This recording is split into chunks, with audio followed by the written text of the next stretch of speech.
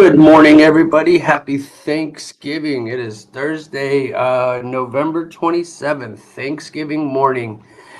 And I wanted to go ahead and talk about what's going on. First, I want to say happy Thanksgiving to everybody and hope everybody enjoys their day. Unfortunately, on my end, half the family's sick, so we have canceled Thanksgiving. I saw this before I went to sleep last night. Didn't really register too hard to me, but there was two National Guardsmen shot in DC, both out of West Virginia. I'm going to go straight to the press conference here in a minute, and we'll go over what has happened. And what I find it so ironic about all this is that people have been saying, there's going to be some sort of red flag on Thanksgiving.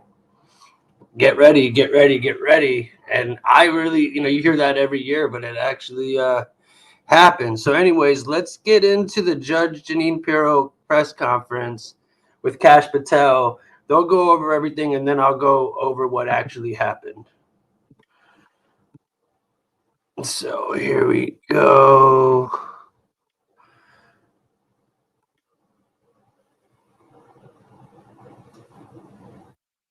Hold on, guys. It's not letting me get rid of this stupid. Hold on, guys. It's not letting me get rid of this stupid chat. Wow. Hold on, guys. Sorry. It's not letting me get rid of the chat. Here's another one. All right.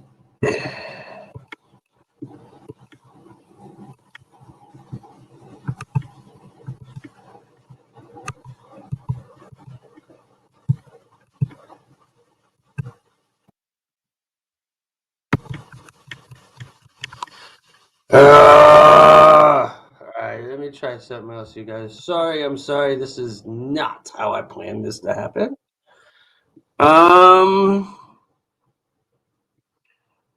Here it is. Let's get this all over again. Sorry, I can't believe this. I had it ready to go, and then it wanted me to get rid of the chat, and it just went completely white.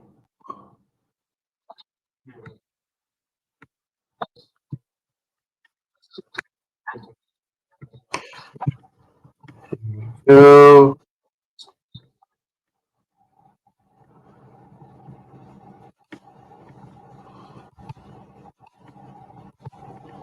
all right, here we go, guys. Sorry about that. Again, sorry. Had to get that popping. There we go.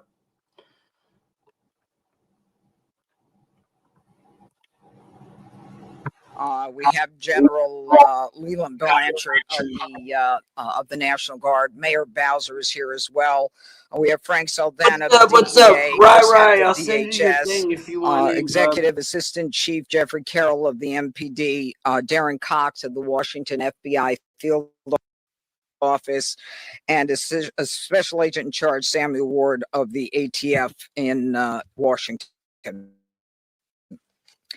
Now, I want to provide you with an update on the tragic shooting that occurred on two brave members of the West Virginia National Guard as they served in Washington, D.C. Unfortunately, today, as most families join together to give thanks for the blessings that have been bestowed upon them, two families are shattered and destroyed and torn apart as a result of the actions of one man.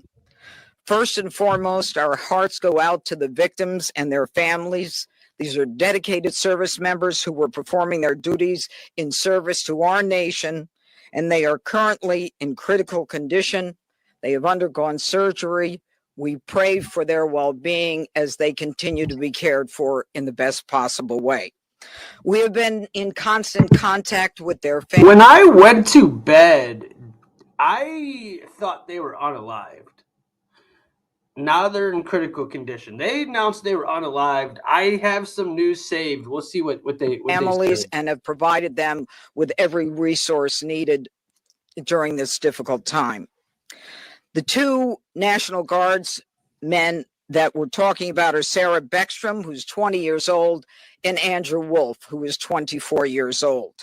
They were uniformed members of the West Virginia National Guard, and they were in D.C. to keep D.C. safe, pursuant to President Trump's executive order to make D.C. safe and beautiful. They answered the call. They took the charge. They volunteered. They put their lives on the line for people they don't even know. And that, unfortunately, is becoming a reality more and more for the members of law enforcement. Yesterday on Thanksgiving Eve at approximately 2:15, near 17th and I Streets in the northwest section of the district, near the Farragut West Metro Station, two uniformed guardsmen were ambushed in a brazen and targeted attack. A lone gunman opened fire without provocation, ambush style, armed with a .357 Smith & Wesson revolver. One guardsman is struck, goes down. Rafiq from Strange Days, Rafiq. And then the shooter leans over and strikes the guardsman again. Another guardsman is struck several times. Fellow guardsmen who were there responded immediately, engaging the suspect, neutralizing the threat, and subduing him at the scene. He was transported to a local hospital where he remains, as we speak, under heavy guard. Thanks to the swift and coordinated response of the National Guard and the Metropolitan Police Department, no additional victims were harmed, and the scene was secured within minutes. The suspect, he has been identified as Ramanullah Lakanwal, a 29-year-old Afghan who entered the United States under Biden's Operation Allies Welcome, a program following the disastrous withdrawal from Afghanistan. He resided in Bellingham, Washington, with his wife and, we believe, 5 children. We're working very closely with our federal partners, especially DHS and the FBI, to review his immigration history and the vetting process itself. What we know about him is that he drove his vehicle across country from the state of Washington with the intended target of coming to our nation's capital. As we stand here today, the charges that are appropriate right now are 3 counts of assault with intent to kill while armed, a violation of DC Code 22-401 and DC Code 22-4502. He will also be charged with possession of a firearm during a crime of violence. He faces 15 years under the assault with the intent to kill. We intend to continue monitoring what the charges will be, depending upon the well-being of the guardsmen. We are praying that they survive and that the highest charge will not have to be murder in the first degree. But make no mistake, if they do not, unqualified drunk assholes, murder in the first degree. The Department of Justice, under Attorney General Pam Bondi, is committed to a thorough and an impartial investigation where we will hold this perpetrator accountable under the full weight of the law. Yeah. Now, Sarah and Andrew volunteered. They came here to protect the people of the district, pursuant to a crime emergency that President Trump rightly declared in this city and in other cities across the country. Our nation's capital should not and must not be a place where evil comes to commit violence, whatever their cause or motive may be. We should not have to live in fear in the nation's capital, especially by one who came here from a foreign country. And through a process that was so absurd that he came through and released into this country, as many were, knowing virtually nothing about his vetting. This is what happens in this country when people are allowed in who are not properly vetted. These guardsmen and all who are here to protect the district are the line that separates a civilized society from a barbaric one. They are the ones who stand for law and order. This was not just an attack. It was a direct challenge to law and order in our nation's capital. And the individual will be made fully accountable. And though it seems that we have been here before under President Trump, make no mistake, and the Attorney General, we will not allow this to be normalized. It will be confronted, condemned, and prosecuted to the full extent of the law. Now, my message to the individual who committed these acts is you picked the wrong target, the wrong city, and the wrong country. And you will be sorry for the violence and the evil that you perpetrated in our nation's capital. Get on. And now I call upon the director of the FBI, Kash Patel. All y'all that think this shit is normal and good, man, get the hell out of here. Go to your, do what you do. Thanks, Judge.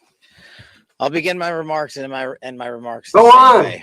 Go. Prayer for our fallen soldiers, prayer for our law enforcement community, prayer for our National Guardsmen and women, prayer for our brave prosecutors at the Department of Justice and the offices of the DC United States Attorney.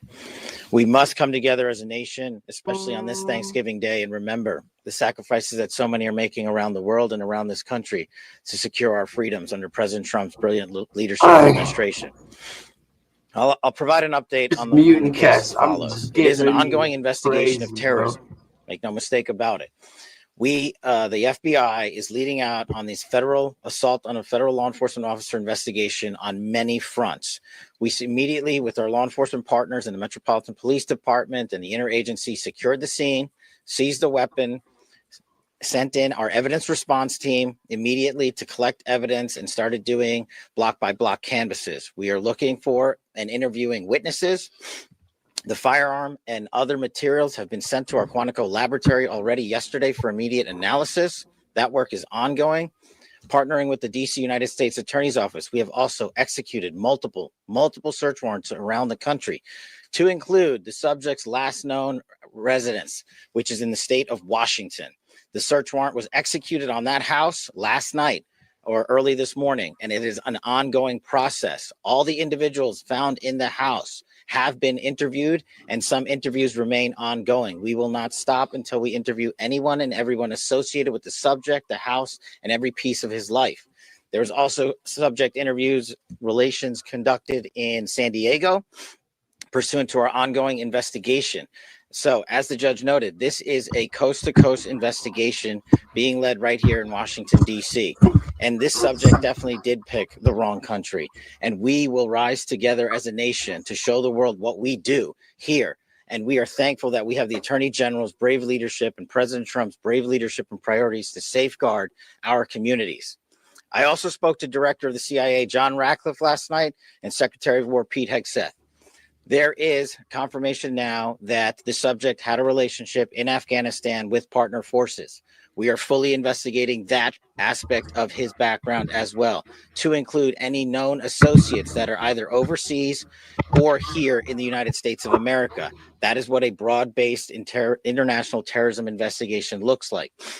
We will provide continuous details to the American public while at the same time not jeopardizing the ongoing prosecution to ultimately hold this perpetrator accountable in our courts of law. We will provide as much transparency as possible, but as you can see, I'm just letting everybody know you say stupid shit. I know it's Thanksgiving, but this isn't a joking matter. Say stupid shit. I'm just either throwing you away for a day or I'm banning you. I don't give a damn. The breadth and scope of this investigation will continue.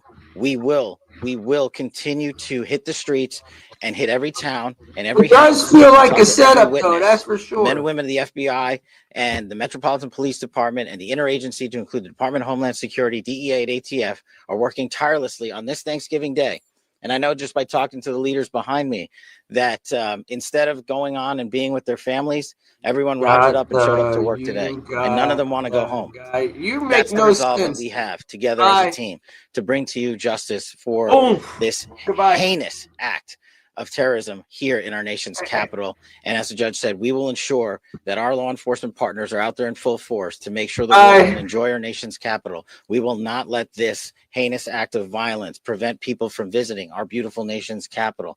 And we will also continue to highlight any evidence that we can publicly. And as the judge said, this individual is in this country for one reason and one reason alone, because of the disastrous withdrawal from the Biden administration and the failure to vet anyway, in any way, shape, or form, this individual and countless others. And this administration has taken the rightful step to stop any further allowance of people with this similar background into the country. And we're thankful for that. And as I said, this investigation remains ongoing. And I think I'll turn it over to General Blanchard of the National Guard now. Thank you. Thank you, Director.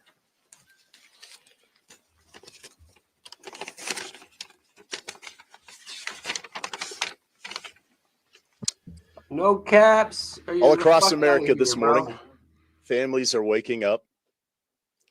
They'll spend the day with their children, their brothers, sisters, husbands, wives, friends from across the community. There will be the smell of turkey, all the fixings. They'll watch parades, football games. They'll pray together. They'll talk about what they're grateful for. This morning, there are two families that will not have that opportunity.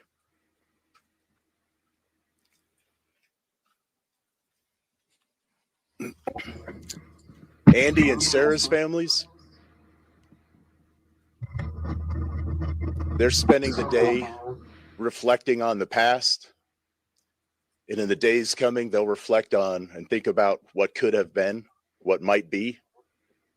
Because regardless of the outcome, we know that their lives, their families' lives are all changed forever. Because one person decided to do this horrific and evil thing. I swear to God, if this stuff doesn't fix your pipe problem in under 15 minutes, I'll pay you 20 grand. And I'm telling you. And all across America, we are also reminded that there are many law enforcement agents, first responders, soldiers, service members all around the world who at best will come home, eat some cold turkey, open up Tupperware, eat what's left over, because they spent the day defending the American ideals, getting out there and getting after it on every American citizen's behalf. I will say that the District of Columbia National Guard, this task force, is more committed this morning to the president's directive to make DC safe and beautiful. Our resolve will be tested. It is being tested, but make no mistake, what's up, Nate? Each and every one of these soldiers and airmen will meet and exceed the expectation that we have for them. They are, in fact, America's best. I'm proud of each and every one of them. I pray for each and every one of them today, and in particular, for these two young service members who are willing to go above and beyond and pay whatever price our nation asks of them. I ask every American today to keep them in their thoughts and prayers as you go about your day. Thank you. Thank you, General. Mayor, where's Mayor Bowser? Yeah. Thank you, Judge. I'm Muriel Bowser. I'm the mayor of Washington, D.C., and I want to associate myself with the remarks of our Adjutant General from the D.C. National Guard. I want to be very clear what the judge and everyone has reported here. Somebody drove across the country, came to Washington, D.C. to attack America. Father Time called this. And that person will be prosecuted to the fullest extent of the law. These young people should be at home in West Virginia with their families. ATF, anybody? DHS? Anyone? Okay. I also want to say that both Sarah and Andrew, I believe, were sworn in less than 24 hours before they were shot on the street. Oh man, no way. Any questions?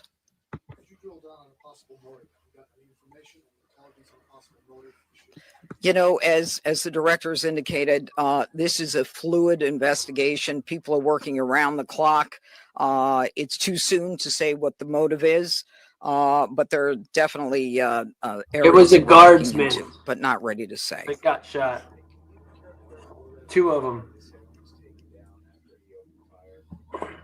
Yeah, he got shot by another guardsman. Yeah. Oh, he got shot by another guardsman. What? Yeah, I can't wait to watch what actually happened when this is over. Shot him again. Yep. How many shots are we? Well, the specific number. Look, he had a .357 Smith & Wesson revolver. Okay, so I believe that's a 6-shooter. Yeah. So I hear you. That kind of tells us how Definitely, many Derek. shots he Watch had. the beginning. Yes. What I said. Right? Yeah. I hear you, Chad. Obviously, we understand you're saying this is under the Biden administration, and the words are that it was a failed withdrawal. And what happened there, there are people who are also upset with the president. I hear you right there, bro. I hear you. That it's ironic they're unexperienced, huh? I don't even want to talk about whether they should have been there. We ought to kiss the ground and thank God that the president said it's time to bring in more law enforcement Derek. to make sure that a city that had the 4th highest homicide rate in the country was that violence was quelled. I'm not even going to go there. Was the suspect granted asylum, and if so, when did that happen, under which administration, and did authorities miss any signs, either in the asylum process or even back when the liquidity worked for this law? Well, you miss all the signs when you do absolutely zero vetting. And that's exactly what happened in this case. When you, in the prior administration, made the decision to allow thousands of people into this country without doing a single piece of background checking or vetting, that's how you miss every single sign. And Secretary Kristi Noem has put out details specifically related to your other questions, so I'll let that speak for themselves.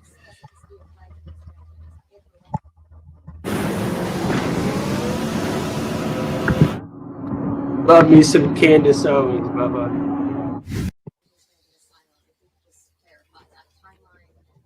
Yes, I believe Kristi Noem put that out, and that's a DHS matter, and I'll refer it to them. Could you elaborate on the investigative steps that were taken? Sure. You mentioned Bellingham, Washington. Sure. Could you explain the San Diego connection? So what happened was, thanks to the quick investigation by the interagency and the FBI, we were able to track down his last known residence, working with the United States Attorney's offices here and at the Department of Justice and prosecutors across the country. We were able to serve search warrants literally overnight and through the night. All night. And we were able to hit the house in Washington State. During that process, we seized numerous electronic devices to include cell phones, laptops, iPads, and other material that is being analyzed as we speak. Pursuant to that investigation and any known associates of the subject and of that house is how we ended up in San Diego, where interviews were conducted and are going to be continued to be conducted. And we will go anywhere in the country or the world where the evidence leads us. All of that is an ongoing investigation. Can anyone give an update as far as Sarah and Andrew who were injured? I guess, critical condition. Can you give anything beyond that? Are they expected to make it? Is it touch and go? Can you tell us a little more about how they're doing? It is Sarah Beckstrom, Beckstrom, and Andrew Wolfe with an E, Wolfe. Okay, and Sarah Beckstrom, How do you spell Sarah? S with an H. Okay, now with respect to their medical condition, as I said, they are receiving the finest medical care. Their families are with them now. They are critical. I think you understand the meaning of that. It's not clear, how this is going to end up. But let me be perfectly clear about how it will end up in this office. If one of them is to pass, and God forbid that happens, this is a murder one. How you really period, feel, end of the bro? story. We are praying on a day like today when families come together in America and they hold hands around the Thanksgiving table. Much love to you, I Derek. beg you, I beseech you to pray for these two young people that they survive. With the 555. Okay. Nice. I think that's it. Yeah. Thank you, everybody. Happy. Yeah, we're not going there.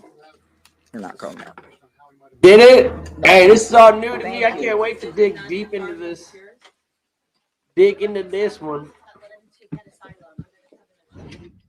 All right, so that wraps up that news conference there with FBI Director Kash Patel and U.S. Attorney for Washington, D.C. Jeanine Pirro also heard from. Okay, so now I am going to go ahead and go into what happened. Let's see what the hell happened. Because I started watching it this morning and it inspired me to go live because I was like, man, this is what Father Time literally predicted. And all of us on Discord sat around and said, wait for, hold on one second. Wait for Thanksgiving. I feel like something's going to happen. And our condolences to you and all the people of West Virginia for the events of today. What can you tell us about these? Yes, indeed. What can you tell us about these two National Guards troops who are from your state? Well, a couple things. First of all, I know that right now every West Virginian is praying for these guardsmen. These are folks that go into harm's way. They never think about it. And they are truly courageous West Virginians. So we're really proud of them tonight. And I can tell you, I spoke with President Trump a little bit earlier tonight. He's very proud of them as well. West Virginia had a significant presence on the ground in Washington, D.C. And obviously these folks We don't, brutally but attacked, and we're all going to get to the bottom of it. But what I can say is this. Very psyop-y there, These Larry. are people that stepped up to serve their country and to serve their state. And they're working really hard to ensure It might not be, though. West Virginians and Washington, D.C. gets protected. So we're going to leave some of the personal information out because obviously we want to show respect to the families. But I could say that these are courageous folks. Smart founders know something most people miss. Get your domain name even if you're not ready to launch your business. You know, one of the things that I think a lot of people forget about when we have these conversations, especially on, the cable news pundits over at MS Now, talk about these, the National Guard troops that come into places like Chicago or Washington, D.C. They forget the fact that these are young Americans from all over the country who are sometimes 18, 19, 20 years old. They are 20. People, We got 420 brothers, our people in sisters, here. our Hit the children. like. They're just regular people who have agreed to, volunteer to serve their country, and they're doing good work. Well, they are doing good work, and I think it's important for everyone to know that in the 6-month period, I know that after we had dispatched our guardsmen there was about a 6-month period where DC had barely any murders, crimes down, and a lot of it is attributable to the work of the Guard. So I'm really proud of them. I think West Virginians are proud of them.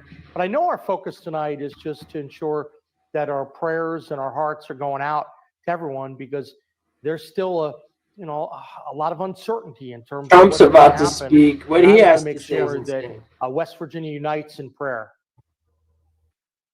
What do you make of this news that we've confirmed tonight that this guy apparently came over as part of this humanitarian parole program? You hear that, right?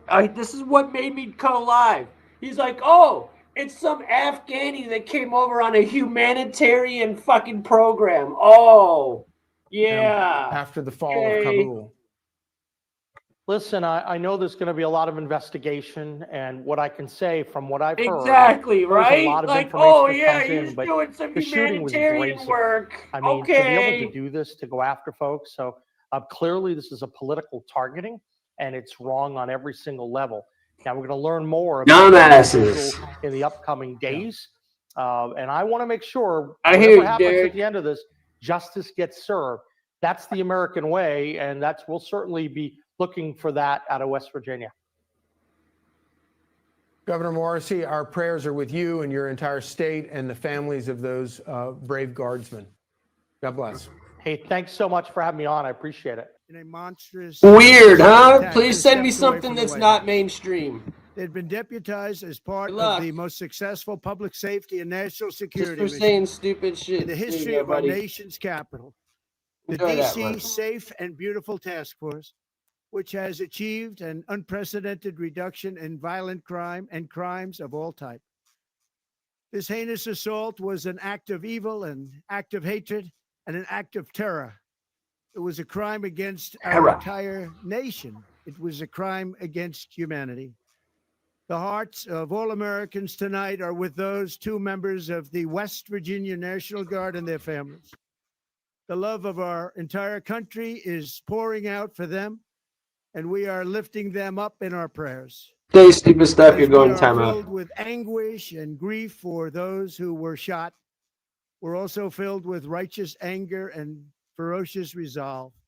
As President of the United States, I am determined to ensure that the animal who perpetrated this atrocity pays the steepest possible price. I No can kings report this. tonight that based on the best available information, the Department of Homeland Security is confident that the suspect in custody is a foreigner who entered our country from Afghanistan, a hellhole on earth. He was flown in by the Biden administration in September 2021 on those infamous flights that everybody was talking about. Nobody knew who was coming in. Nobody knew anything about it. His status was extended under legislation signed by President Biden, a disastrous president, the worst in the history of our country. This attack underscores the single greatest national security threat facing our nation. Oh, can't do The caps, last bro. administration let in 20 Sorry. million unknown and Gotta unvetted go. foreigners from all over the world, from places that you don't want to even know about. No country can tolerate such a risk to our very survival. An example is Minnesota, where hundreds of thousands of Somalians are You got a ripping right to off say our that, bro. country I don't agree. and ripping You got it apart right. that once great state. gonna Billions let of you do that. dollars are lost, and gangs of Somalians come from a country that doesn't even have a government, no laws, no water, no military, no nothing. As their representatives in our country preach to us about our Constitution and how our country is no good. We're not going to put up with these kind of assaults on law and order by people who shouldn't even be in our country. We must now re-examine every single alien From the who's bathroom? entered our country from Afghanistan 333, under dude. Biden, What the heck? and we must take all necessary Why are you measures to saying stupid ensure shit? the Time out. removal of any What? alien from any country who does not belong here or add benefit to our country. Ryan, if you want to If they fix that, can't you love our can, bro. country, we don't want them. America will I never tried to bend just and put him never in yield the timeout, face but of I terror. banned him. And at the same time, we will not be deterred from the mission these service members were so nobly fulfilling. That is why tonight I can announce that I have directed the Department of War to mobilize an additional 500 troops to help protect our capital city.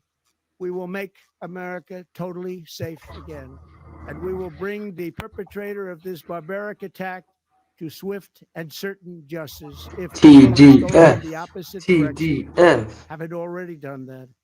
During this time of the year, when we gather at home with loved ones, these two patriots were wearing the uniform of our country, patrolling the streets of our capital. They had taken a selfless oath to defend our nation against all enemies, foreign and domestic. And that is exactly what they were doing when they were gunned down in a savage attack. I want to express my extraordinary gratitude to every member of the United States military who is deployed tonight at home and abroad. I also want to thank the Secret Service and the DC Metropolitan Police Department for their work today. This Thanksgiving, I ask every family to say a prayer for the two great heroes who were so horribly shot, and for their loved ones. Please say a prayer. May God bless them and comfort them, and may God bless and protect the United States of America.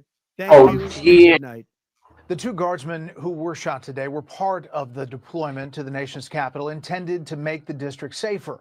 That action, as you heard, by President Trump has sparked massive controversy in some corners. Chief National Security Correspondent Jennifer Griffin has the latest on that tonight. Jenny, you're annoying Hey, me. Brett, Ryan. President Trump ordered the National Guard mobilized in Washington, care of D.C. this, on bro. August 11th You know, against the I'm not wishes of just D.C. Mayor Thanksgiving, bro. Muriel Hold on. Bowser, given D.C.'s unusual staff. Thanksgiving, Jenny. Calm your ass down. Your TDS, damn deranged syndrome ass. Just chill. Somebody got pew. It has nothing. Come on now. If Trump has something to do with it, that's fine. But you're saying dumb shit. Come on now. And not being a state, the D.C. National Guard, Make when no sense, mobilized, Jenny. is operationally under the control of the Come Army on, Jenny. Secretary, who is, Do better. in this case, is Dan Driscoll, who is fresh off a grueling week of shuttle diplomacy to Ukraine, Geneva, and Abu Dhabi.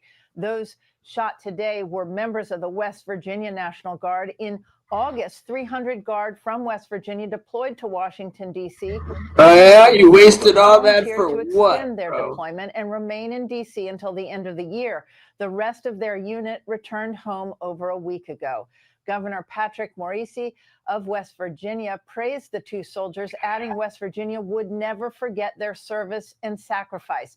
As of Wednesday morning, there were about 2,200 National Guard deployed in Washington, I voted D.C., for him, Robo. about 1,300 from Louisiana, Mississippi, Ohio, South Carolina, West Virginia, Georgia, and Alabama.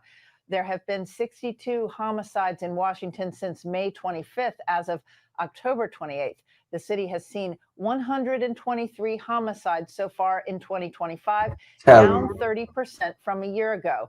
Since National Guard troops were deployed on August 11th, there have been 24 homicides in Washington, D.C., not including today's shooting. On November 2nd, the Trump administration extended the orders for the National Guard mission to the nation's capital through at least February 2026. But last Thursday, a federal judge, D.C. District Judge Gia Cobb, ruled that President Trump's military takeover of Washington, D.C. was illegal and intrudes on local officials' authority to direct law enforcement. Cobb, who was appointed by President Biden, found that the president has the right to protect federal property, but can't unilaterally deploy the D.C. National Guard to fight crime. The judge's order, Brett, which was welcomed last week by D.C. Mayor Muriel Bowser and other D.C. elected representatives, was stayed pending appeal until December 11th. The cost to deploy the National Guard in the capital since August is estimated as being more than $250 million for the past 3.5 months. Brett? Jennifer, thank you. This is Expedience Gym Monster 2. And if you're Look, not familiar with I voted Expedience Gym for him Monster, too. let's first I'm talk not about a big fan Congressman of Trump, Byron. but I did vote to get rid of all the illegals. So I knew this was going to happen. You bring in this many illegals from 2020 to 2024, you're going to have a big problem trying to get them out. Donalds is running for governor in Florida, and he joins us now. Congressman, I don't think it's an overstatement to say that every single one of those National Guard troops walking around the city of Washington, D.C., right this second or at 9 o'clock this morning, have actually saved the lives of American citizens in that city. It's not an overstatement. We had a hearing in the Oversight Committee a couple of months ago. He sure does, and Bubba. The mayor of Washington, D.C. said on the record that since the National Guard was deployed by President Trump, crime has dropped 40% in the nation's capital. 40%. Washington, D.C. has not been a safe city for quite some time. When the president was running for office, he said that he was going to make the nation's capital safe again. He deployed the National Guard. Crime plummeted in Washington, D.C. It has been working. But in spite of that fact, you have Democrat officials who have been whining and crying on TV and in any microphone open saying that it's wrong to deploy the Guard. The president is well within his rights to deploy the National Guard because Washington, D.C. is a federal enclave. It is the purview of the federal government, not just a city, not just some state. So the Guard was deployed. Crime has come down drastically. They should be applauded for the work that they've been doing.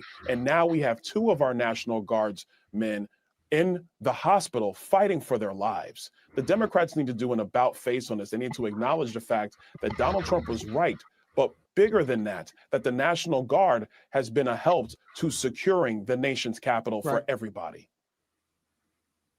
And, you know, when we have these big debates about these literally sitting senators sitting around talking about how the orders, maybe their orders, they might think, to be deployed are somehow illegal and that they are allowed to disobey them. I always think about what those young men and women who are serving in uniform must be thinking about all of this as they try to carry out their job, that maybe what they're doing is illegal, maybe they should be disobeying their orders, and now they're getting shot at. What must be going through their minds? Jeez, keep seeing these. I think honestly, what's probably going through their minds is, oh my gosh, we were here just on a simple mission given by the president of the United States, and now you have an Afghan. Say that again, bro, and your ass is out of here. Came into bro. this country because again, Joe I Biden, frankly, did one of the most stupidest things that has ever been done again, with bro. the withdrawal of Afghanistan. Somebody talk They about brought in a bunch of Afghani nationals. Nobody was truly vetted, and now you have people in our country who now are posing a threat to the National Guard. That doesn't say anything to the fact that the same Biden administration, with the support of these 6 Democrat officials and every other Democrat on Capitol Hill, allowed our nation to be wide open, where you had people from 184 different countries coming into the United States illegally. This is outrageous. So for the National Guard and our other men and women who are just trying to do their job, now they get these 6 fools who go on social media trying to make themselves look more important than they really are, to be frank with you. And now their lives are at risk. This is obscene. And this is Democrat policy, Democrat power politics that is not securing the homeland, not making sure our people are safe, and not valuing the men and women who put the uniform on every single day to protect this nation. I don't even want to read your comment, bro. What should the White House and Republicans in Congress do to go back and review that program and try to figure out if there are other problems like this lurking in that program? Well, we're doing it right now. Obviously, the deportations that President Trump has greenlighting is step 1. Step 2, obviously, was securing the country. Donald Trump has done that. The second he came back into the White House, no illegal border crossings into the United States. That's a win for the American people. How many people my are colleagues on Capitol Hill, it is time to reopen the investigations into the Afghanistan withdrawal and the lack of vetting of who came into this country. And every one of those people need to go somewhere. They don't need to be in the United States. If it's going back to Afghanistan, so be it. But now that we have 2 of our men and 2 of our soldiers in the hospital fighting for their lives, I mean, enough is enough. And I know that there are some people in the United States saying, oh, well, you know, we didn't want to really deport everybody. The truth of the matter is you cannot have wide open borders. Wide open borders lead to our country being overwhelmed in every single aspect, including safety and security.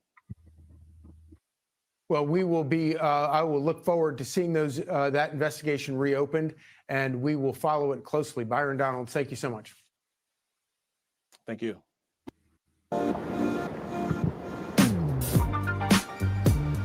People don't understand that there's like steps you got to go through. You stay past your visa, it's illegal.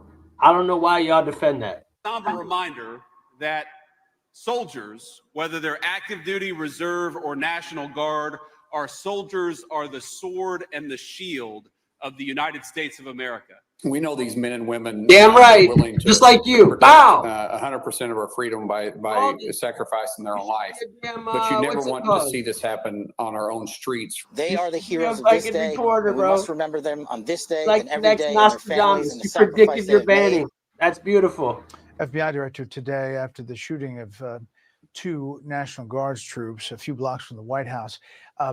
There is some reporting, we haven't matched it yet, that the Joint Terrorism Task Force is beginning to look at this as a possible act of terrorism. NBC News put out a report saying the FBI will initially investigate the shooting as a possible act of terrorism. 2 senior U.S. law enforcement officials said. The officials I just don't like you. Who alleged to have used a handgun has been initially identified as an Afghan national.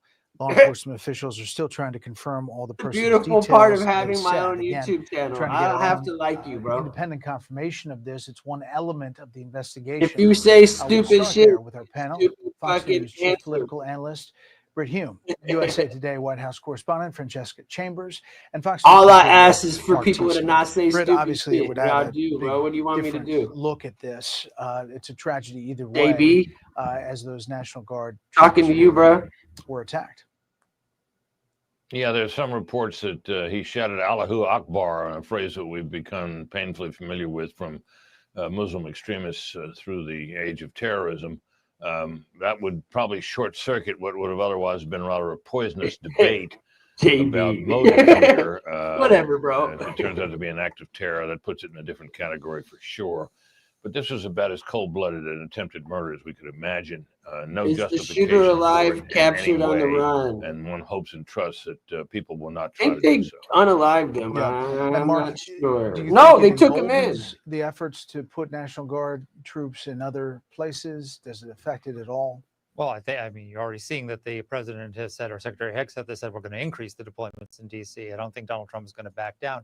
And look, these brave men and women, what they've done for the residents of the district and all of us who live around that area, I mean, double-digit reductions in everything from violent crime to carjackings to burglaries to armed robbery to homicide.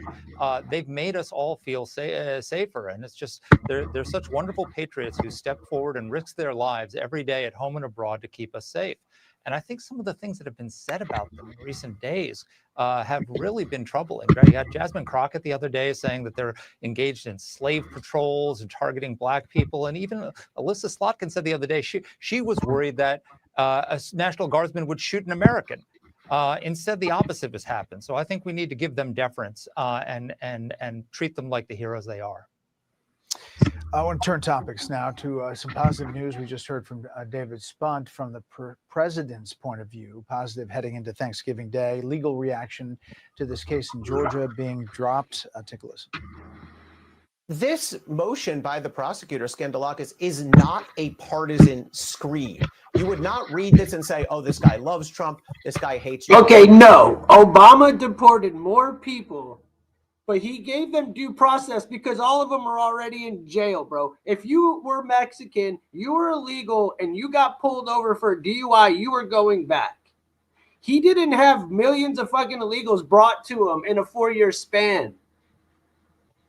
Regardless of this prosecutor's view on the evidence, which again, I think It is don't make fairly no mixed, sense, bro. there's just the practical and constitutional issue. There is no possible way under our Constitution as it exists to have a trial, a criminal prosecution and trial of the sitting president.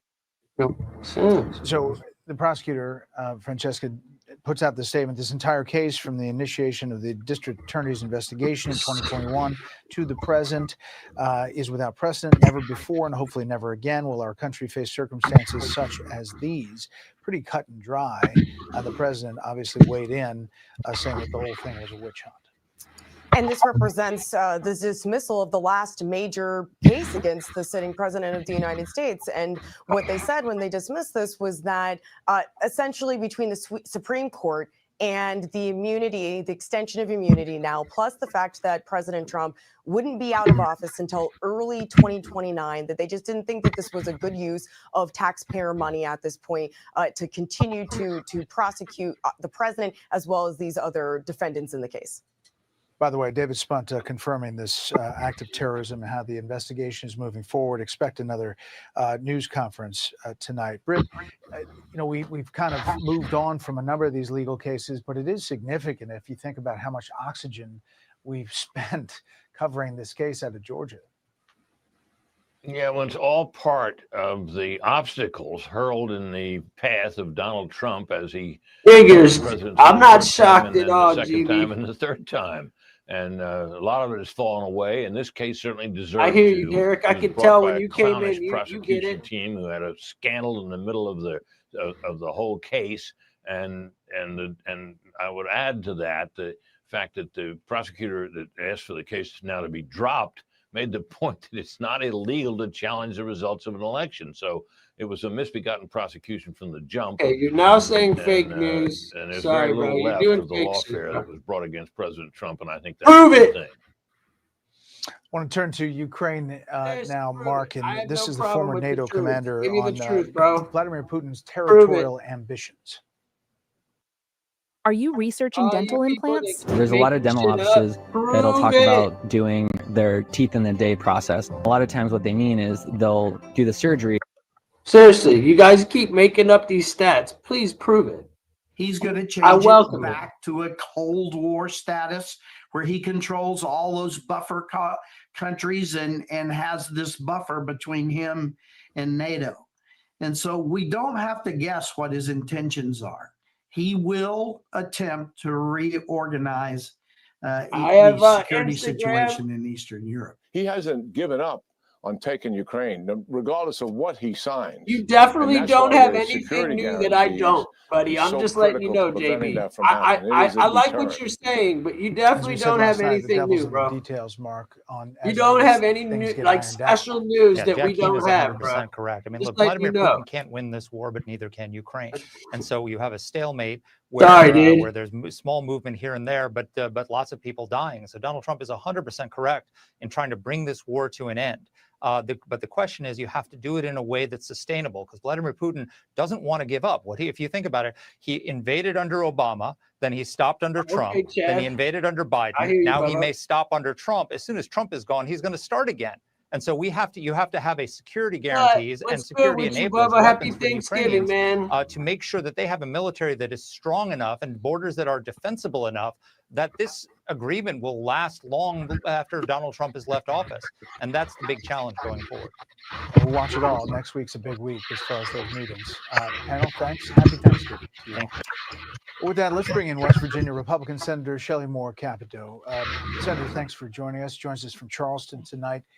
A tough day, obviously, and for those families dealing with two guardsmen that are in. John, what's up, Bubba? Your Happy thoughts, Thanksgiving, dude. Overall, on the action today. Well, this is a very tough day for West Virginians and across the nation. The West Virginia National Guard is a tight-knit family, and many live in our neighborhoods and our friends. And so we're reaching out tonight to send our prayers and thoughts to those families and to the Guard family in general. Those two brave individuals who are fighting for their life right now. We are praying that on this Thanksgiving that we can have some good news as the time moves forward. But they were targeted. They're peacekeepers. They were sent to Washington to the call of duty to help maintain the peace in our nation's capital, which from the last report, you can see the statistics are down. And yet someone targeted them, shot them while they were surrounded by other Guard members. So it is a really sad day here in West Virginia. Yeah, you look at the map there, it's very close to the White House, Farragut Square, and it's a populated area. You know the area well. I do. It is dangerous what they're doing. And you mentioned what Jennifer talked about, 30% decrease in the homicides, but it's still a big city with a crime problem. It is. And I think as I've been walking around DC since the deployment of the Guard, I've stopped and talked to many from Louisiana, from West Virginia to find out how's it been going. You know, they basically are just on patrol to watch. They're not actually aggressively going out and fighting crime in the way. They're letting the Metropolitan Police have more time and more manpower to be able to do that. And so it's just such a tragedy. But it's our capital city. We want it to be safe. We have families and children and dignitaries every day in Washington. And it should be a source of pride that it's safe. And it has been safer because of the great service of people like our National Guard. You know, at first, when it was announced, it was seen as controversial. And in some corners, it still is very controversial. But even D.C. Mayor Muriel Bowser turned and supported it because she realized it freed up the Metropolitan Police to do a lot of crime fighting. Right. Are you an advocate for this template? The District of Columbia is different than other states. Are you an advocate of putting it other places? Well, I think what we see across the nation is several governors have welcomed the support, for instance, in Memphis and other cities. And so I think it needs to be probably going into a state in coordination with our governors. But for our nation's capital, I think that the results speak for themselves. I think that the danger that our guardsmen were in and have been in DC is come to light today in a very, very abrupt and serious way and sad way. But yes, I think our cities should be safe. They should be beacons of freedom where you can go and do and recreate and work and feel like you have a sense of not just pride, but safety. And a lot of our big cities do not have that. And I think President Trump has put that at the front of one of his main reasons that he is seeking to keep our cities safe. So I think I do believe in the mission, yes. Well, Senator, we appreciate your time. A tough night. We'll join you in your prayers for the West Virginia National Guardsmen tonight. Appreciate that, Brad. Appreciate the nation for doing that as well. Happy Thanksgiving. Welcome to a special edition of Jesse Waters Primetime. I'm Charlie Hurt in for Jesse Waters. We start tonight with a Fox News alert. Happy Thanksgiving. In Washington, D.C. earlier this afternoon. Newly obtained video shows the scene just moments after the attack. National Guard troops trying to be resuscitated after a shooting. It looks like there's 2 victims, but the guns we have people running away. Looks like 2 National Guard members have been shot with rapid fire. I lost $50,000 because I didn't buy a domain name. My advice, head to Wix. A domain name. The mayor calls it a targeted. What's up, Nut? Shooting. One individual who appeared to target these guardsmen, that individual has been taken into custody. We're finding out more about the shooter. Sources tell Fox that this guy was an illegal migrant from Afghanistan. He came here on a Biden humanitarian parole after the fall of Kabul. And okay, Fox News correspondent Mark. Why do you guys keep saying Trump granted it when they keep saying Biden did? What's the truth here? I just woke up to this. I saw it last night, but I was too tired to give a damn. Meredith joins us live from the scene. Mark, what's the latest? Charlie, good evening to you. A pretty horrific day here in the nation's capital. The attack happened just about 3 blocks behind me. You can still see investigators are there trying to piece together what happened. There's many different tracks to the story. Let's get you the latest. The first being investigators are looking into the immigration status of the suspect, who we're told is a 29-year-old man from Afghanistan originally and appears to have entered the United States back in 2021. We're still trying to piece together if he was facing any deportation or if he was going to be staying in the country, what may have prompted this attack, if it had anything to do with his immigration status or not. We also are trying to get more information about his condition. One source telling Fox that the suspect had been shot multiple times on his body. Investigators earlier today said that they had exchanged fire with the suspect, that they had shot him, but we've been trying to get a better understanding of how bad his injuries are, if he'll be able to cooperate with investigators. You already get that. What he knows, if he will do that at this point. And the question will be whether or not he'll face, what kind of charges he shall face. Sources are telling us they are investigating this as a potential act of terrorism, but no final determination has been made yet. Also, Charlie, we're learning some really horrific details about how this attack was carried out. Let me take you back to 2:15 this afternoon outside of the Farragut West Metro Station, which is just 2-3 blocks away from the White House on the north end of the White House. If you watch TV, you see the helicopter leaving up and down the White House. That's the south side. This is the other side of the building, 2-3 blocks from there. It was outside the Farragut West Metro Station, where at 2:15, this suspect ambushed these 2 National Guards members coming from West Virginia. We're told that they were attacked and shot multiple times by a revolver, but the key word again we're hearing is ambush, that they didn't see this coming, that there wasn't any fair warning. And sometimes in attacks, we've seen one in DC recently this year, where the person who committed the attack shouted out something in advance. We're trying to determine if there was any sort of political message or message of why this violence was being carried out right before it happened. There's also been a lot of questions about the condition. I think this is just a pure old false flag, straight up fear mongering. Screw everybody on Thanksgiving. Welcome to 2025, going to 2026. The National Guards men who were out here. And the reason there's been some confusion is because of a statement that came from the governor, the commander-in-chief of West Virginia, earlier today, who said that they had died, and then he retracted that statement. There is, of course, as you know, Charlie, in the breaking news and a tragedy like this, there's a lot. We shouldn't be able to but we haven't predict gotten it an this update on their easy. condition. But because of the details of the attack, how it was carried out, how vicious it was, these injuries are thought to be extremely critical, not something that you could just easily walk away from. We've seen some video outside of one of the hospitals here in D.C. with National Guards members appearing to be praying for their colleague, their friend. But in terms of any updates on how they are this evening, we just don't have that information. The FBI director, Kash Patel, he was one of the first law enforcement officials at the top level to come out here to the scene to see what happened for himself. At a news conference earlier this evening, he also vowed to dedicate the full resources of the federal government to hold who's responsible accountable.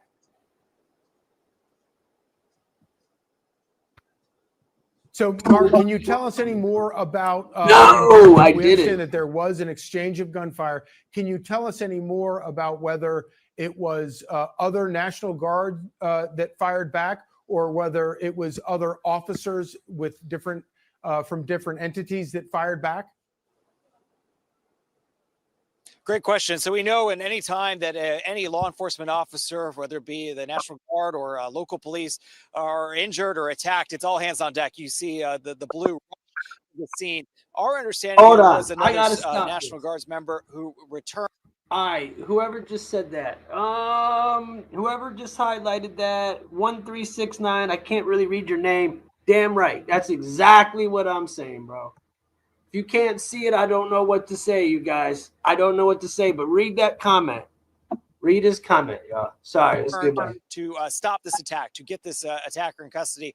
But I would imagine, given how much law enforcement is out here, how quickly police would have been able to respond, that it was multiple people trying to subdue the suspect from the where this happened. It was at ground level, so it was right outside of this metro entrance. But there were a ton of high-rise buildings that were overlooking where this happened. So because of that, and if you've been on social media tonight, odds are you may have seen some of those pictures. They're horrific, I'll tell you that. You get a sense of where this took place, but also the extreme sense of the violence. So many gunshots, glass shattered everywhere, Charlie. Mark, thank you for this thorough report. I know you'll keep us updated. The FBI is now taking over the case. Kash Patel was on the scene earlier today. Since this is an assault on a federal law enforcement officer, this will be treated at the federal level as an assault on a federal law enforcement officer. The FBI will lead out on that mission with our interagency partners. And this just in, the FBI is investigating this as an act of terrorism. President Trump says this animal will pay a very steep price. Secretary of War Pete Hegseth, meanwhile, announced the president is mobilizing more troops into the Capitol. The shooter shot in a cowardly, dastardly act targeting the best of America. Those willing to serve in Washington, D.C., serve for people they don't know and they've never met because they love their country and their capital and their community. It will not stand. And that's why President Trump has asked me, and I will ask the Secretary of the Army, to the National Guard, to add 500 additional troops, National Guardsmen, to Washington, D.C. This will only stiffen our resolve to ensure that we make Washington, D.C. safe and beautiful. The president was given a mandate for law and order, and these brave members of the Guard have been deployed from city to city to carry out that mandate. The men and women in uniform are heroes, coming from other states to keep our capital safe. But MSNBC, or MS Now, is still treating them like they're the villains.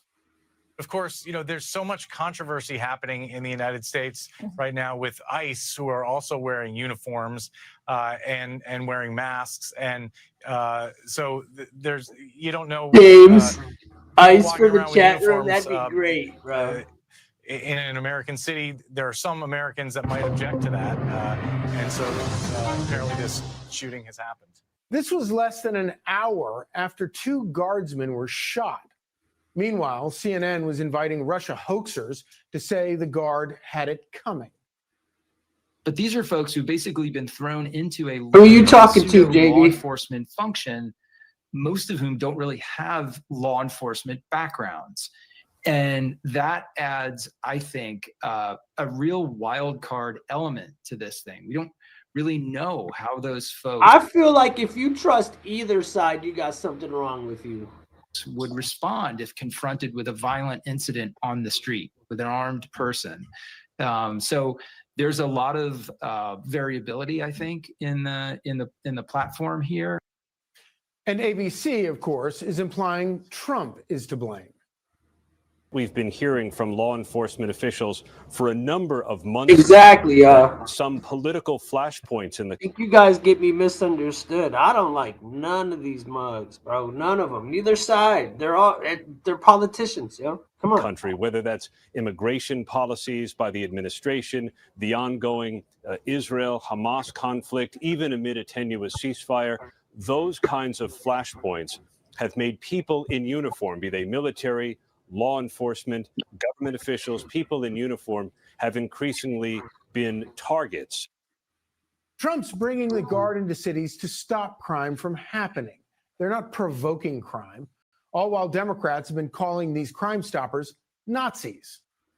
This is what the Nazis did in 1933. There's plenty, in bro. The spring of 1933 was James. to take over the state governments and the policing functions. It's an attack on the American people by the President of the United States. Should he be sending troops in? No. He'd like to stop the elections in 2026 or, frankly, take control of those elections. That's the thing that is absolutely abhorrent. It reminds me so much of what happened in Germany in the 1930s. Just Sunday, former CIA agent and member of the seditious. I'm definitely streaming Fox. Do you want me to stream CNN? Because it's a bunch of heart-bleeding bullshit. What else is there to stream, bro? Fuck, you guys act like there's so many great news outlets out there. There's like 3 or 4 news outlets. Are you guys stupid? 6. Alyssa. It doesn't mean I'm telling you this is the truth. I'm showing you what the hell is going on. Are you guys dumb? It's called a reaction video. Come on now. Slotkin went on national television to say the guard's going to start spraying dumb? bullets on the streets. They're all lies. When you look at these dummy. videos All coming out of them are places like lies. Chicago, You guys are stupid. it They're makes all me lies, incredibly bro. nervous that we're about to see people in law enforcement, They're all people in uniform lies. military get nervous, Dummy get hell, stressed, bro. shoot at American civilians.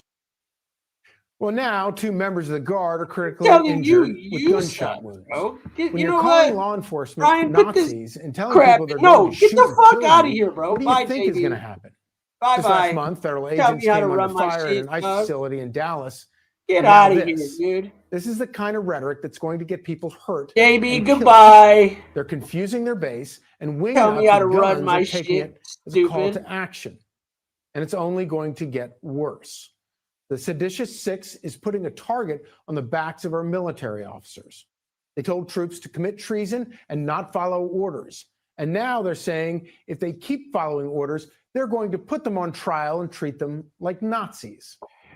What do you think the consequences should be for people who Got are time abiding for by stupid following these steps from the commander in liberals chief today, when they seem to bro. be Nah, complete bro. overreaches of power?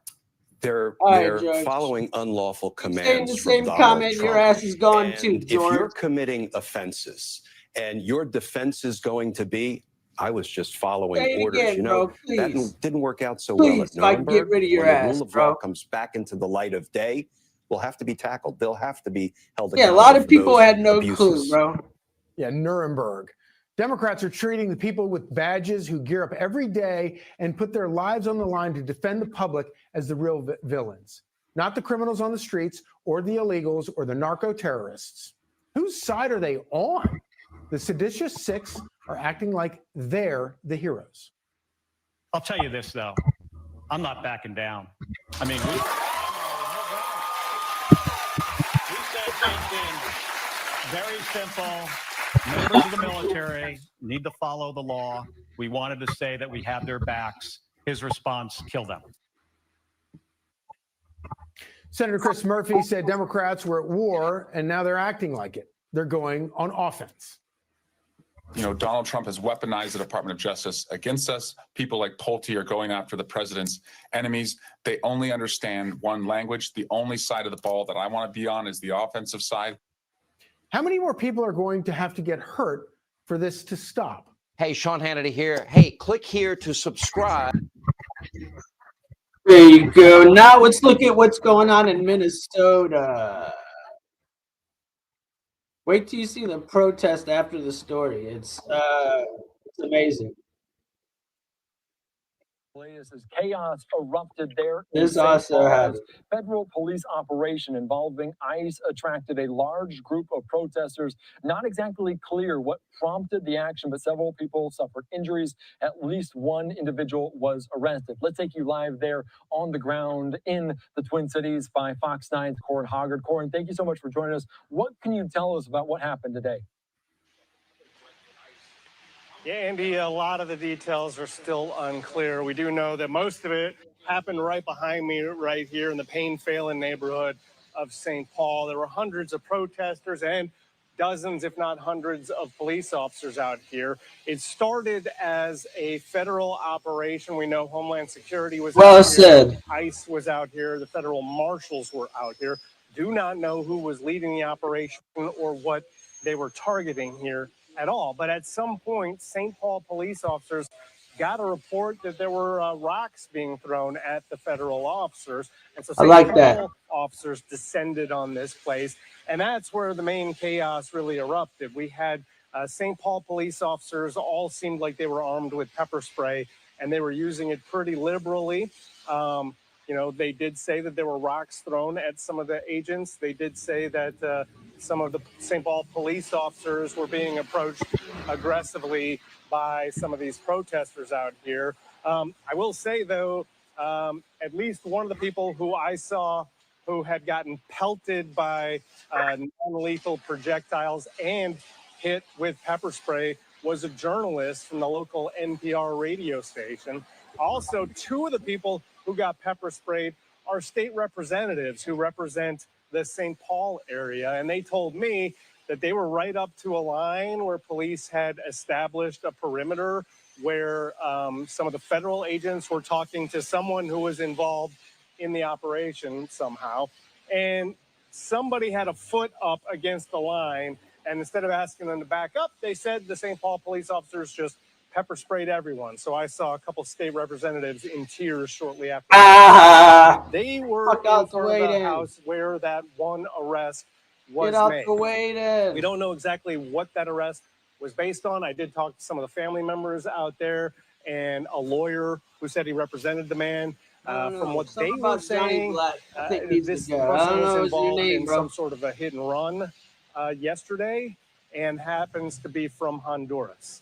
And that is really the extent of what we know. ICE, of course, doesn't really give any details about their operations. St. Paul police, we're still waiting to hear from them, although they said that they put out a press release here. Haven't heard that yet.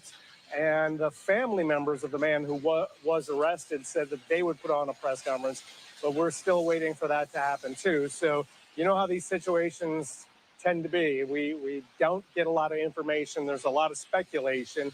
And, you know, rumors kind of fill the gap, and I'm trying not to give you any of the rumors here, but that is all we have at this moment. Yeah, that is a very good point. Even the governor, Tim Walz, who posted this on social media saying they're working to... Hi, Jenna. How are you? How you doing? Authorities on this operation. So, Corin, you're not alone. Very few people are aware of what's going on, especially at the state level. I do want to ask you, what led you guys to the scene? Because obviously you have that video of what was going on. You saw the protest. How did people learn that this was all happening?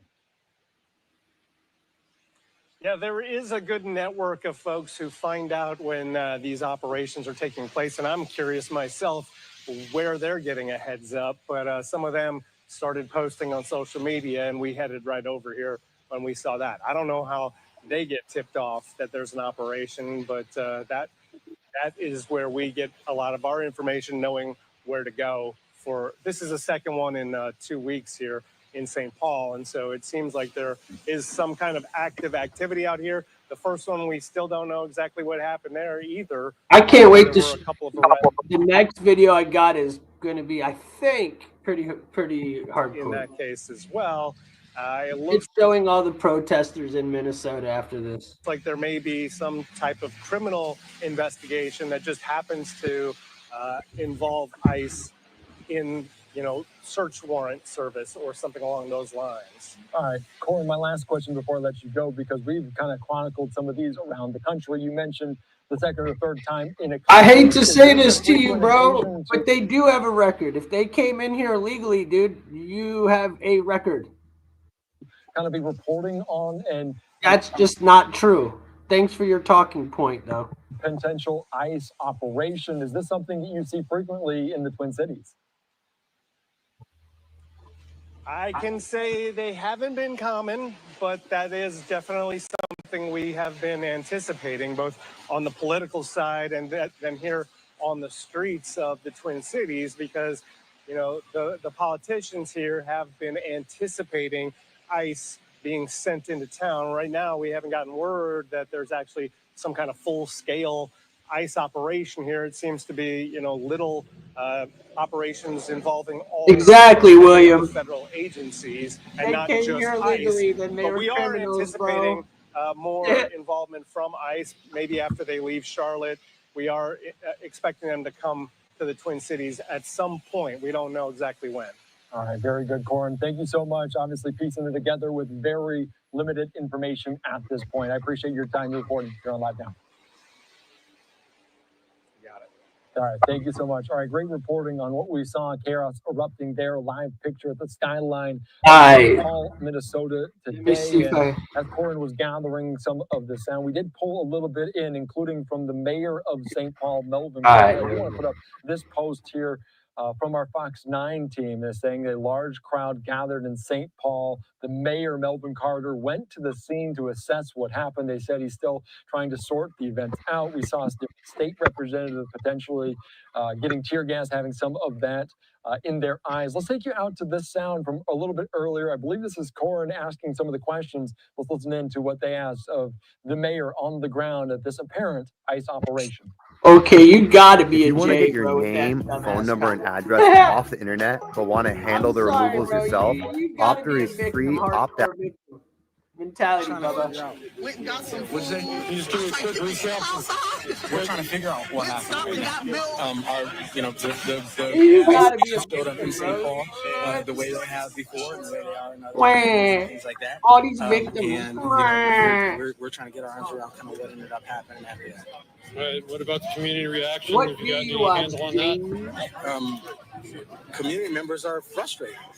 And Turkey Kush. this is what we see ICE agents doing all over the country, is showing up, creating havoc, creating chaos, and leaving us with, leaving local communities trying to figure out how to kind of navigate the trauma that they create. And that's part of the troubling practice that they're creating.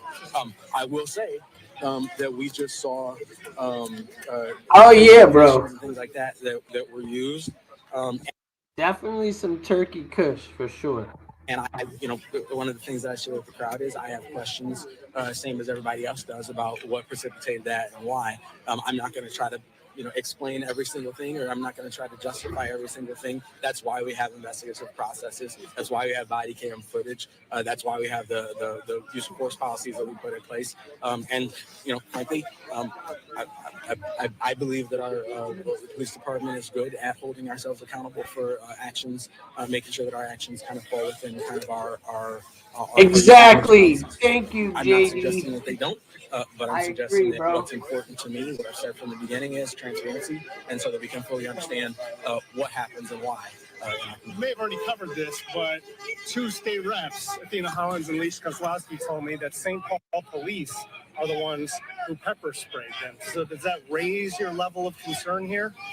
I guess my level of concern started at a 10, so I don't know that my level of concern could be raised. It certainly gives us some action items to follow up on to understand what exactly precipitated that and to understand exactly why and how that happened. And like I said, I don't have the ability to speak on that one way or the other. I imagine our police department will be sharing something about kind of what precipitated that, but that's one of the questions that we'll have. you guys weren't coordinating with the federal agents to begin with, were you, or were St. Paul Police coordinating? No, the federal they don't coordinate with us. They don't give us information in advance. They sort of what they do nationwide right now is sort of just pop up on the scene and create chaos that local community and then leave, and local communities are stuck kind of trying to figure out how to sort out chaos, and so that's challenging for us, and it's unfortunate. I believe our officers, and again, there's a lot to sort through. I believe our officers got reports that somebody had been throwing rocks, that somebody had been, blocking streets and things like that. And just as I said from the beginning, our job is not to enforce immigration policy, and we don't enforce immigration policy anywhere in the city. If there's a report of somebody throwing rocks at somebody, it is our job to respond. It is our job to be there. It is our job to help to try to maintain a safe scene. And so that's what ended up bringing our officers into this space. According to a lawyer who helped negotiate the surrender over here, this is all over a Honduras native who had a hit and run in St. Paul yesterday. Normally that would be a police agency, not federal agents investigating, I would think. Doesn't that seem abnormal to you? All of this seems abnormal to me. I don't have any. This lawmaker's full of crap, bro. Again, because they don't share. Again, it's a bunch of fear-mongering crap. This is what it causes, you guys. This is what it causes. This is what happens for 4 years, and this is what happens when you don't guard your border for 4 years. We're actually working the border. No, that's crazy.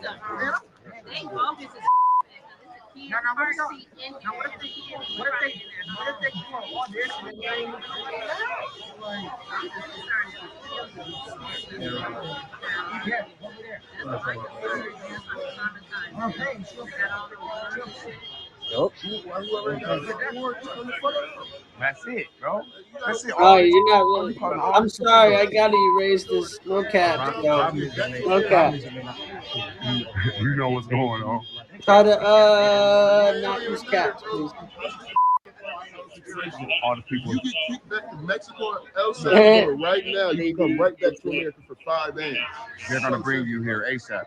You come right. I seen somebody get kicked out of America on a Monday, and his ass is back here on Friday. I swear to God. And bye-bye. I feel real good about seeing you patrolling the block after this, officer. How would you feel? Go home, Nazis! Go home, Nazis! Go home, Nazis! Go home, Nazis! Go home, Nazis! Go home, Nazis! It's very productive with your whistle. Ryan, Tommy, you're really scared of that little whistle they got going on there. Go home, Nazis! Go home, Nazis! Go home, Nazis! Go home, Nazis! Go home, Nazis! Hey, what do you want to do? Hi, Minzy. Hey, Minzy. How you doing?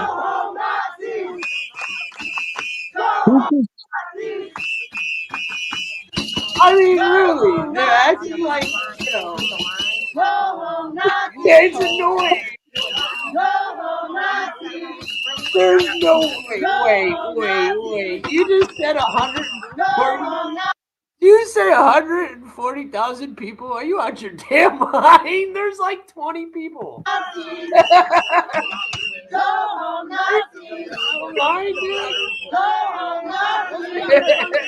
Sorry, no caps. Go home, Nazis! Go home, Nazis!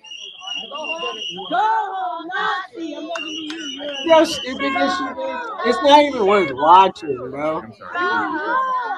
This is wrong! Shame on you! You hurt people, check. It's not even worth my time. It's corny as hell. James, I know, bro. It's too corny, bro.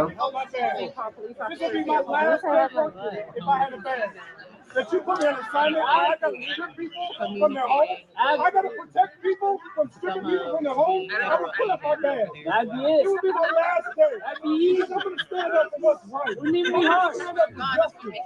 I don't need money that bad. I can make money anyway. Money will come to me.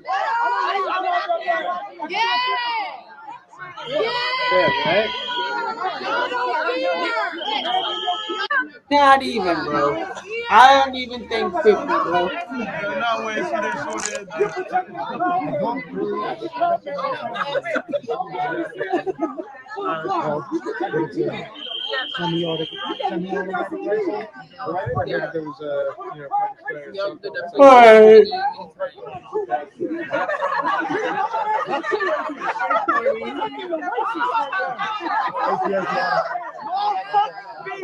They think they're just doing crowd control.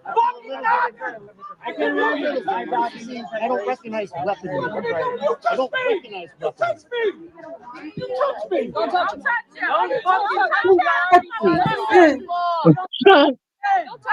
touch me! Yeah!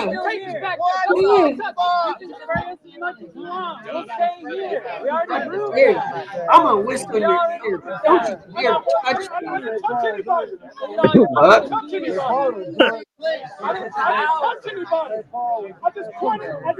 You know, I want to do this for all the bleeding hearts. Before I end this show, I don't want to watch this recording. I'm going to go ahead and do this for the bleeding hearts. The last time I checked, I thought in America we had the freedom to protest. So much freedom. Definitely have the freedom to protest, bro. And then what is the problem? You want to come with us? We're going to go check. This is in Minnesota. This is in Minnesota, Philip. Philip James, what up? Oh, hold on, let me stop. Philip James, what's up, brother? Haven't seen you in forever, ever. Philip's one of the first cats that, look, when the whole scam thing happened, me and him were marching the streets before anybody, bro. It's Philip, what's good with you, buddy? Take your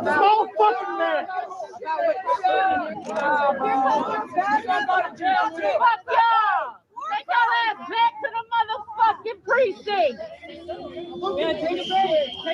This purpose for this protest is ICE. Yeah, it's in Minnesota. It's a bunch of shit, personally. We were the first. I know for a fact. Hello, my name is Alexander Yermak. Until 2022, I was a musician and Go check out Philip's. Go check out Philip James on YouTube. He's got a dope channel too. Okay,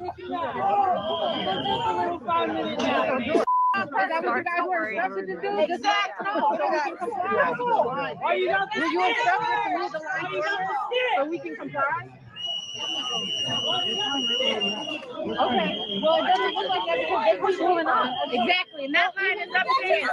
Yes, sir.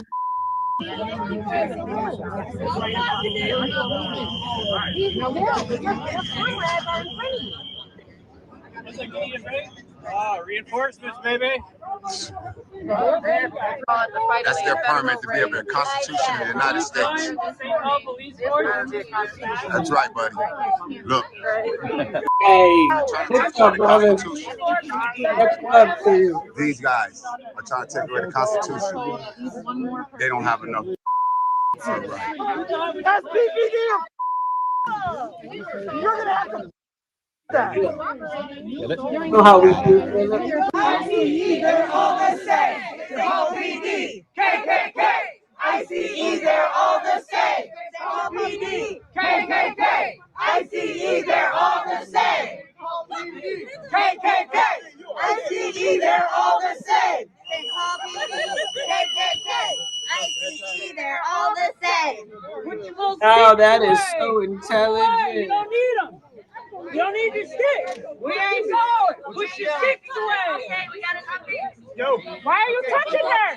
Don't make me. Don't touch her. Okay, no, we're good. Okay, other side. Okay, guys, listen up. Okay, You guys, y'all St. Paul police need to be in communication with their team. Yeah, don't try try to to wait. This is your We're in leader. charge of the family. You guys, shut up. Our main priority is one, to keep the family safe and keep each other safe. It doesn't help us to get sprayed, to get beaten down, and we'll take it. But this is gonna be more of this. Okay? So right now we're gonna walk. We're gonna walk. Hey, we're gonna get Waiting for it, Philip. Is not taking. I'm waiting for it. The entire family is not taking. People don't understand. Just don't get it. The guy who has a warrant for his arrest is cooperating, so you guys need to leave it alone. Okay. We told him not to sign anything. We're in talks with him. And I know everybody's got high emotions right now. But you guys, in order to keep the family safe, he has decided to go ahead and get. This is their leader. Arrested. From the Lollipop Guild? What I'm saying? So please don't stop. There are minors in there. There's a pregnant woman in there. Do not play the fucking hero. Make way. Let's take it to Planned Parenthood now. The only thing we need to do is protect this family. Those children that are in there and that are pregnant, No, that's mama. what you So keep your emotions in check. Well, why are they going to do anything to that family? It's just one person they got a warrant for. What? If they only got a warrant for one person, why the hell are they going to do anything to the other family members? I literally just said they're only arresting one guy. I just said. But I just said. I don't want you to get your ass. Hey, read that comment by Philip. Okay. Ryan. Okay, you guys. This one. Okay, St. Paul police. You're not lying, bro. They got 3 people. They got 3 people. Pretty much. You get it, man, They said only one. They got 3 people. They said only one. Come on. You should be embarrassed of yourself. We'll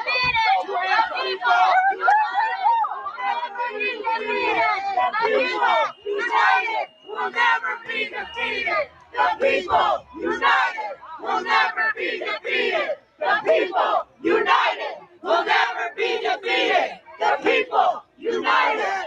There's some bleeding hearts here. Hey, watch that shit flip up and down. Will never be defeated. The people united will never be defeated. Go 30. The people united. I'm falling up there.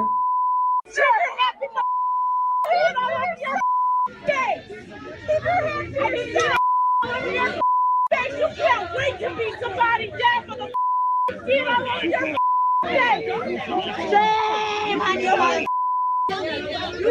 These people sound like the delusional. All get out. Is there 140,000 people there? That is a joke. You're saying that's the Ohio State Buckeye Stadium times another half? You're out of your mind. There's more people that watch this stream than are there for sure.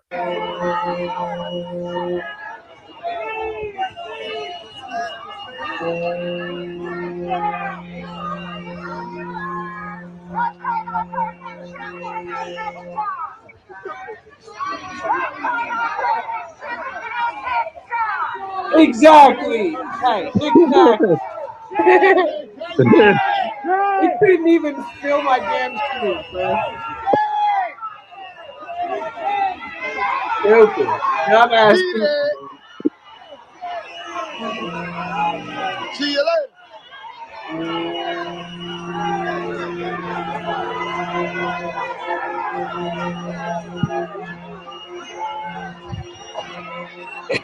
Ryan, I gotta erase it, but I hear you, bro. I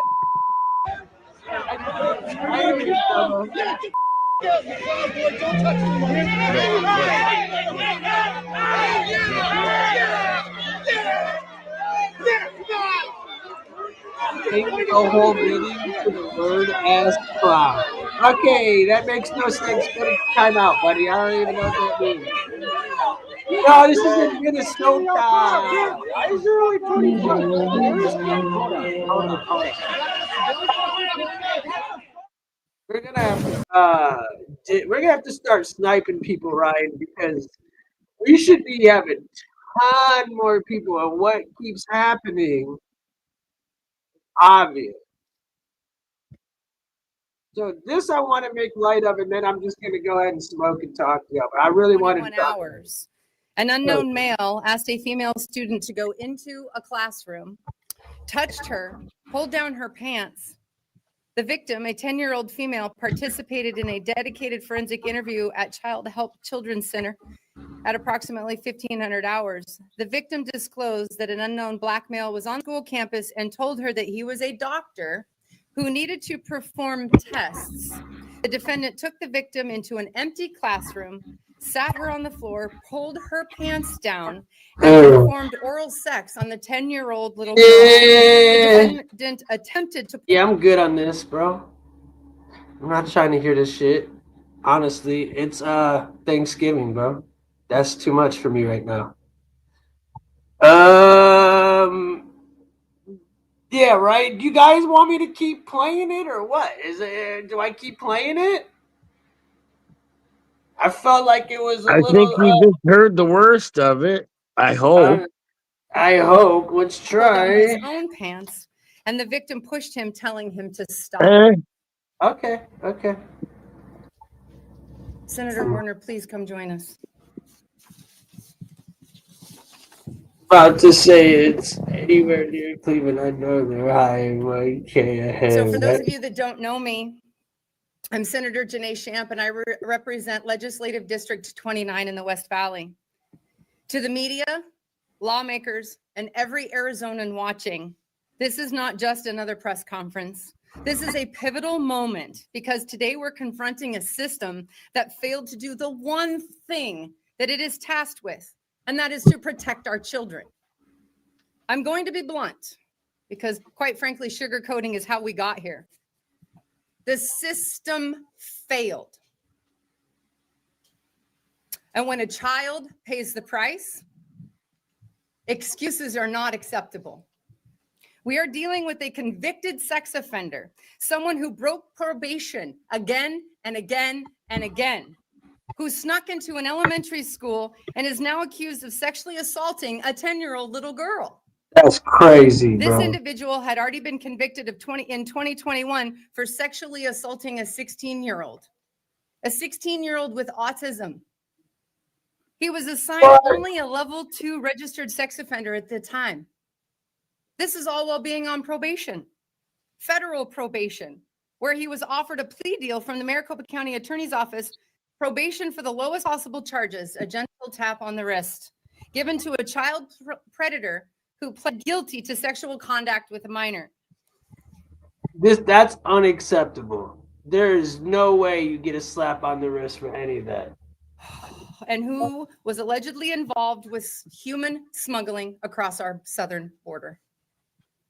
Since 2021, he violated probation 4 times. 4 times he showed us exactly who he was. 4 times the system looked away. 4 times the public was told he'll be fine. And then just days after being reinstated to the intensive probation supervision for his 4th violation, he was able to sneak into a school building, undetected, unchecked, unchallenged, where he pretended to be a doctor and allegedly lured this 10-year-old little girl into an empty classroom. That little girl, God bless her, if she ever feels safe again. His home was 2.1 miles from that campus. Oh. This was not an accident. This was not unpredictable. This was a result of a justice system that had forgotten its first duty, public safety before offender sympathy. So yes, we are asking every hard question. Why was this man still on probation? Why were repeated violations met with leniency? Why were warning signs ignored until a child was hurt? Again, parents deserve more than bureaucratic answers. Victims deserve more from the system that's established. Arizona deserves a system that actually enforces the law. That is why in the upcoming legislative session, this will be a top priority for me. No more passive supervision for these predators. No more guessing games, no more loopholes. That sexual deviants, and make no bones about it, these are deviants. I'm glad I didn't For turn them this to slip off. through any loopholes. We're going to restore common sense. We're going to restore accountability. And we're going to restore the principle that protecting children is non-negotiable. We will pursue reforms that ensure uniform, tough, mandatory responses to violations, public reporting with no secrecy. You hurt a child, you do not get to hide anymore. Independent oversight of high-risk offenders, suspensions, supervisions, this is non-negotiable. A system where predators lose rights before children lose safety, that's a system that we are going to ensure is in place for every Arizona citizen. Let me be perfectly clear. We will not tolerate a justice system that coddles offenders while families pay the price. We will not allow dangerous individuals to be given chance after chance after chance. We will not accept the culture of leniency that allowed this to happen. Because quite frankly, there should be no culture of leniency when it comes to the molestation and sexual assault of the children of the state of Arizona. And this is the line. This is This is the Arizona. moment that we say no more. And to the lawmakers that are ready to stand with me, to the law enforcement that I know is ready to act, to the families across this state demanding real change, thank you. Your voices are being heard, and we are unified. Yep. I'm ready to champion bold, unapologetic reforms that prioritize Arizona families. However, I believe it's crucial to hold accountable and call for the termination of the probation officers, the probation officer supervisors, and anyone else that was involved in allowing this repeat offender to act as a predator, strike again, and rob an innocent child. She will no longer have a normal life. That's unacceptable. Have a good, happy We will Thanksgiving, fix brother. this. Have a good day. We will rebuild the accountability. We will protect Arizona's children with strength, clarity, and conviction that they deserve. Sorry, no caps. Before we continue with our next speaker, I would like to take this moment to offer our heartfelt prayers for that brave little girl, her family, and her community. And I request that all the prayer warriors out there put them in your prayers, that they may find some comfort in these horrific times. I would say Thank you. We will be answering questions at the end. Senator Carroll, would you like to come join us up here while we move on to the next speaker? And with that, I'm going to pass the microphones over to Kaylee Kozak.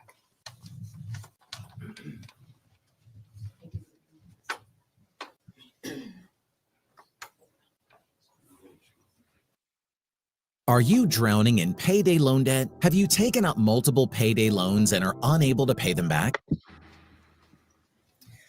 My name is Kaylee Kozak. I am most notably known for being the namesake of Kaylee's Law, which originated in Arizona. I stand here today completely shattered by the systematic failures that allowed an innocent little girl to be violated. This is not just about this one man's heinous acts. It is about the system that failed over and This over. is why and I'm over. showing this, because this system is messed up. We sat there, we watched all this stuff, but everybody keeps going files, files, files, files. But yo, this is going on in your backyard. We already know what's up with the files, y'all. Why don't you worry about your own people right now? This man, a Liberian citizen who was granted permanent residency in the United States, has been charged with some of the most heinous crimes, both federally and locally.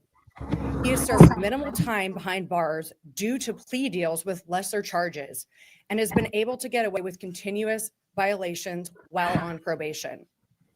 Days after his most recent release for violating probation, he bypassed I have no idea. at a Phoenix Okay. Elementary School and gained Whatever, access dude. to a Tell me 10-year-old what's girl. going on with the files, He bro. committed There is no unspeakable files. acts.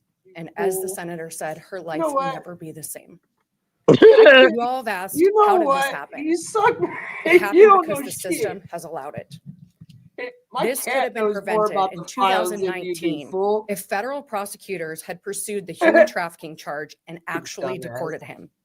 It could have been prevented in 2021 if the Maricopa County Attorney's Office hadn't reduced his charges. What are you talking Instead, about? they gave him less jail time and more probation time, which in this state is a complete joke. Under ARS 12270, it appears that probation departments are financially incentivized to keep offenders out of prison. They define their own success metrics, and oversight from the Board of Supervisors is only periodic, whatever periodic means.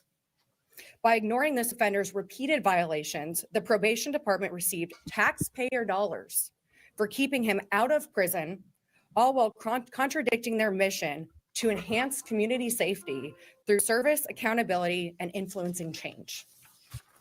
This corruption runs deep.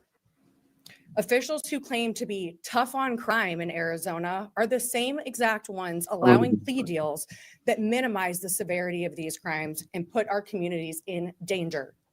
They promise things like lifetime probation, but then probation is the very first in line to support offenders in getting off.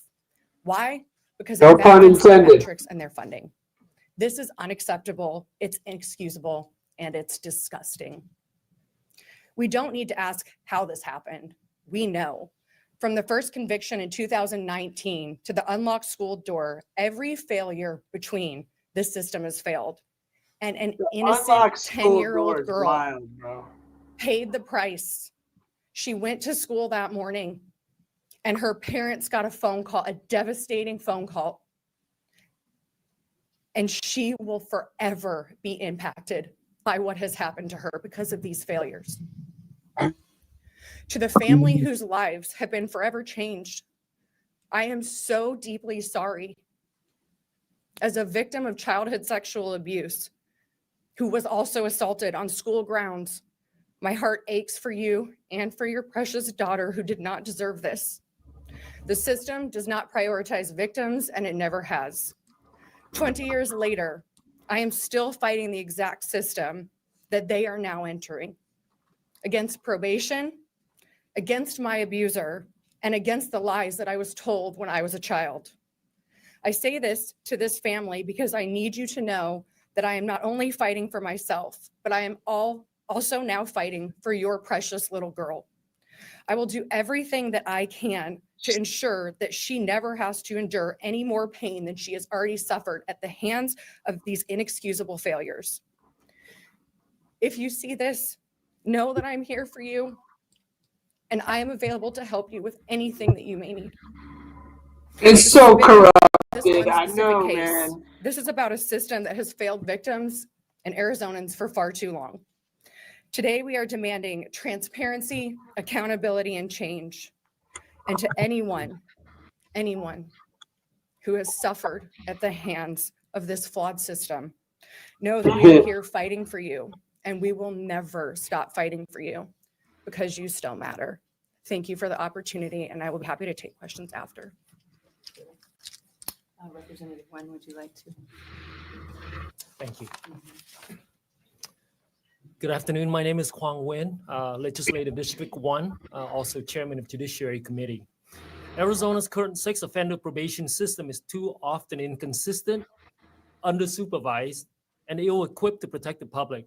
When offenders receive probation, instead of meaningful custody or strict enforceable supervision, the burden shifts to communities that They expect burning real again, accountability, Gordon. strengthening probation standard through tighter monitoring, zero tolerance for violation, and I mean zero tolerance for violation, longer supervision windows, and mandatory treatment with measurable compliance will close the dangerous gaps to allow high-risk offenders to slip through the system, as you can see what happened today.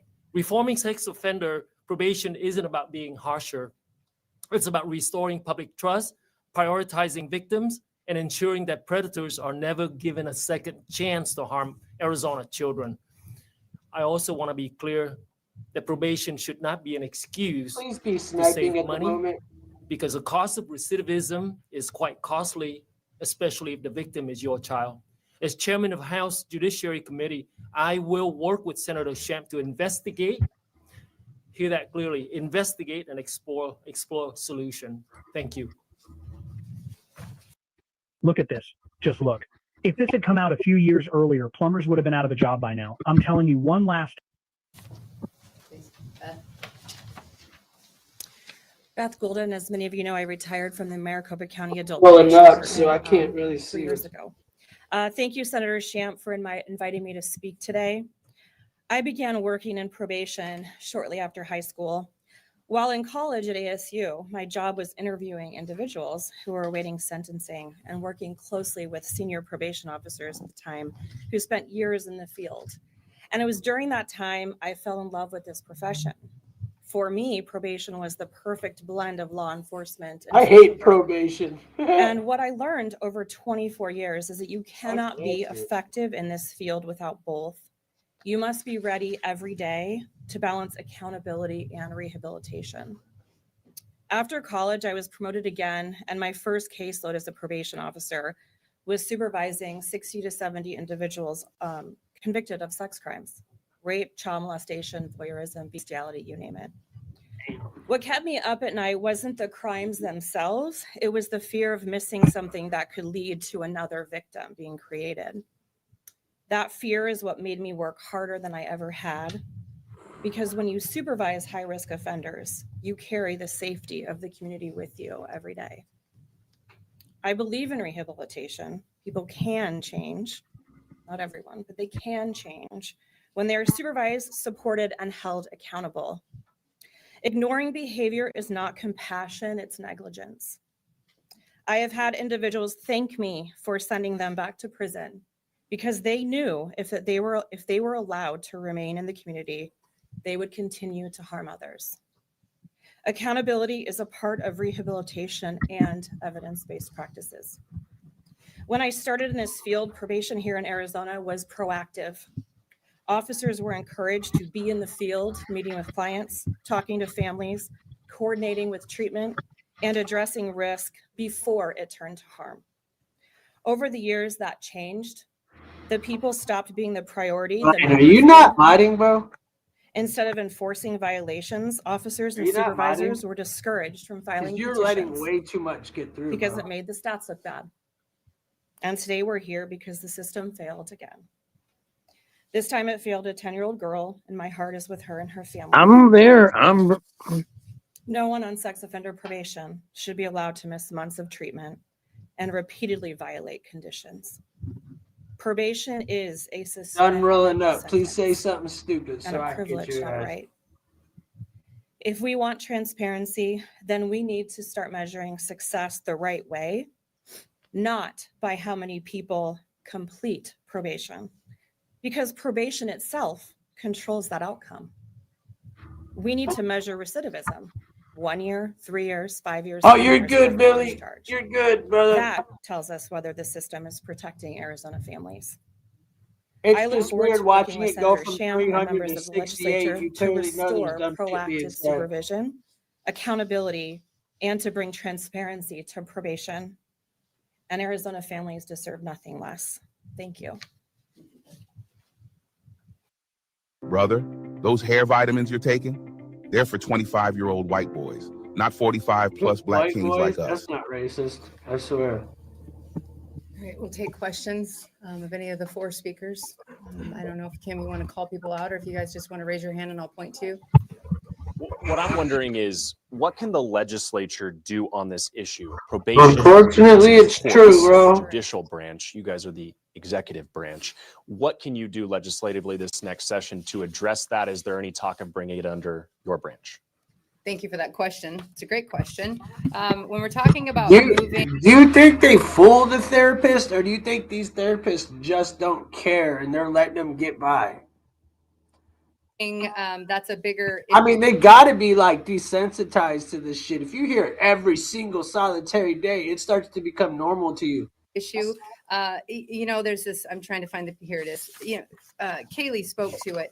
Yeah. Very specific. I don't think they care. Exactly. Let's see. I don't think they care. 12-270 ARS. I know, right? It is Openly racist J. commercial. Each county Look at board that of white supervisors boy. shall periodically. Periodically is not a word that should ever be in law as far as Exactly. statutes, as far as I'm They don't concerned. give a We don't damn. use periodically in healthcare. I don't know why we would use it in law. If it's not defined, it's not done, right? So that's the first place that I'm going to start. Already reached out to the board of supervisors, already have meetings set up. That is definitely a route we're going to go. But we're also going to spend the time to really kind of dive into we have a sex offender management board created, which Beth is the chairwoman of. Thank you to Senator Shauna Bullock for creating that and fighting so hard for the last 2 sessions, because these laws need overhauled completely. As we started making changes, it became very apparent that it's patchworked. It's very patchworked. As far as I'm concerned, this guy should have never been considered a level 2. But that's decided in probation based off of a questionnaire that's 19 questions long, and it hasn't been reformed since 2002.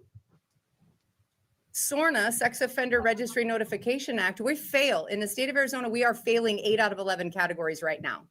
So there's lots of places for reform. It's just going to take a holistic approach because there's so many different aspects included, because it is housed under the judicial branch, but it does interact with the legislative branch. So we've got to figure that out.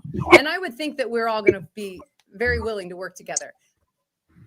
I'm just wondering about this particular situation. For example, whenever I go to Hold on. these are just airtight. There are gates there that you have to go through the administrative officers, and you just go to the lawyers there. And I just wondered maybe if you might first explore just what happened where the little opening. Fortunately, you're right, bro. As much as I want to, yeah, I got to erase it though. I just watched So it. I actually would like to spend the time on the large gaping loopholes these guys are walking through versus going after one individual human being that forgot to lock a door. Is that the way it was? It was a door that was left unlocked. It wasn't supposed to be unlocked. A tardy child went through it. He snuck in behind. Talking to, bro? How are we going to hold one individual human being responsible when our system has created this problem? He should have never been on the streets. He shouldn't have been a level 2 in the first place. He shouldn't have been able to be released. He was released 4 days before he assaulted this little girl. 4 days. He has a massive history. I want to know why he was considered level 2 and allowed to have probation in the first place. And then what does intensive probation mean? Obviously, he was not being supervised intensely. He lived 2.1 miles away from a school he attended earlier in his life. Yes. If that doesn't give him the capability to know his surroundings, I don't know what does. That's where the blame needs to be. I'm saying.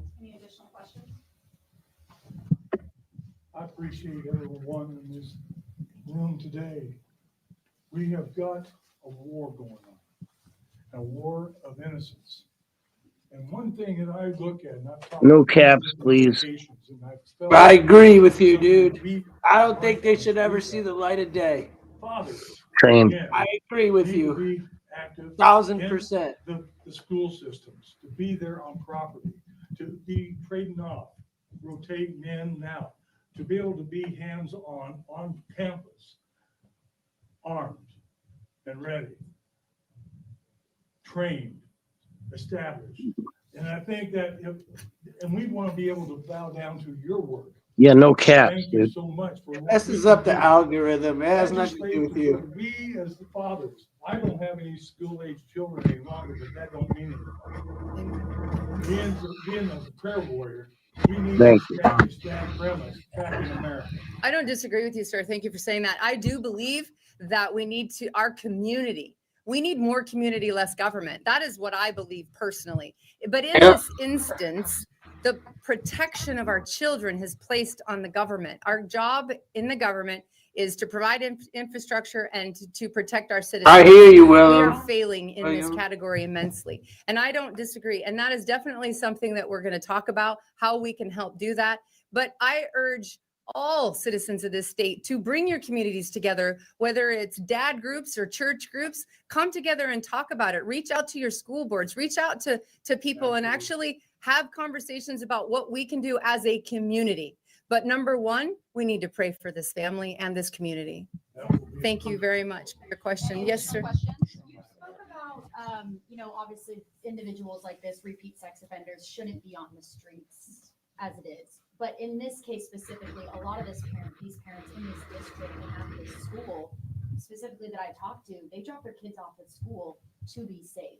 So I know we don't want to speak, you don't want to speak about, one person getting out of the school. Who drops their kid off to school to be? Yeah, I guess wouldn't drop them off somewhere if. Well, you're right. As long as we continue to have a society that allows for this kind of deviant behavior because we don't act as aggressively as we should, absolutely, the school is the last defense for safety. I'm the kid that went to school for safety. That was my safe place. It's horrific that this happened, but one individual human being making a mistake, we're not going after that one individual human being. I'm here to call for system reform so that if someone a human individual makes a mistake, there isn't a child who suffers the rest of her life from that. So the onus is on the system itself. Amen. Yes, sir. So can the legislature address mandatory minimum jail time or penalties for violating probation? I mean, are these specific things that can be addressed? These people Absolutely. are Those are getting things that we've been addressing. Kaylee and I and Beth probation. and actually all three of us. I don't know if you've heard about dangerous crimes against children, and this man will be charged under that. I don't know if you've heard about the natural life in prison for anyone that causes bodily injury to someone a child 12 or under. Like, we are working. It's slow going, unfortunately. And this case has proven that the time for slow work is over. We all need to come together, and this needs to be reformed and reformed now. Another child should not be hurt because of this system. Please. Thank you for your question. And I'm confident in saying that Beth and I are on the same page about this. We can have mandatory minimums all day long. If our prosecutors who are telling the communities, we have harsh penalties on the books, we have good laws in place, are allowing these types of people to plead down to lesser charges, those laws mean nothing. So please understand that when you hear these things or you go read a statute, that the prosecutors have the authority to plead these cases down. They can plead them down to attempted, they can plead them down to lesser felonies. And that is when the mandatory minimums go out the window, because that original charge that had a mandatory minimum of 20 years, for example, it's now no longer relevant and no longer something that can happen because they have allowed these offenders to plead down so drastically. And then they give them probation to make it sound like they're actually doing something, and then they help them to get off probation. So just in your experience, what are you seeing? Are they saying that they're overwhelmed by the number of cases that they have, and that's why they're pleading? Is that an acceptable excuse? Of course not, but I'm wondering what you're hearing from the attorney's office. I don't know, I can't speak for you, Kaylee, but I don't think that there is an excuse. There's not an excuse that you can justify that this is happening, because it's not like it's one time. What about the hiker who was raped and murdered last year? What about Tyler, Officer Movado? These criminals are on the streets and they are raping, murdering, shooting our police officers. We have a systemic problem. This isn't just one time. This just happens to be a 10-year-old little girl in school. So, there's a lot of things that people don't understand. Did you know that you can, they can plead to lifetime probation, and after a certain period of time, every third Friday of the month, they can go down to Superior Court and they can make a plea to have it lifted. So someone who actually accepted a lifetime probation as part of their plea, 8-9 years later, scot-free. Mhm. And for those that don't reform, they reoffend. Senator, one thing I've wondered as I was reviewing his entire case file, I encourage everyone to do so because there's a lot of question there. Have you asked yourself, what's the point of having probation conditions if you're not going to follow them? Namely, go to mental health counseling, go to sexual counseling, not own a smartphone, not contact the victim you just previously sexually assaulted. What's the point? Have you asked yourself that? Oh, yes, actually, in a very loud voice with a lot of words I can't use in this room. What is the point? You're right, because this guy, 22 times he didn't show up for mandatory therapy. He had a smartphone. He was why is this okay? Why was he let out of jail? 22 times? Think about that for a minute, man. Like in my state, if let's just say you get a DUI and you got to go take a drug test and you don't show up like once, they're taking you to jail, bro. 22 times, they're putting you under the damn cell, bro. What is going on in Arizona? Jail and allowed to even walk the streets in our communities to be able to do this to this little girl. It's a great question, but I mean, I want to know the answers. I can ask questions all day long. I want to know what the answers are. What is probation going to do about it? What is the district attorney going to do about it? What are we going to do legislatively to come together and fix this problem? Because not one more child, not one more on my watch. This is absolutely reprehensible. I hear what you're saying, bro, because I didn't really want to show this, but you know what, bro? It's a holiday. That doesn't mean we're going to stop with the truth, bro. I'll go back to the Democrats and Republicans fighting over the military to end this just because I like to watch the chat go ham. But I needed to get that out. Everybody always wants the files. What about what's going on in your backyard? Think about it. What about what's going on in your backyard? Do you ever think about that stuff? Like, really, you guys want a list, and by all means, I wouldn't mind it. What we know who's on it, but you don't know about these teachers. You don't know about your neighbors. You don't know about your babysitters and the people around you. So yeah, y'all should really be paying attention. Honestly, it's a real thing. It's not something that we need to really pay attention to. And if that means on a holiday I got to show it, then so be it. Not everything is peaches and cream. And this is 2 days ago, by the way, to whoever complained. Straight up. This is 2 days ago.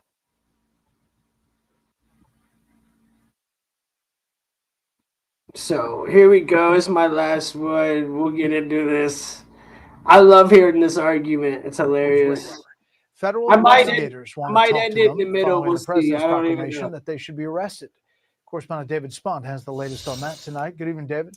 Brett, good evening to you. We are told investigators from the Justice Department, which includes the FBI, are making initial outreach to staff members on Capitol Hill to set up interviews with those 6 members of Congress who appeared in this controversial video. The 2 senators and 4 representatives, all Democrats, urged those serving in the military they can, quote, refuse illegal orders, end quote. This after the U.S. military conducted more than 20 deadly military strikes on suspected drug boats in international waters, Brett. The legality has been questioned since there was no congressional authorization. President Trump calling for the prosecutions of those he calls, quote, traitors, accusing them of, quote, seditious behavior. Now, the DOJ is not commenting on any potential probe, where or when interviews would take place, but we're told they could be soon. In the meantime, separate from any DOJ questioning, Senator Mark Kelly is being investigated, as we reported yesterday, by the Pentagon. The Arizona Democrat and husband of former Congresswoman Gabby Giffords is a retired naval officer and still subject to the Uniform Code of Military Justice. War Secretary Pete Hegseth threatened to call Kelly back into active duty to face court-martial punishment. I never questioned any order, and you're required to follow all legal orders. You're also required not to follow illegal ones. And I think most people can figure out, it just takes some common sense in what would be an illegal order. But I think it's important for people to know that they need to be able to stand up and speak out. Several of the lawmakers issued a joint statement late today saying they, quote, We will not be bullied, end quote. Senator Alyssa Slotkin is a former CIA analyst, Brett, and the others didn't serve as long as Senator Kelly in the military and are not subject to being called back into active duty to face any discipline in the military community. Meanwhile, Defense Secretary Hegseth announced that he wants a review by Thank you, September Catherine. I didn't want to 10th interrupt on this Senator guy from Mark Kelly talking. by the Navy Secretary. Here's what nobody's telling you about the new bearskin hoodie. Thank you. This fleece is thick. It's made from 340 GSM of bearskin. Brett. Thank you. That's what I wanted to say, and you said it for me, Chet. Thank you. Okay, David Spahn, thanks. We're working on that final war. It's not easy, but I don't know. I think we're going to get there. That framework is on the table, and we are ready to move forward together with the United States of America. And I'm ready to meet with President Trump. And there are sensitive points to discuss. We have them still. We are naturally ready, as the president said, to discuss specific wording, because a number of issues there certainly require clarification. Devil's always in the details, but it does appear, or at least the signals are coming from the White House and other places, that they're closer to a peace deal between Russia and Ukraine to end the war. President putting out a Truth Social about the Ukraine war. The original 28-point peace plan, which was drafted by the United States, has been fine-tuned with additional input from both sides, and there are only a few remaining points of disagreement. I have directed my special envoy, Steve Witkoff, to meet with President Putin in Moscow, and at the same time, Secretary of the Army Dan Driscoll will be meeting with the Ukrainians. I look forward to hopefully meeting with President Zelensky and President Putin soon, but only when the deal to end this war is final or in its final stages. So we've seen a number of iterations, but seems like it's coming at least to a head. Let's bring in our panel, Matthew Continetti, scholar at the American Enterprise Institute, Wall Street Journal opinion columnist, Susan Page, Washington Bureau Chief at USA Today, and Leslie Marshall, Fox News contributor. Matthew, there are positive signals. Ukraine, Russia, the U.S., obviously the devil's in the details. Devil's always in the details. This living, breathing Hit the document, like as if you Secretary haven't hit Rubio the called like. it, has We're 18 grown. It's from grown in 100. a way Make it that happen. seems to satisfy the Ukrainians, even though Happy there's some Thanksgiving, outstanding everybody. issues that President Zelensky and President Oh, Trump yeah. will Sorry, decide Mohammed. together. You got to go, The bro. question that remains, Brett, as always, is what will Russia do? What will Vladimir Putin do? And the fact of the matter is, throughout this lengthy process where President Trump has been trying nobly to end the war in Ukraine, the Ukrainians have, with pressure, come to the American position time and again, and Russia always says niet. Yeah.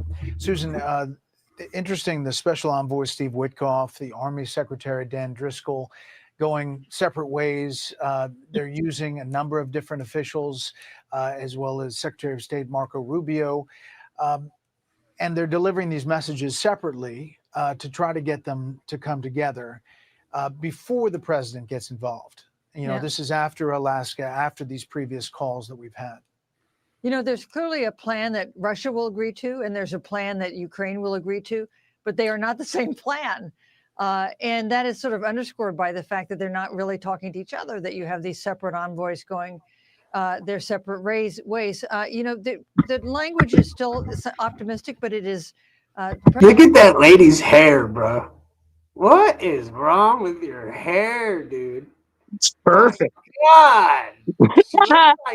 She looks like Leave It to Beaver's mom or something. Like, what is wrong with that, dude? Come on. President Trump has really Look backed how off his initial perfect it is. demand of a Thanksgiving deadline. Is it a wig? Because that shit is not moving, dude. No. I was like, Reaches. yo, It sounds to what me like is that on her that head, he's dude? prepared It reminds me a of little more Aquanet. for what we've seen before, which is sometimes hopeful signs.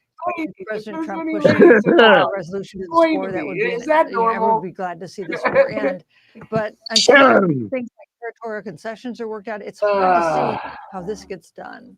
You know Right. what? And Like, there may be, and but- we don't really know exactly where that stands. There was some talk that Russia demand of taking territory that they hadn't even taken yet in the war may be off the table, but we don't have the specifics, Leslie.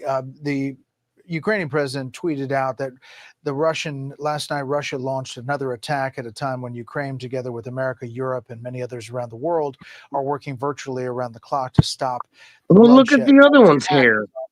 Zaporizhia. It's a hell of a product, dude. Come on. It's that Aquanet, These man. attacks have been pretty spectacular as far as their reach inside Ukraine, what they're doing. There's buildings on fire, and a lot of people are being killed.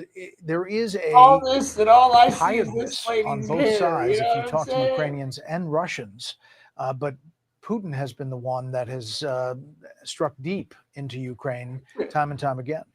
Putin's gone deep all up in him. Actually, and that goes to Matthew's point and also to Susan's point. Here are the big three for President Zelensky, and yeah, they're battered, they're beaten, they're worn, they're tired on both sides.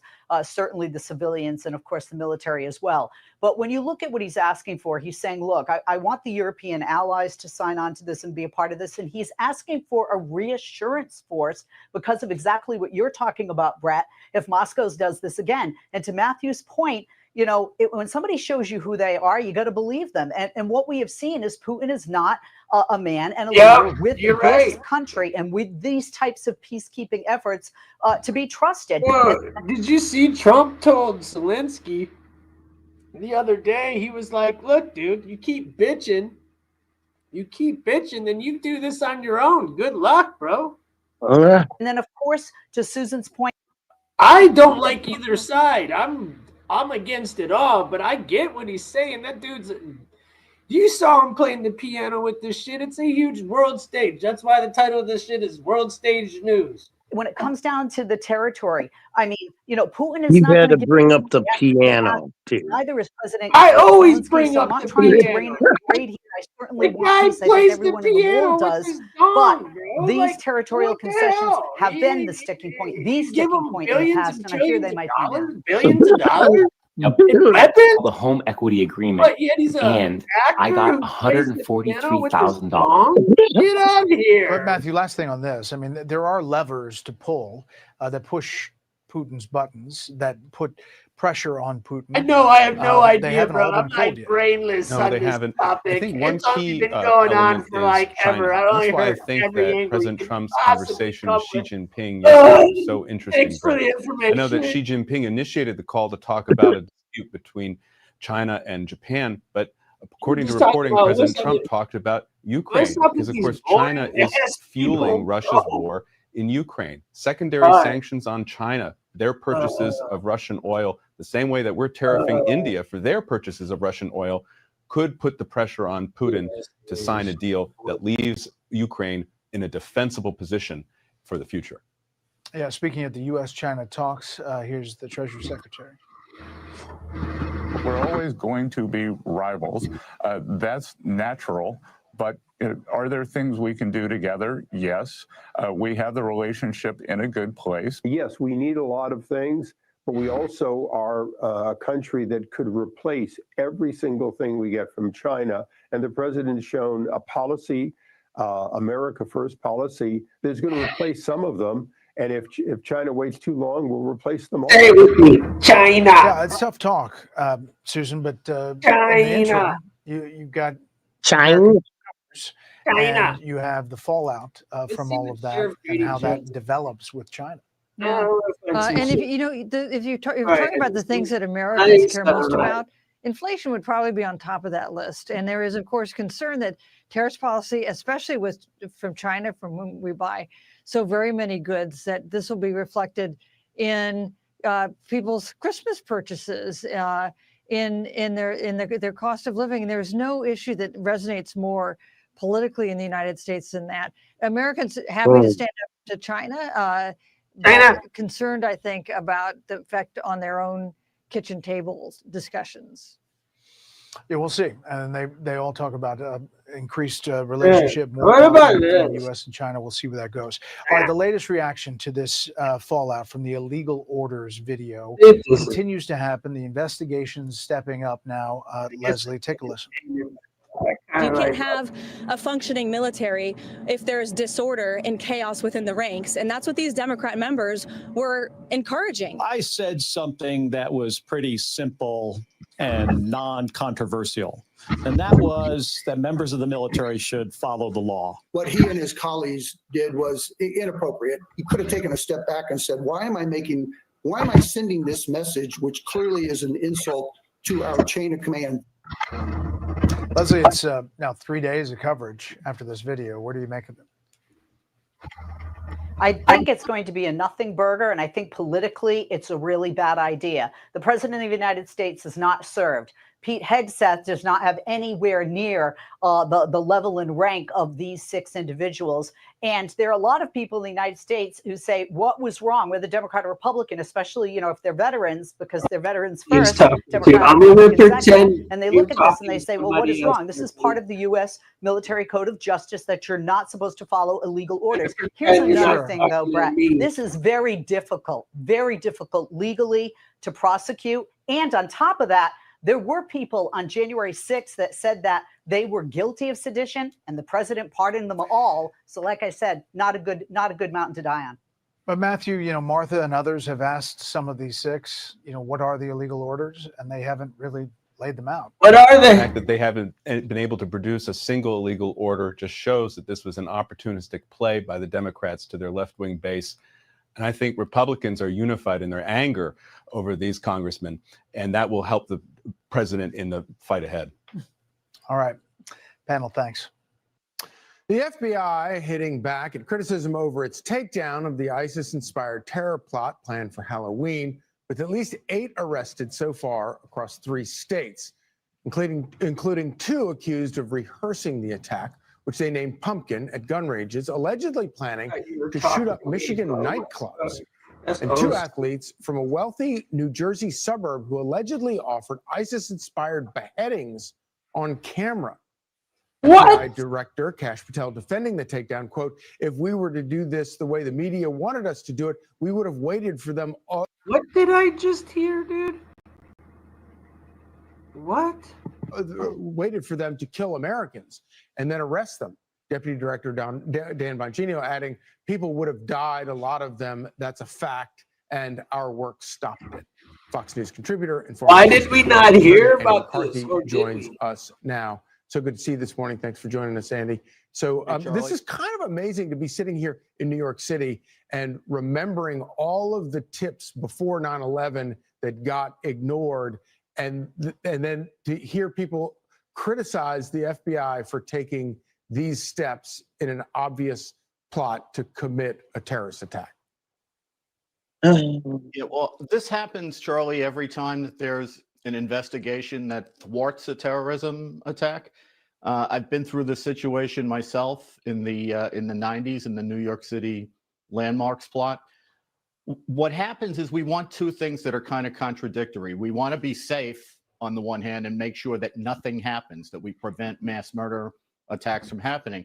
We also want to make sure that we have enough evidence to prove in court later on that there was a plot and they really were trying to mass kill people. And it actually is a source of some contention between investigators and prosecutors. How about this one, buddy? Prosecutors always want to let the plot Go go watch as far as it can, like to the point of lighting the fuse Hope that before they amazes you. stop and make arrests. Bye-bye. The FBI knows that if the plot gets out of their Happy Thanksgiving. control, Bye-bye. get killed, they're going to be blamed for it. So it's tension that goes on within an investigation. But what always happens at the end of the investigation is the FBI, Not enough empathy as I for think you. happened here, has thwarted a mass murder plot.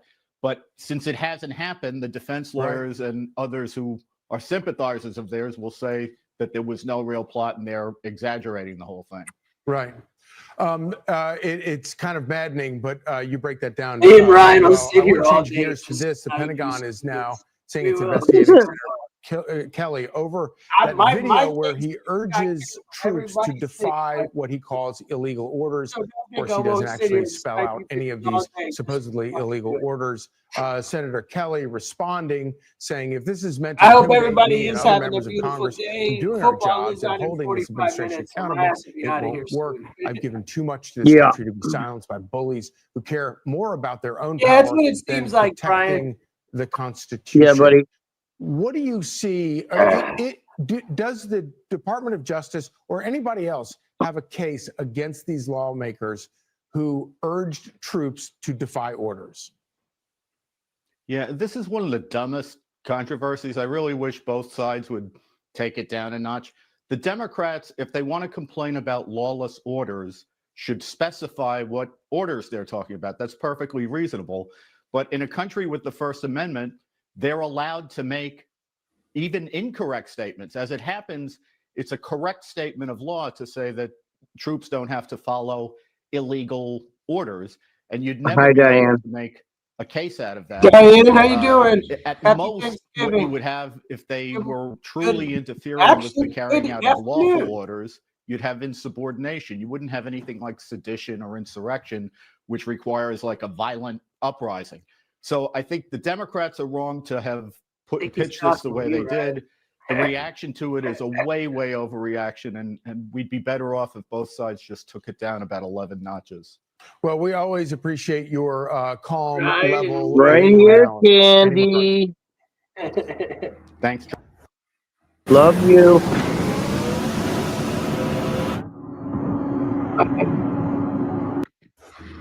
Our laws are clear. You can refuse illegal orders. You can refuse illegal orders. You must refuse illegal orders. The FBI now speaking to Capitol Police about interviewing the 6 Democrats with military and intelligence backgrounds in that video, telling U.S. troops and intelligence officers that they can refuse illegal orders. The 4 House Democrats in the video saying, quote, "No amount of intimidation or harassment will ever stop us from doing our jobs and honoring our Constitution." Michigan Senator Alyssa Slotkin, a former CIA officer, saying, quote, "The president directing the FBI to target us is exactly why we made this video in the first place." Marley's laying right next to me. He's sleeping. He was sick as all get out all week, but he seems to be coming around. Praise the Lord. He believes in weaponizing the federal government against his perceived enemies and does not believe laws apply to him or his cabinet, she writes. Our next guest is a Medal of Honor recipient. U.S. Marine Sergeant Dakota Meyer received our nation's highest military honor for... You think any of these leaders, politicians give a damn about us? Come on, guys.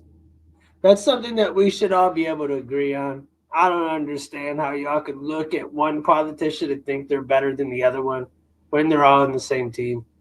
Saving 36 lives, including 13 Americans in Afghanistan. He repeatedly ran into an ambush zone under heavy enemy fire to save his fellow Marines and civilians as well in Afghanistan in 2009. And for that, we honor his service, and we are honored to have Sergeant Meyer with us now. Sergeant, great to have you back with us. You are once again an active duty Marine, and so we thank you very much for your prior and present service to our country. Great to have you with us. Thank you so much. And reservist. So let me just play this from Mark Kelly. This is from MS Now on Monday night. Watch. I spent 25 years in the United States Navy. I flew 39 combat missions over Iraq and Kuwait. Let me start by saying I never questioned any order, and you're required to follow all legal orders. You're also required not to follow illegal ones. So what do you think about this? When you look at this back and forth and you hear about the investigation, the questions that are being asked of these former military and intel officials, what's your reaction? I think first off, anytime you have to, it's unacceptable. It's absolutely the potential effects of this could be catastrophic. This is not a partisan issue. And I think a telltale sign is first off, Senator Kelly, you should not try to be a tough guy. You should back up. You should stick in your lane. I got 39 missions, whatever. But I think that what was concerning to me when I first heard this was my biggest fear was, do they now not trust our men and women in uniform? Is that what they're trying to, throw out there? Because if that's not it, day one, we are taught to not to follow illegal orders, right? Like unlawful orders. I mean, this is the basics. I mean, this is something that's reiterated every time you raise your right hand to re-enlist or any aspect of that. It's something that is practiced every single day. And so it's not something that needs to be reminded of to all people of our troops. But it's the intentions behind it. Yes, they are skirting their legal aspect of it, but they're also manufacturing an issue that is just not there, simply as you've seen past this. I mean, I was fully expecting them to come out with what has been illegal orders and all this, and none of them can answer that. And really what my question, and the question that needs to be asked to all of them, is, do you just not trust our men and women in uniform anymore? Is that the issue? Or is it the fact that you don't like what the president's doing?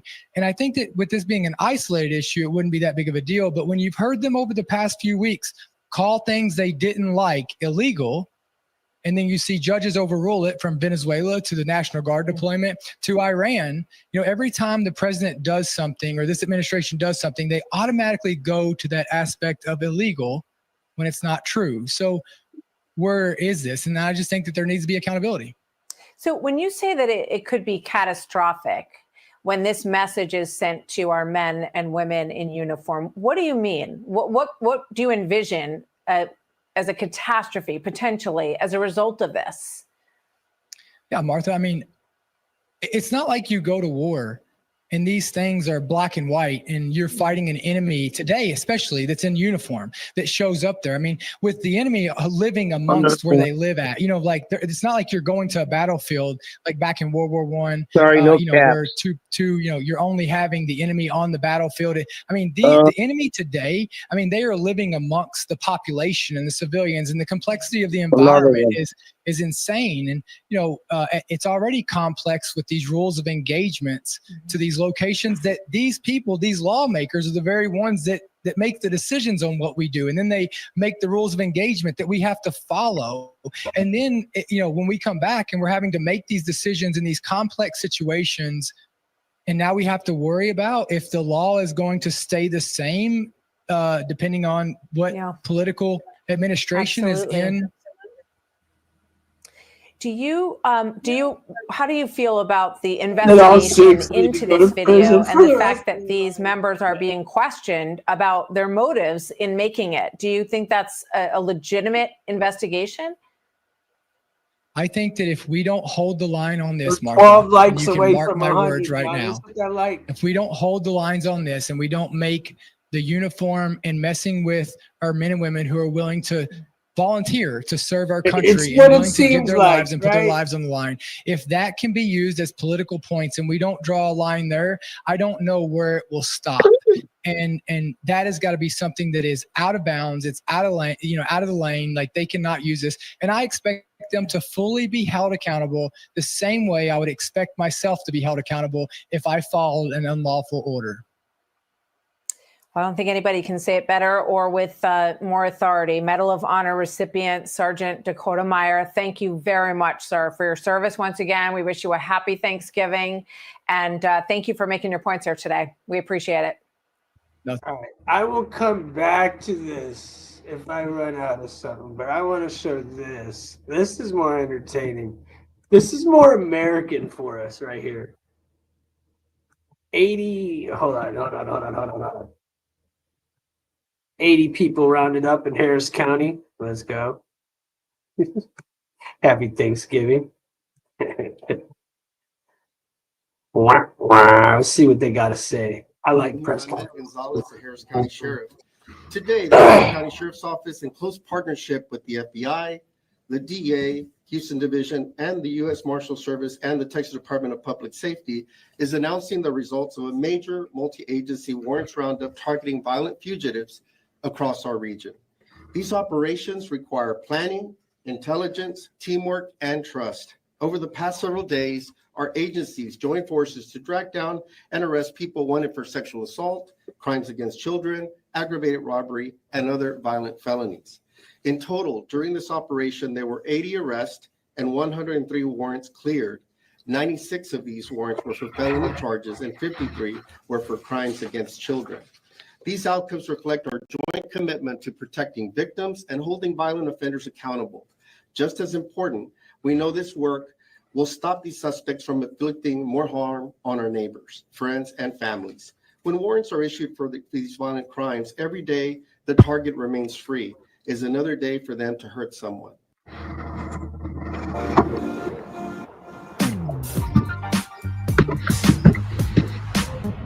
We can't let that happen.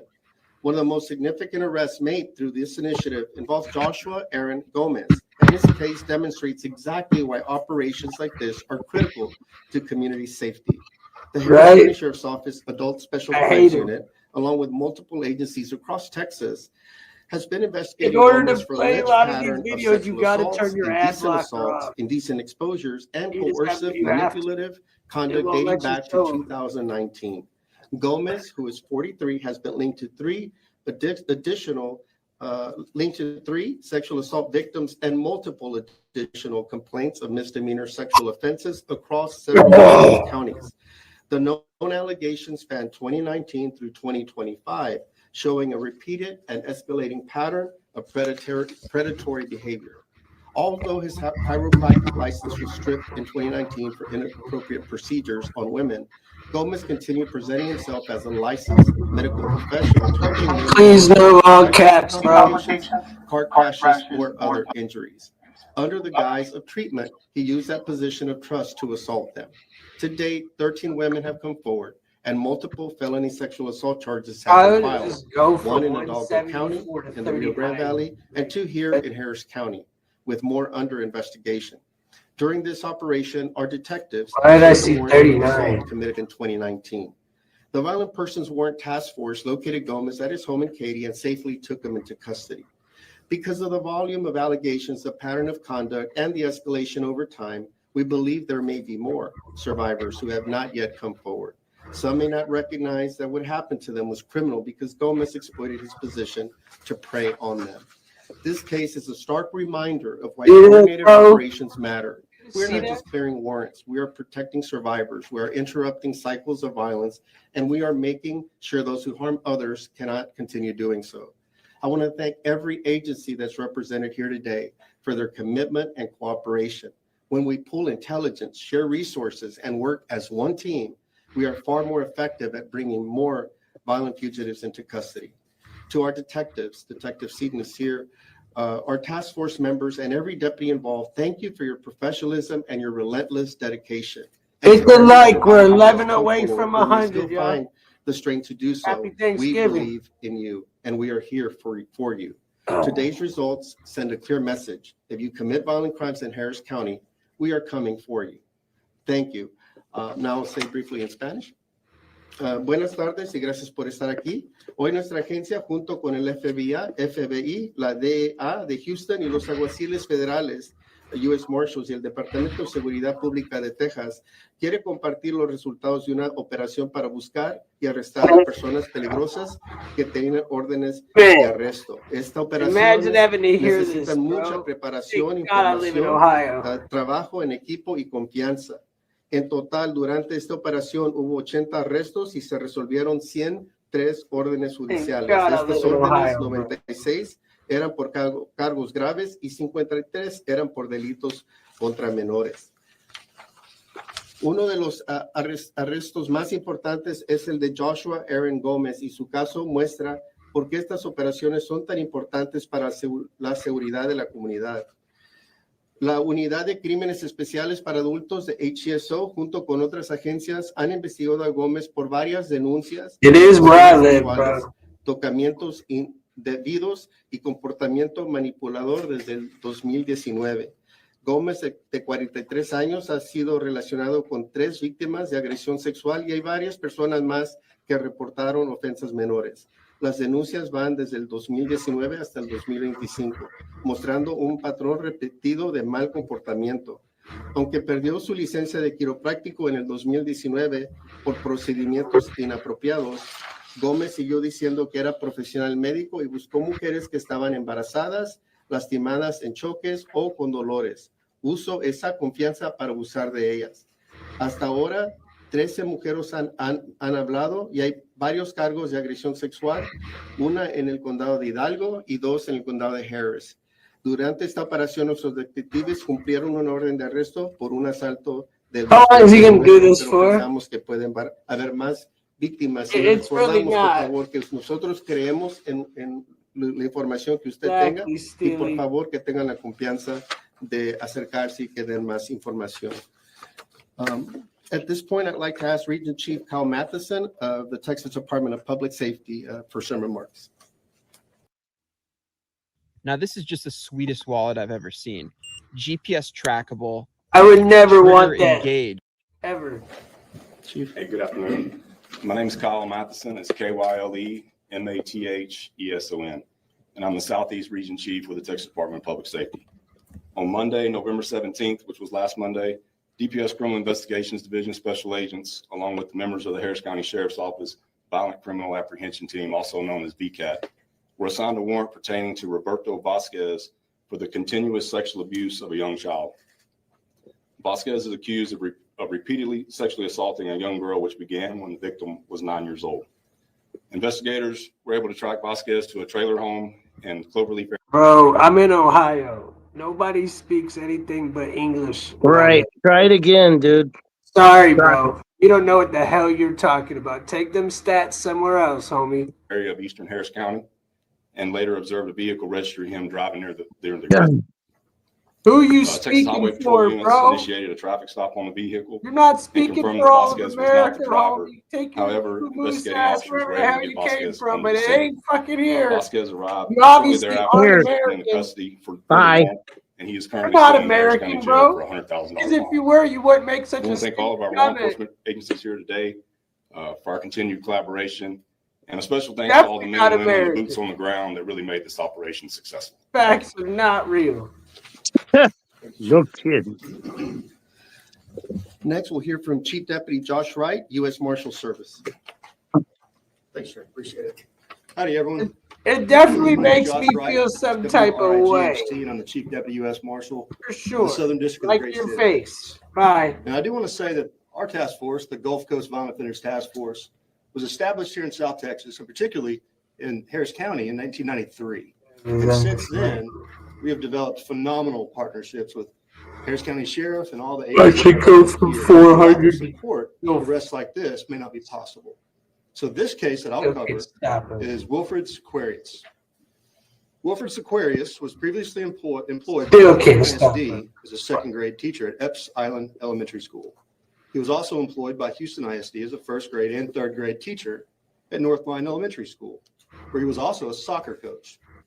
Between 2014 to 2019, Sequarius sexually assaulted and physically assaulted at least 7 male and female children between the ages of 7 and 10. His preferred method of operation was to find moments when he was alone in the classroom with them, and he'd take the child in the classroom closet and sexually assault him or her in various manners, threatening to harm the child if that said child ever told him. The victim came forward in 2019, and public knowledge of this conduct resulted. Sequarius was arrested in 2020 and again in 2021. He was released on bond both times. When the subsequent charge was filed in 2023, How are these people getting released? You do such a heinous crime. You should not get released. You should never be able to, like, bro, you should be, you don't know. No. Aquarius appeared to have fled the country. No. You don't get released. You're a threat. Nah. The U.S. Marshals Gulf Coast Violent Offenders and Fugitive Task Force was able to locate Sequarius in his native country of Peru. We organized the extradition and gained cooperation from the Peruvian government. Sequarius landed at the George Bush Intercontinental Airport on November 20th and was taken into custody by Deputy U.S. Marshals, then later booked into the Harris County Jail. On behalf of the United States Marshal Service, I'd like to especially thank both the Peruvian authorities that went above and beyond to assist with the apprehension of Sequarius, as well as the Department of Justice Office of International Affairs for their hard work, and everyone up here. Thank you. Thank you. Next, Assistant Special Agent in Charge, James Ryan Whalen with FBI Houston. Good afternoon. My name is Ryan Whalen, W-H-A-L-E-N, and I'm the Assistant Special Agent in charge of FBI Houston's Violent Crime Branch. I'd like to thank Sheriff Gonzalez for organizing this press conference and for his outstanding relationship that exists between FBI Houston, the Harris County Sheriff's Office, and all law enforcement agencies represented here today. As you've heard this afternoon, the criminals targeted in this Harris County-led operation are some of the most violent and disturbing individuals within our community. FBI Houston was honored to assist our local, state, and federal partners with this intelligence-driven insights, tactical support, and investigative assistance to make sure these alleged criminals were identified, arrested, and no longer posed a threat to the children and hardworking members of our Texas community. But an operation of this size and scope doesn't happen without close-knit partnerships between law enforcement agencies.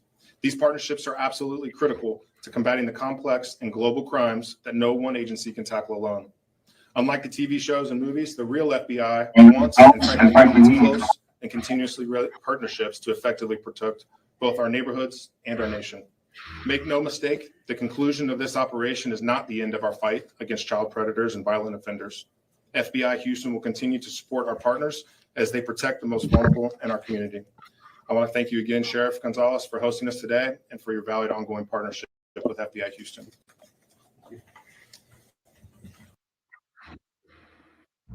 How do you take 20,000 children in the middle of New York City without anybody seeing? They are being put into buses. They are given certain. Thought that was Ryan. I was like, wow, Ryan, your voice got real. Now we'll hear from Deputy Special Agent in Charge, Brian Liardo, Houston DA. Good afternoon. My name is Brian Liardo. I'm the Deputy Special Agent in Charge for the Drug Enforcement Administration, Houston Field Division. That is LEARDO. I'd like to begin by thanking the Harris County Sheriff's Office, Sheriff Gonzalez, for his leadership in this important operation. I'd also like to thank our partners here, our law enforcement partners that we have such a tremendous relationship with. The DEA, the top operational priority for the Drug Enforcement Administration, is protecting Americans and saving lives. When they think about the Drug Enforcement Administration, you think about narcotics investigations, but that also includes drug-related violence, right? And that's what we see. We see a direct correlation between drugs, guns, and violence. Where one exists, they all exist. So for this operation, we provided manpower in the form of special agents, task force officers, and intelligence research specialists that exploited intelligence, that assisted with the location and apprehension of violent felons throughout the Houston metropolitan area.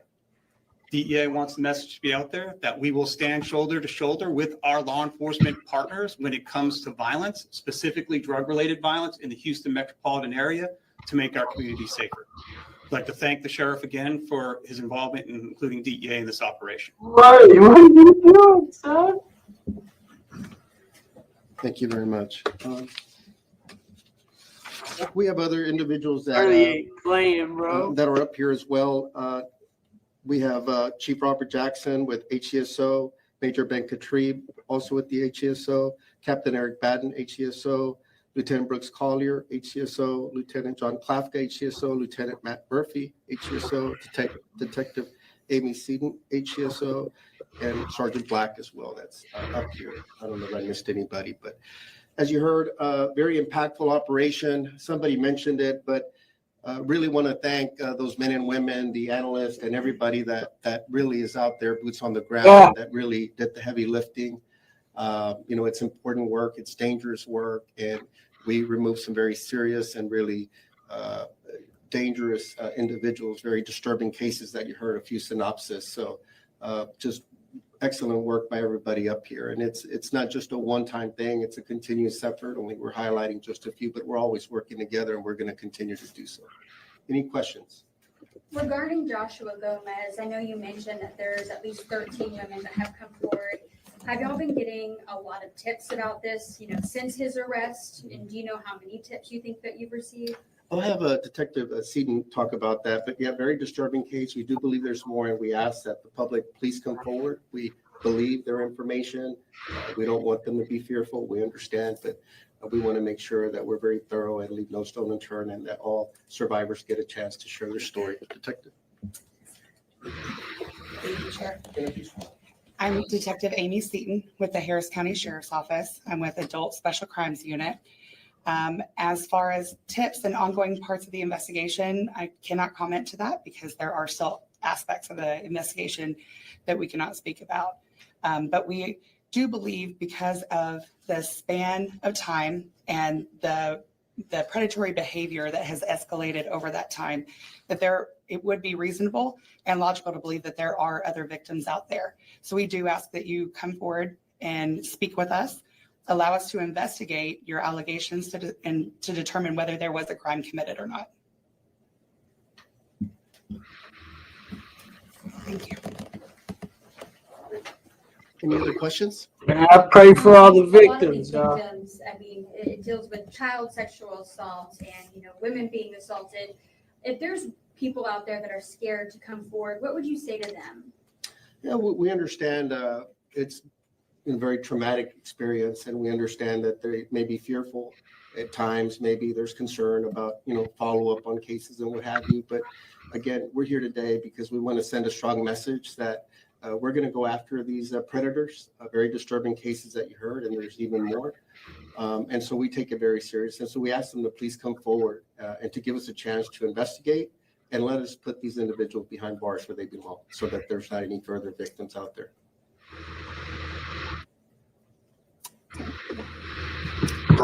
Thank you all very much. Appreciate it. Thank you. All right. Here we go.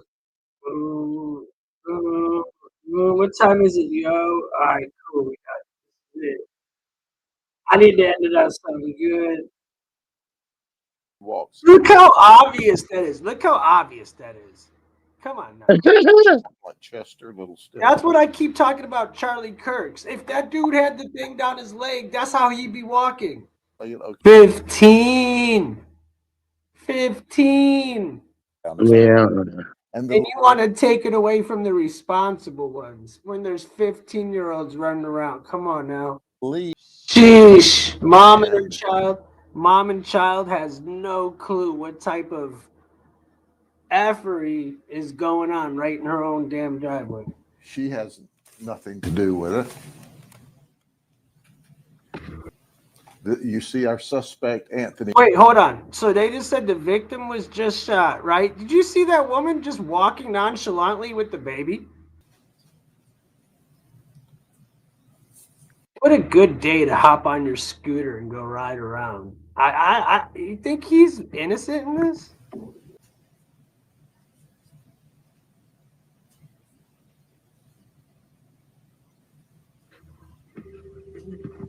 I still can't get over that limp. Dead giveaway.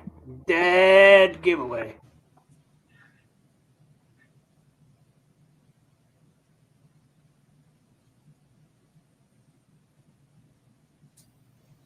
Yep.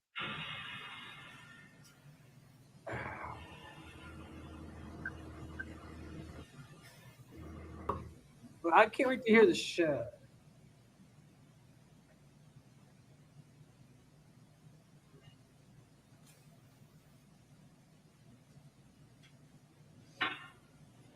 There's the shot. The mom ain't even running, dude.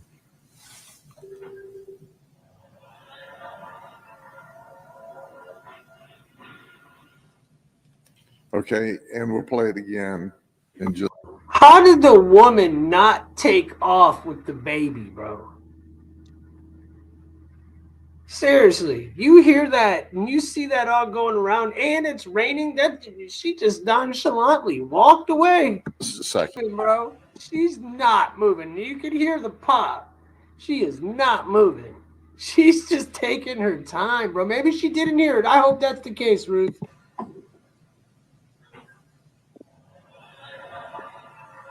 But you still got to be way more, aware of your surroundings. Man, these females are running these cats, bro. What is going on? I've been watching a lot of true crime, and I've noticed females are the masterminds, bro. All right.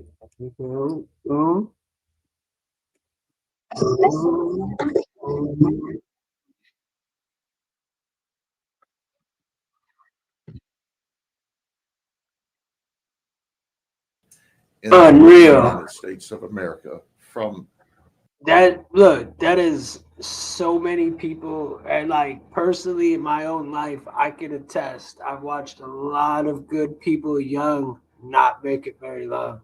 I mean, if you put that into perspective, that is Ohio State has the biggest football stadium in the country, or one of the top 2 or 3. It holds about 110,000. That is 3 of those football stadiums and not more of people. That's insane. element. If they were to keep these operations going, think about how much more they could get. It's like the trafficking and all that. Like, bro, they do it, but they need to be doing that every day, not just like every so often have an operation Of cocaine. And you know what's crazy is that's nothing. That's just like a county. So the entire state of Florida, Think about Polk County what our Sheriff's Office is country. responsible. Think about how bad our country has it. If that's just one county, think about all. We heard 1.7 million. This is not even close. That's just the biggest in Florida. They just did one the other day. It's like, again, the biggest. I already covered it, but 1.7 million pills in one locker. Responsible for 26% of the. It was like 36 kilos or something. Seizure. This guy. Wait. Whoa. Who He's heard personally that? responsible. Yeah. Did he just say they gave him 40 years and he's already out, or they gave him 4 years? Ryan? He was given 4 years. 4 years. Did you hear that? 4 years. In Ohio, you'd get thrown under the jail, dude. Straight up. And he crossed the United States. These operations we talk about that we do are not Polk County centric, but they're Polk County investigated centric because of the agents with FDLE and my narcotics team, which simply is the very best. But think about it. How in God's green earth did this guy get out of jail in 4 years when he's got 60 kilos of meth? He Goes is on to kill other snitch. people. This Gotta is real, be folks. snitching. No way. And I want you. How? Explain that. 4 years, 60 kilos, and he's not snitching? Get out of here, dude. I knew people that get 4 years for child support, bro. Come on, you to now. understand. It was Florida and Ohio, dude. People were going from Ohio to Florida. That's what started this whole entire pandemic, this epidemic for this. It was literally this, what he's talking about right now. Time now, she's our U.S. Attorney General, one of our friends. Pam Bondi was also the prosecutor in Epstein case. I was just thinking, bro, they'd be hard in Florida, but they weren't so hard on Epstein in Florida. With a quarter. I don't think many dealers do that, bro. Seriously, I've never heard of a dealer telling people just to take a quarter. That like if they're passing them off as something, I don't think they're trying to like. I don't. Where is it at? Where'd it go? Hold on.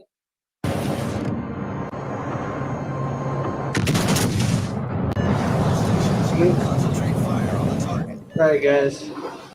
Hold on. I got one last one. Let's see if I can pull it up my ass. I might keep it going. I think I've. Let's see. This one. This one looks like it's gonna be funny. I want to end it on something kind of funny. I got their drip. I got their body. We got their guns. Look at him with homie's chain on, straight trolling him, bro. Look at him. I'm violent. They're anything but like low level and not. That's like them on Instagram. Like, look what I just did. What type of question is that, dude? In the chat. I don't think any of these have been black dudes. They've all been like Puerto Rican or Cuban, and none of them have been black, I don't think. Hold on. I mean, and coordinate. I agree with you, George. People in the chat keep trying to make it a thing of color and not just the fact like they're targeting these guys. Yeah, they're targeting them because they're the criminals. Our efforts. And our goal this Trust me, time if there is was that a these white folks guy don't go to or any other person that did it, I would hope they would go after them too, bro. Dude, public shaming works. Really. These people don't deserve anonymity and empathy. Come on, dude. They're selling stuff that takes out your community, and they're not even from here, most of them. Why are you feeling so empathetic for these people, bro? they're not good for us. What are they doing for our community? Okay, I'm gonna leave it here because it's given this. I want to leave this as a thing. So, like, you guys ask, why does Grady do this? Grady's not the only one that does this. I mean, I could probably do a whole show, particularly just on these exact press conferences that go around all around the country. It's like this, dude. If you do something and you you do deserve the public shame. If like it's your first offense, whatever, these people they're multiple offenders. Like the one guy got 4 years for having 40 kilos of meth on him. What do you think? He should just keep that on the down low? I think transparency is great, bro. I'm not a kid anymore. Maybe when I was a kid, I would say, yeah, this is very threatening. But as an adult, I like the transparency. I don't know where you guys don't want transparency and see that this is at least what's going on around you. Everybody's really, really hiding from the truth. And then some people are trying to make it a color thing. I don't see that. If you watch throughout the whole thing of any state, it's not a color thing. I mean, they're not, it just so happens to be the color or the race or whatever you call it that they're getting happen to be what they are. I don't think they're just, there's just not like whites coming from Venezuela. You know what I'm saying? He's a clown. That's your opinion, Ryan. Most of America loves that. Most of America likes his press conferences. Most of America would be lucky to have him as their sheriff. There's a sheriff like that in Ohio from Butler County, and he's like that. Like sheriffs like that actually are transparent with the community. They actually want to keep you safe. That's the only person you have left. The sheriff is the only police that actually is here to protect you. You vote him in. You don't vote in your local police officers. You don't vote in the sheriff, the sergeants, none of that stuff from the PDs. But sheriff, you vote in the sheriff. His job is to take care of your county, bro. He is exactly who you would want to be running your county. When all those riots were going on, he was the one that said, I'm telling my people to stay locked and loaded, bro. And to get these people off the damn, get them gone. You know, that's exactly what he did. You know, he's the absolute example of what you want as a sheriff or any type of officer, somebody running. Yeah, exactly, Robert. You get it. Anybody running your state, running your county. Yeah, the reason for the chain is because he busted somebody with it, and he was flexing on him. It was hilarious, dude. That was the whole point. He was trolling the guy, dude. He was literally trolling somebody who had 40 pounds of meth or 40 kilos of meth, and he only got 4 years, and then he arrested him again. And he took that chain like, hey, he was trolling him. It was all a troll thing. It wasn't like, oh, you're this or that. It was just like, hey, bro, I'm flexing on you. I got you. Don't do that in my county anymore. I mean, come on, dude. It's classic. If you like a little bit of trolling, come on, dude. Dude, he's not. Hey, dude, if he's begging for attention, he's sure getting it. If that's what you call begging, he's getting exactly what he deserves, which is attention. Because anytime I put up any of his stuff, mad people stick around to see Sheriff Grady, dude. Like, he just did a story the other day that was off the hook, dude. Like, he paints a picture like nobody else. And there's a guy in Ohio that does that. There's a guy in Indiana that does that. Yeah, they do that all around. It's not just him. You know, I think a lot of other sheriffs are taking his tactic. I think he's the OG of it all, you know. But he's not the only one that does that. And like, I would love to do a whole show just one day, just showing all the shit talking these people do around the country.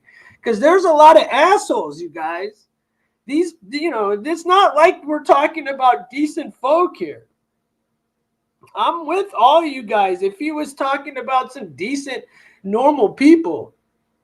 But dude, the amount of times these people were getting popped was insane. They're getting popped and sent back out, getting popped, sent back out. That just doesn't happen. Because I work with prison reformers who are, no, there are people that are doing well, man. I honestly, people, look, dude, it's not about prison reformers, because there's a lot of people that do well, but dude, there's a lot of people in prison that are criminal, that are literally grew up in prison, and that's what they do. They get out and they go back. Repeat offenders. There's people that go into prison and actually want to do well with themselves and get out and do well with themselves.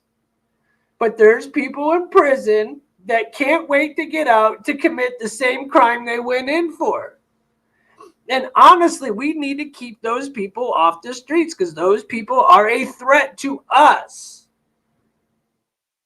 I mean, I don't know why I even have to say that. I feel like we all should agree on that. Anybody should get rehab or get, I feel like everybody should get a chance. 1, 2, 3. How many chances do you get before you get sent, before this happens? You know what I'm saying? How many chances? That's what I want to know. Like, I really love to give people chances. But in my book, you only get so many. Before it's not just a habit, it's an actual problem. I don't want my mom, my grandma, my sisters, my family, down the line to have to worry about these people. My upcoming, my family. Come on, dude. Multiple offenders.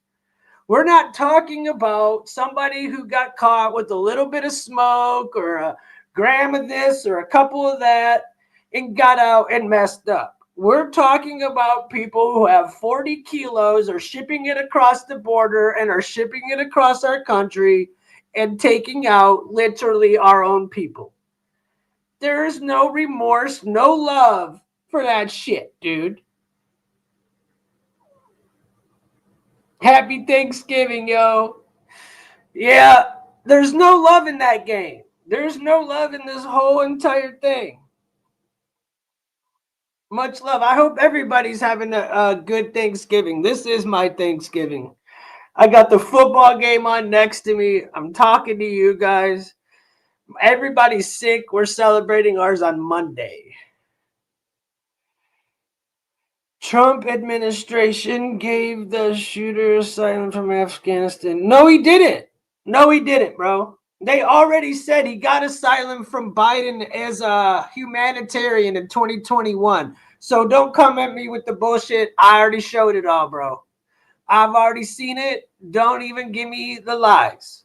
Go ahead and keep that fake for somebody else, bro.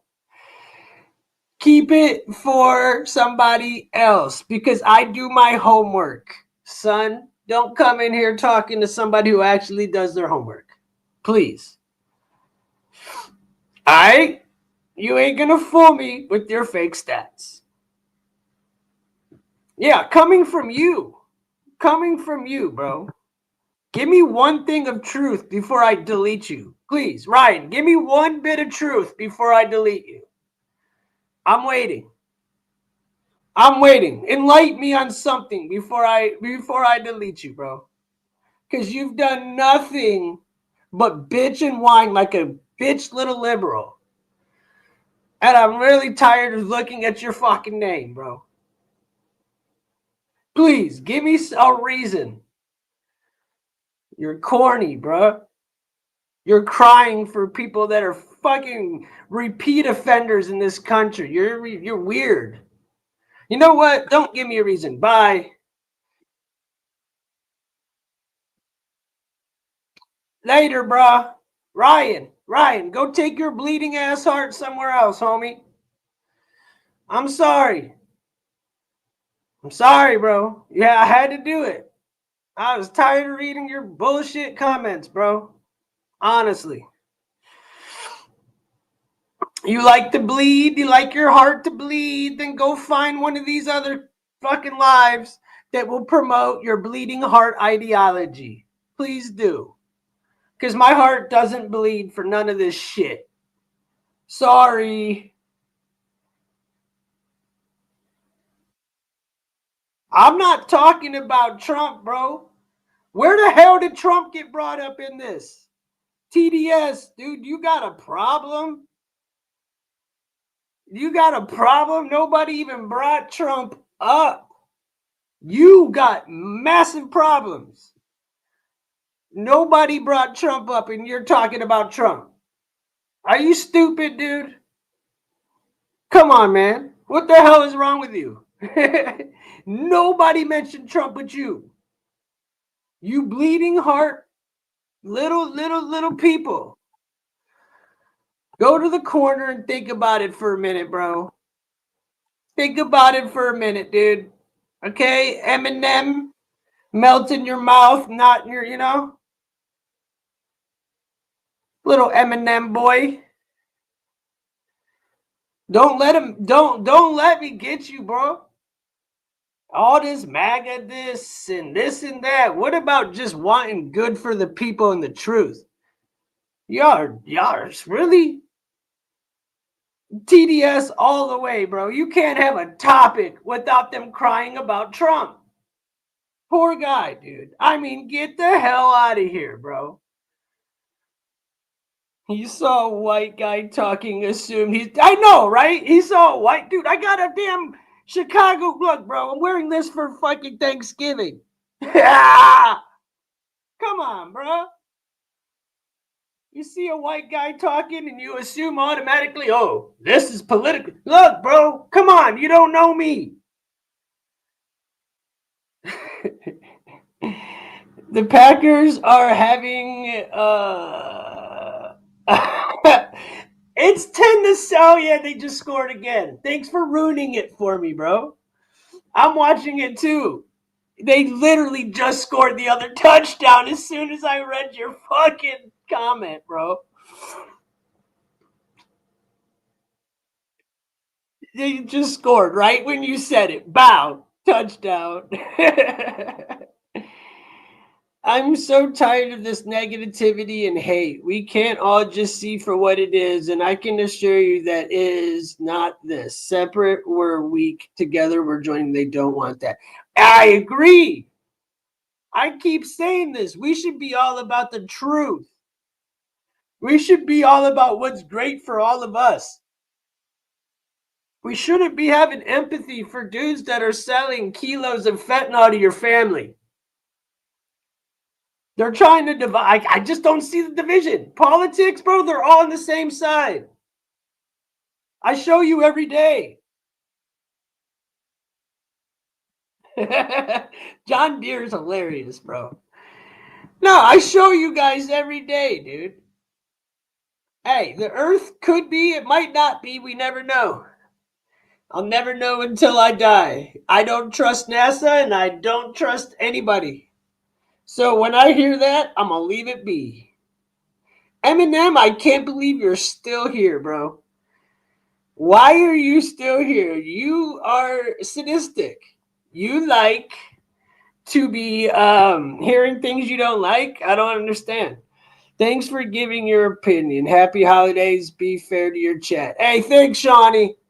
Just trying to let everybody know that if we were all together, all these crooked ass politicians wouldn't be getting away with it. If you guys actually watched the show I put on today and you saw Arizona, what's going on in Arizona, you saw what's going on in Florida, you saw what's going on in Minnesota, New York, and Chicago, all of it has to do with children and what's going on at the moment. None of it was no 12-year-old stories. This was right now, at the moment, live shit. We need to realize what's going on in our own backyards. Nobody's getting it. Nobody sees it. I don't get it. It's crazy. The chemical warfare is for real. I hear you. The weather warfare. What's up, Forrester? How you doing, brother? John Deere, you think you're funny. I can assure you top-level politicians on either side don't care about Americans. I agree. I side with Americans, and then that doesn't matter which side I agree. I side with America. That doesn't mean I'm all for the government. That's just like with Israel. I don't like Israel as a government, but I can't damn every single person because there's got to be good people everywhere. You know what I'm saying? So it's like, I don't know where you draw the line on it all.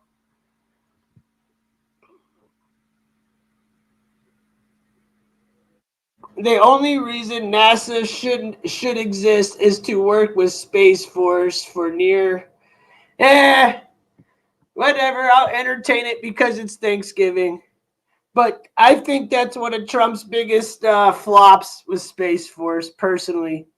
But, you know, that's like number 2 or 3 on the list for me. But that's just me. I mean, think about the space station. How long were them people stuck up on that damn space station for? Those people were stuck up there forever, bro. They couldn't even get to the space station.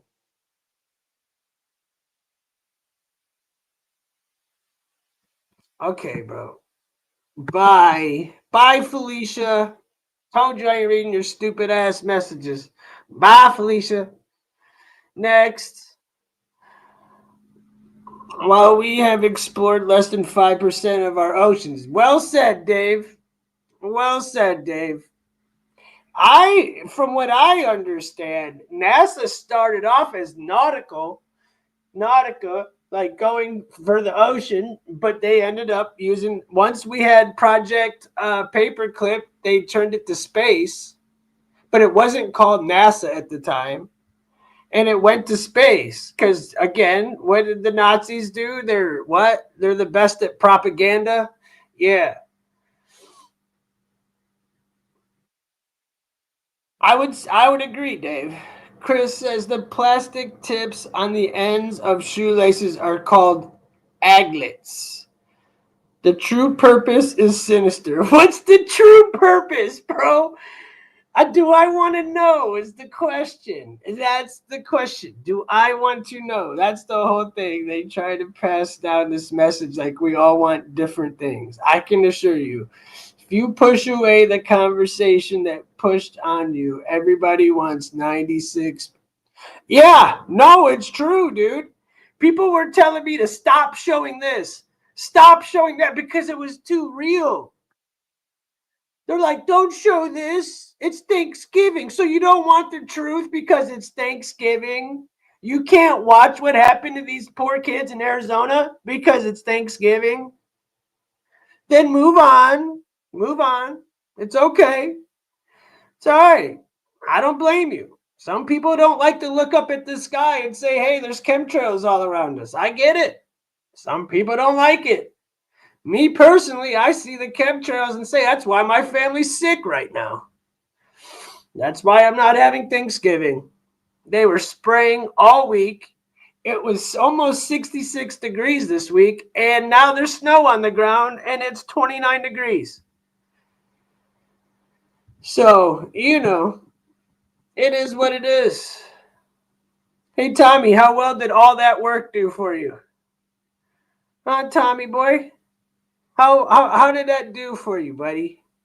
Did that work out well? Do you feel inebriated from all that typing for nothing? Huh, Tommy boy? Little Tommy boy? We trusted our government for it is illegal to defend ourselves in our own homes. Hey man, that's crazy. Yeah, that's not even right. At least we can still defend ourselves in certain ways. I can't really get into it here on YouTube, but you know, at least we got that. Some states, New York, Chicago, California, they got the hardest laws possible. Make it almost impossible. Makes it criminals just have open field on you guys. Yeah, blue states. You said it. I didn't even want to make it a left or right thing, but everything I did say was blue, didn't I? Massachusetts, Candy, if you're listening, your state is horrible when it comes to the Second Amendment.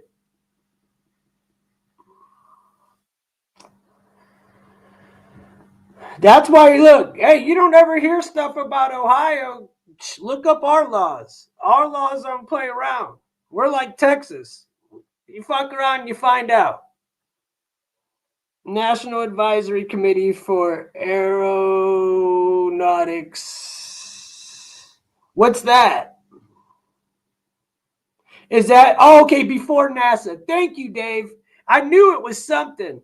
So it was called NACA, not NASA. See what I'm saying there? See how they flipped that on us? Again, I'm not totally a flat earther, but I sure as hell ain't a round earther. I don't believe in any of that stuff. So yeah, I could see how they flipped that on us. Thank you for that, brother. I really appreciate for that fact that you brought my way. I don't care what day of the year it is. If it's actual truth and facts, that's what I want. That's what I resolved. I don't care what side of it. That's how I feel. Spectrum of politics or religion that falls on. Thank you. Hey, envious. Those are the type of people. Dave, you're the type of people I'm trying to reach out to. You know, it doesn't matter. The truth is the truth. Who wants to sit there and just lollygag? What do you want? Fancy pants and lollipops, bro? If that's the case, then go watch some damn whatever. I don't know what to tell you. NASA is the biggest waste of money for anything past using it as a defense mechanism. Hey, how much is it a day, Dave? Isn't it like 56 million a day they get? It's something crazy.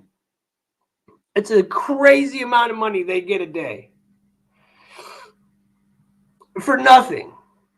Yeah, because NASA's way over budget and way over time. They're not efficient and they're cost taxpayers billions and no real. Exactly. That's what I'm talking about, envious. If we took and we were able to monitor and just get the truth out of it.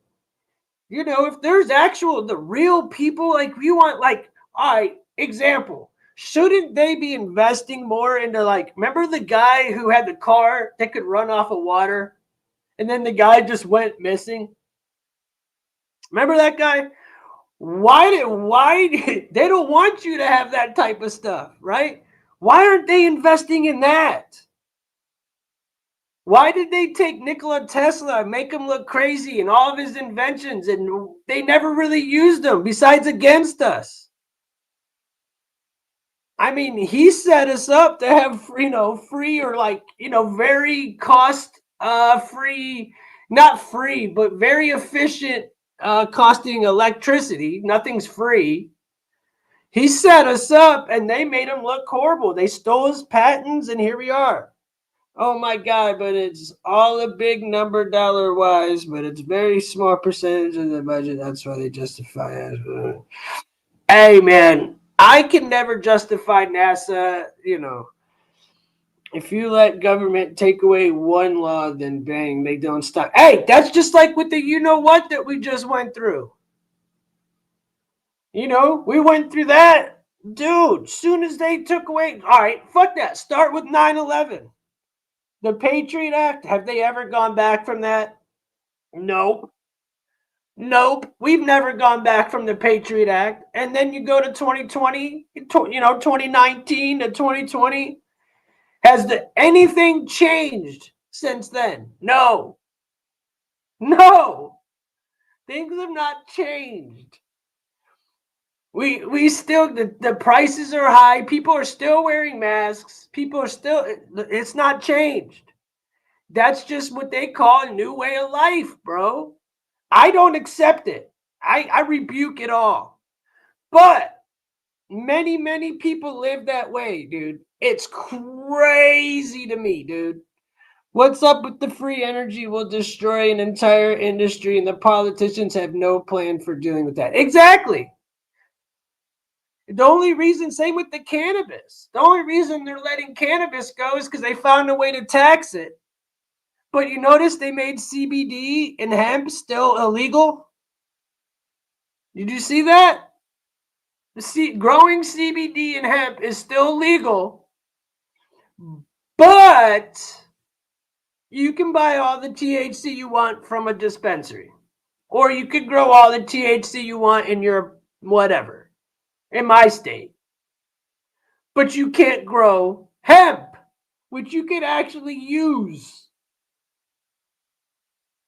What's up? No, George Bush stood right before the American people and said, we will not use mandate on U.S. citizens. It was all lies. It was all lies, dude. Just like exactly what happened in 2019. That's why it's so hard for me to take all this stuff so seriously. When you really understand what's been going on. Like if you really understand what happened with Epstein, dude. If you know that, like, the people that prosecuted him in Florida and the people that represented him are all people on the list.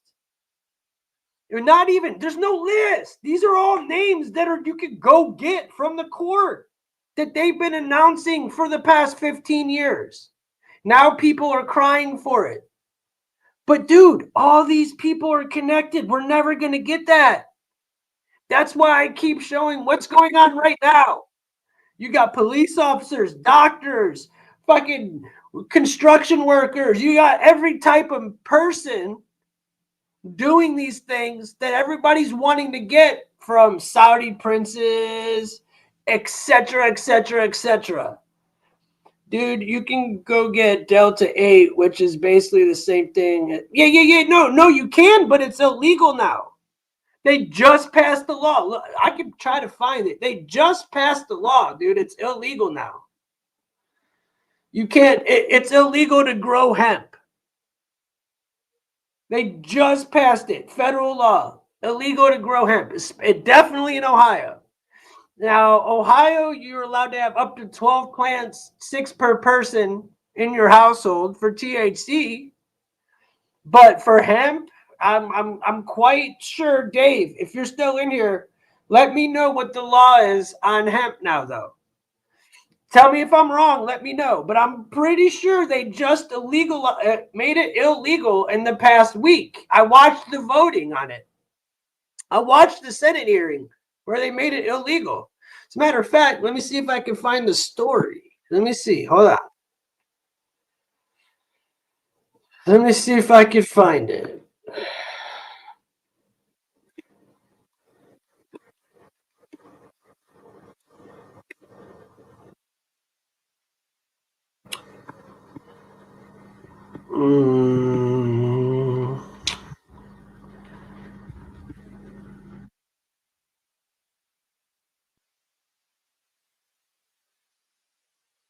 Everything is so short. Hold on, let me find something that's a little bit longer.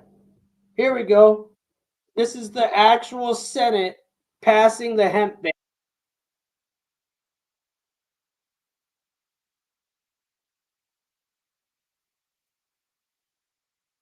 Here it is, guys. I'll show you. Here's the actual Senate passing it 2 weeks ago. This is 2 weeks old.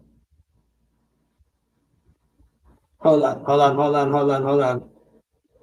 Let me get the thing real fast so you can see.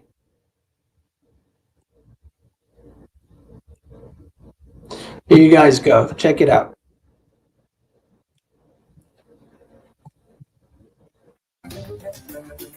Now, Lieutenant Governor Dan Patrick is celebrating what he calls a major win in his long fight against intoxicating hemp. Nearly all THC products would be banned in Texas and many other states if a new rule passes the House. The U.S. Senate approved a language banning nearly all THC-containing hemp products nationwide. Now, the ban is part of a spending bill to end the government shutdown, and Patrick, who led a failed charge for a similar ban in Texas earlier this year, praised the move, saying, quote, it will, quote, save a generation from getting hooked on dangerous drugs. But critics warn it could kill an entire industry, impacting thousands of farmers and businesses. There you go. There you go. There's your Texas flag. So it was literally aimed at your state, bro. You are supplying the information for free and you are not being compensated for turning over to them your entire essence in digital format. You're right, Dave. It's bullshit. Bro, we're the most medicated and sickest country on the planet, and we're a first world country. That's all that needs to be known. Hey, say less. Say less. Say less. Look, y'all, I've been preaching this for so long, you guys. That's why you see me now just showing what I show and talk what I talk. I've been preaching this forever. And I'm down. If you watch, I always try to sit down and give you what I see and break the spell, like as I'm live, you know, at the end. But, you know, this is real life stuff, man. Like, I really find it messed up the way they're doing things. It's all about money. They don't care about us. They just don't. That's why it's like we're sitting here fighting over left and right. It should be common sense, but we'll never get that. I hope one day we do. People actually, what's up, Critical Rick? Happy Thanksgiving for you, man. You know, I wish we could all come together as one. Maybe there will be a party. Maybe there will be something that we could all vibe on. But I feel like there's people so far right, so far left that we need to come together and kill the monotony of it all. Because the far left, the far right, they're the same damn people and they're a small percentage. And we're still the majority. We should be able. It doesn't matter what color you are. I didn't say color. I said color. I didn't say color. I said common sense. Happy Thanksgiving, protest, boycott Black Friday, don't spend any money. I hear you, bro. I don't have any intentions on giving no money to Walmart this year. None. I was laughing at the Trump Thanksgiving dinner shit, bro. Like, really? How much GMO is in that Trump Thanksgiving dinner? Seriously. How much GMOs? Who went and bought that Trump GMO dinner? Seriously. Who went and bought that? Multiculturalism is killing the nations where it's practiced. Hey, who are you talking to, Michael? I know you're not talking to me. Hey, we're 11 likes from 150. It'd be cool to get out of here with 150. I'm going to put you in the jizz corner just because, bro. I don't know who you're talking to, but I hope you're not talking to me. Come on, y'all. 11, y'all tap that like for me, please. But yeah, go give yourself another shot of whiskey, bro. I ain't been drinking. I don't drink. I don't smoke. None of that.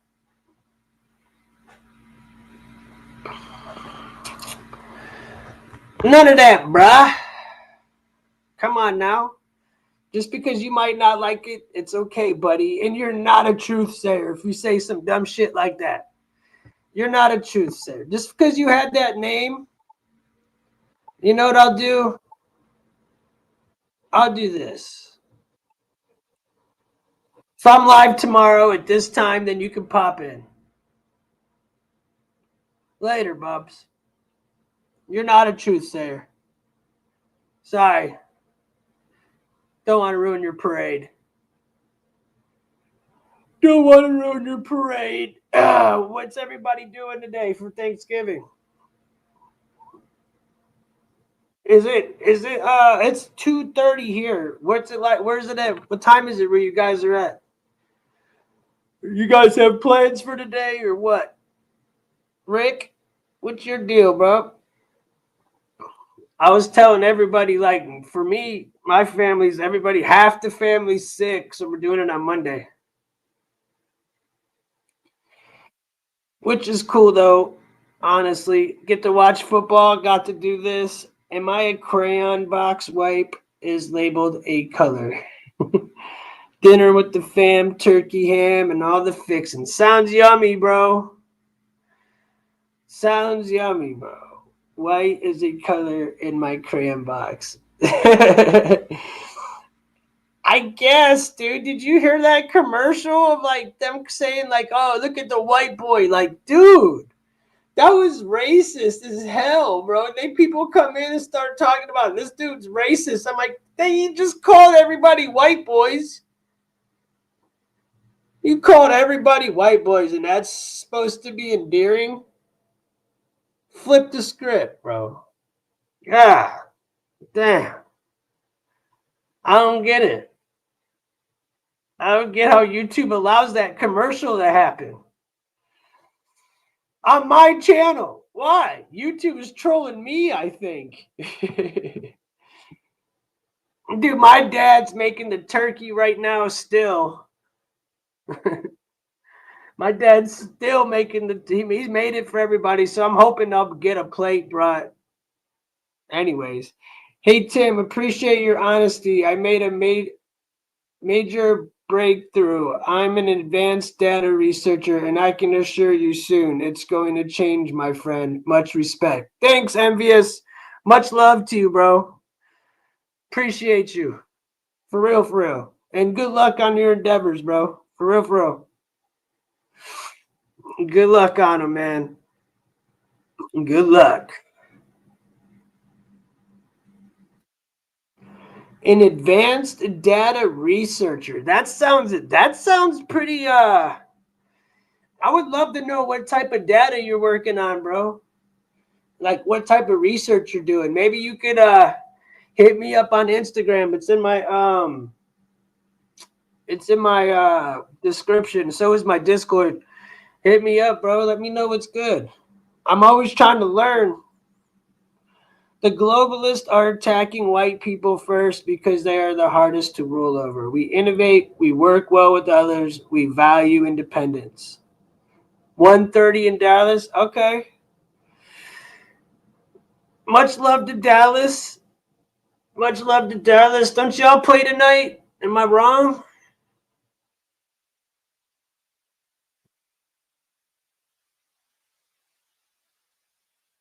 Am I wrong? I thought Dallas plays tonight, but maybe not. That was a great comeback you guys had the other night, though. Too bad for Buzz Lightyear. What happened to Buzz Lightyear, bro? What happened to Buzz Lightyear, dude? That's hilarious. Alright, man. I'm about 100 away. 1:30 in Texas Hill County. Oh, we got Texas in the house. Nice. I fucking love Texas. That's why I can sit here and talk about. So when I'm talking about a lot of this stuff about Ohio, it also goes towards Texas as far as the Second Amendment goes. It's also aimed at Texas. You guys definitely, we have basically the same stuff at this point. People of color is incorrect. I agree, man. Republicans in U.S. Senate. What about them? What about the Republicans in the U.S. Senate? Smash the like. Yeah, we're 11 from 150. Send me off with 150. I got 12 minutes left in me. I think I got like 12 minutes. As long as y'all are chopping it up. The term people of color is incorrect. I think that's an old-ass term, bro. Like that dude came in like, I see who they're attacking. No, they're just attacking the criminals. I don't have empathy for fucking the people that are trying to take out my community. Now, if you're like pushing a little flowers, if you're not hurting nobody and it's a doll on doll, I don't give a damn what you do, bro. But when you have that much, that means it's going to get in kids' hands. One way or another, it's going to get in kids' hands. No doubt in my mind.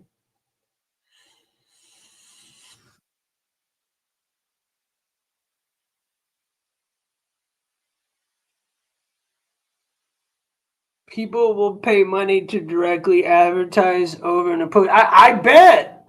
Makes sense. Makes sense. I got trolled on that one. And I don't even have an opposing view on it. I don't get offended by it. I don't really care. Personally. Didn't bother me one bit. I just thought it was pretty ironic. That's all.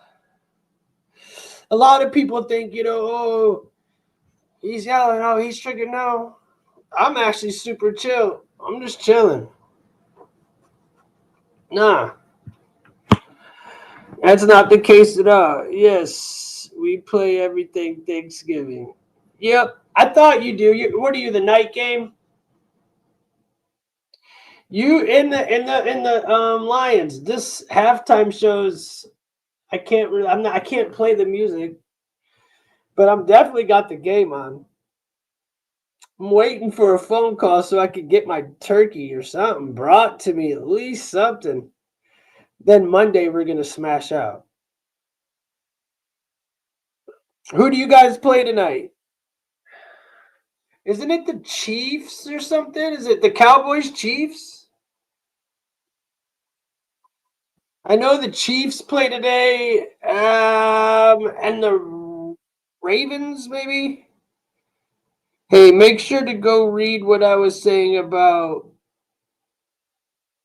AI. That's very serious, and you need, bro. I know you're saying that about AI. It's funny you said that because I've got a lot of AI talk. Like, bro, these data centers that are popping up. Hey, peace out, Dave. You be good. But these data centers that are popping up, they're going to be based around Ohio. I've got a lot of stuff on that I've just not got around to be able to talk about it. But there's a data center already up, man, and it's alarming what they're trying to do, bro. But peace out, Dave. You have a great Thanksgiving, bro. Straight up. Appreciate you sticking around, man.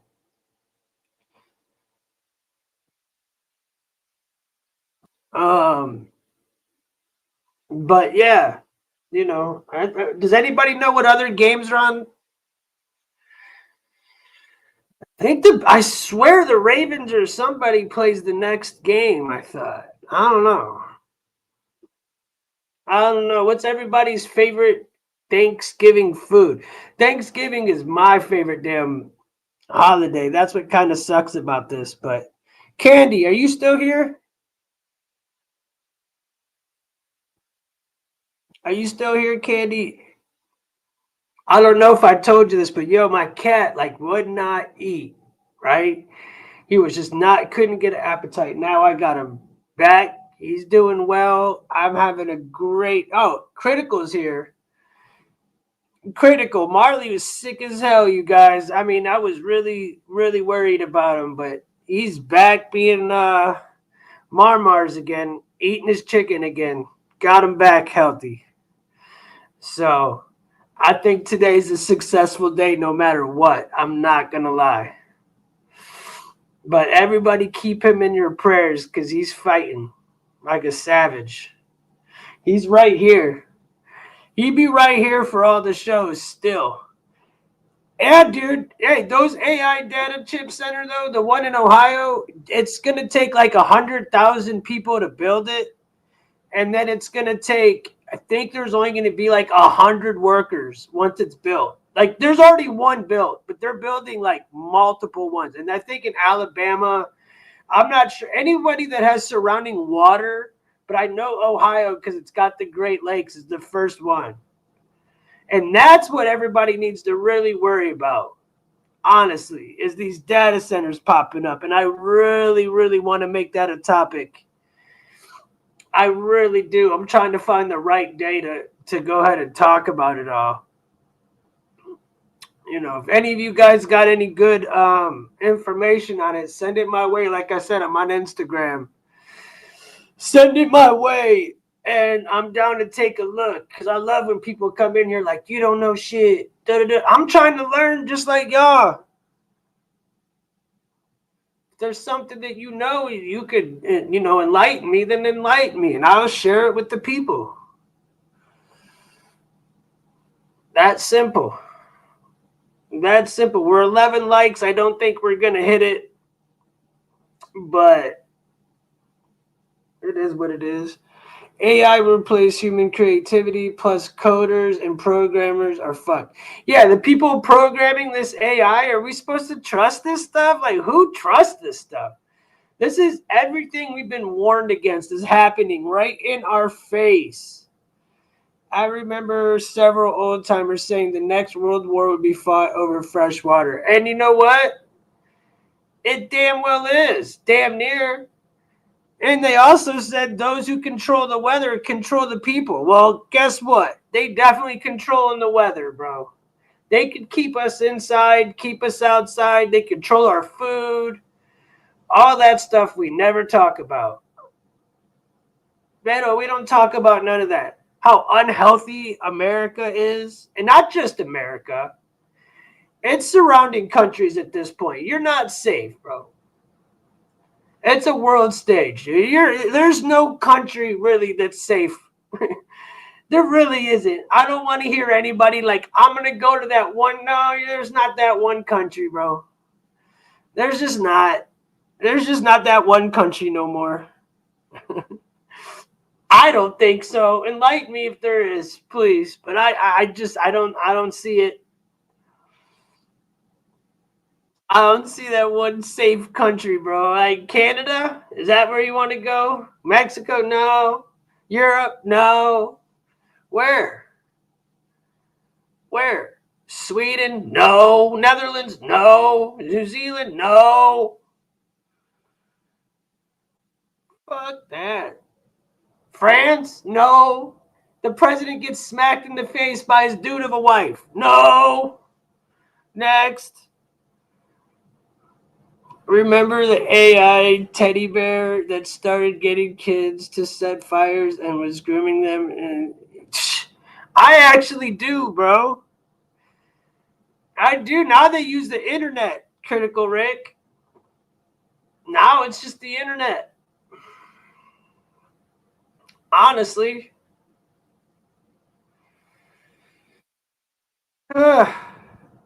What a world we live in these days. Straight up. What a world we live in these days. I'm thankful, though. I'm thankful. I am. I'm still thankful for, it could be worse, man. So, it could be worse my way. I'm not over here playing victim or crying about it, man. At all. No way. I say, if you see a problem, call it out, stand on it. Don't play victim. We don't need that bullshit. The victim card don't work with me. It makes me not give a shit about the topic. For real. I like people that are about it, and I'm willing to listen. As soon as you start crying victim, I'm out the door. I just don't want to hear it. Honestly. At all. But, yeah.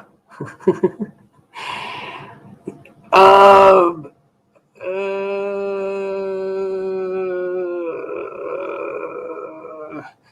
guarantee you Ryan's ass fell asleep. Anything else? Any other good topic before I dip up out of this mug? Anything good?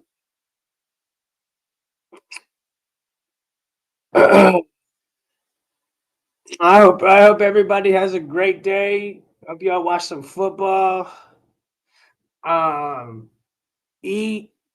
Love your loved ones. You're not promised tomorrow. Remember that stuff. For real. You know, you just never guarantee tomorrow, y'all. So definitely give your loved ones love. Much respect, bro, but that's not accurate. He's talking to Dave. I work in advanced research, literally the cutting edge of AI technology, and I can assure you that's not a thing. Huh.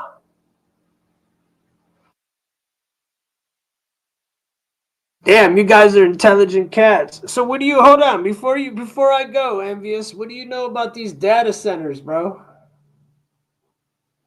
Have you seen the one that popped up in Ohio that they have? If not, please look up into it. Maybe comment in my video or something. Tell me what you think. It's crazy, bro. I'm going to show the video. I just got to get permission to show it. And it's dude gets in his helicopter and flies right over and shows you everything you need to see, dude. It's pretty nuts. And I mean, that's our future. They talk about, Trump giving everybody $2,000. What do they use instead of water? Well, the reason they want the water is to cool down all the electric. Electric, bro. Water and electric, Rick. The electric bills are going to go skyrocketing, and they need the water to cool everything down. That's why Alabama's another one. This is literally what I've done for a living for over half a decade. So when it comes to AI and data centers, so am I like on the right path? Am I making sense? Did you see the giant, what is it, like 30-acre one in Ohio with the giant pools all around it? They've got the grid system. They've got everything. I think that's the biggest threat to our society, is that right there. Straight up. That is so, invasive. It's so invasive, bro. Seriously. It's just, come on. I've seen that they're setting up along water, but Envious said AI centers don't use water. Yes, they do, Envious. They do, bro. They do. They do, bro. They do. Look, just look at the. I wonder if I could. Let me see if I can find the story for you guys. Let me see if I can find it.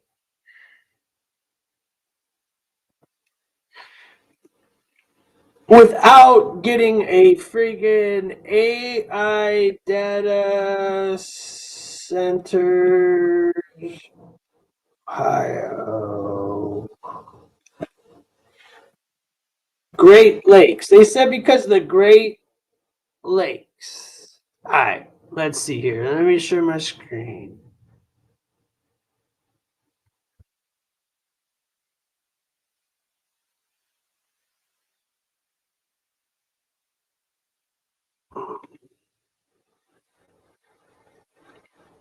Let's see how long this video is right here. Here we go. I don't know what this is going to say. I mean, I don't know, but let's see.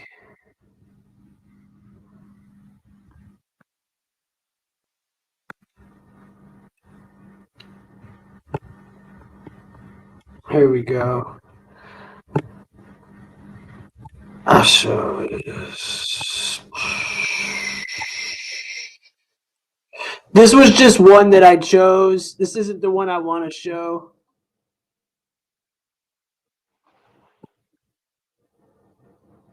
Hi, I'm Amanda Bell.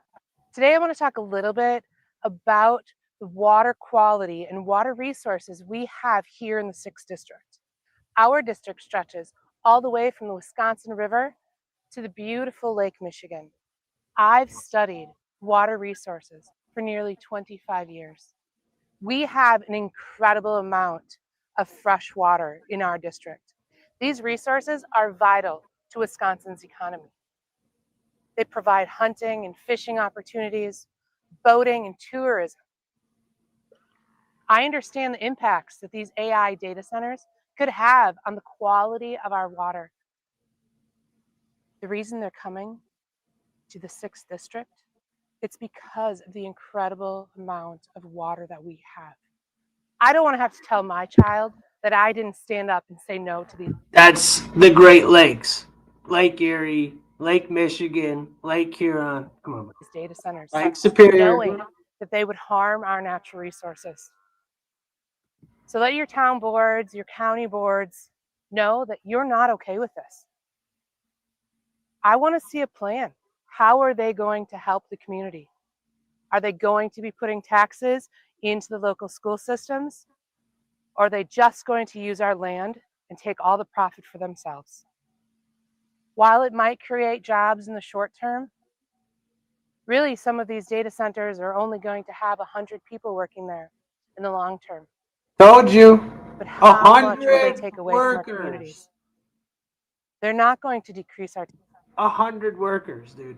It takes like however, like 1,000. I said they've got, oh, we created 1,000 jobs. Yeah, well, once it up, there's 100 people just working the programming, running the robots.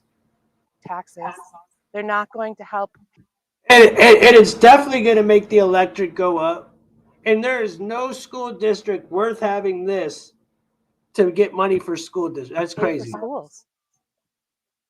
Are these companies going to stand by and help with the environmental impact that they're having on our natural resources? In 15 or 20 years, when this technology is long obsolete, who's going to be left to deal with consequences and clean up the pollution? Protecting these natural resources is so important to Wisconsin's economy. These resources belong to all of us. Don't let a couple of corporations destroy them.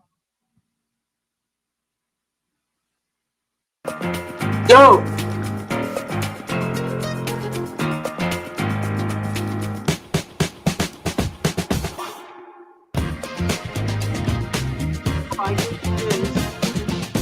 Get through this. Giant warehouse.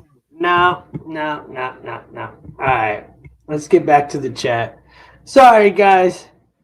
Now, but yeah, get at me on Instagram, bro. I'm way interested in learning more.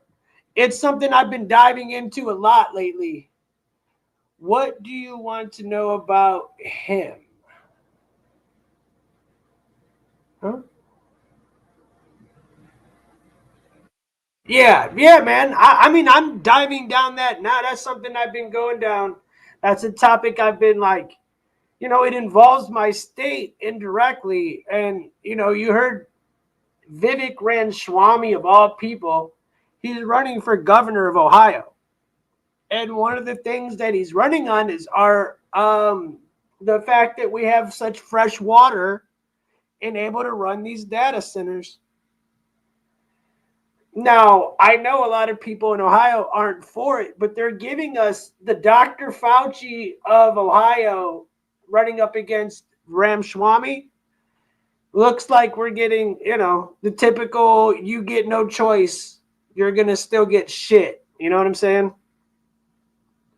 But yeah, I would love to know, MVS. I'm not denying you. I'm just going by what I know. I would love to learn more because there's always more to everything. So I am definitely not closing the book like, no, bro. Nah, you're wrong. And da-da-da-da. No. I'm sure you know a lot of stuff I don't. I do know that water is very necessary for what they're doing. Hence, just like CERN, they need to have a whole source. They built ITER. ITER is a whole entire, if you know about power and water and all that, then you know about ITER. ITER is the first man-made star. Okay, that was invented. It's all nuclear, right? It's a nuclear proton. Look it up here. I can show it to you guys. ITER, and that's what they use to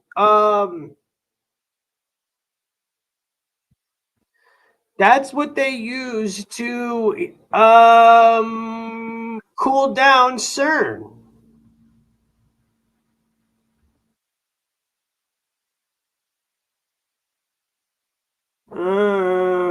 Here it is. Let's see what this is. It's what they use to cool down CERN, bro.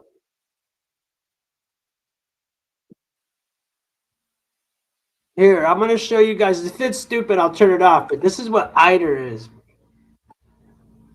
This is ITER.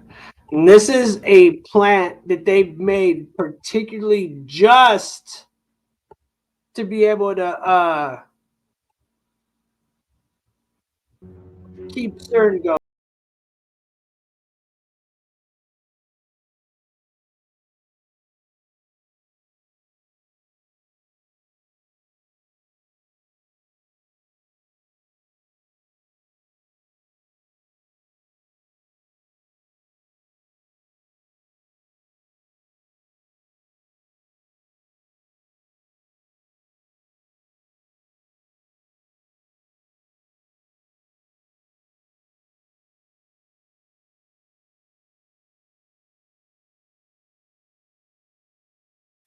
Look at this. This is a giant nuclear star, bro. It's a giant proton. It's the first man-made star.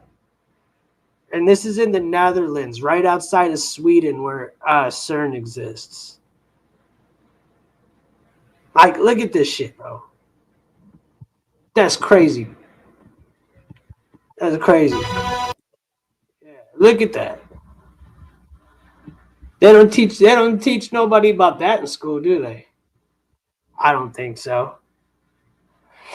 It's not cost effective to use water anymore. It requires a ton of maintenance, a lot of expense, and it's not as efficient as submersion, cooling, or refrigerating. I would love to learn more. I just know that they said they were going to use the Great Lakes as a project. Now, if they've got other ways, I believe you. Because they've got a million different ways to spray and cool down this earth. Like, if you think that they just, like, fly over us, and that's how, like, we get chemtrails, or they... No, bro. No. There's a lot of ways. All of these people are monetizing this fake narrative as it's about energy, not water. I can assure you, I know people building these clusters. I think it's about both. For real. But the energy is the main thing. You're right. The main thing is producing enough energy. And what produces energy also? Water.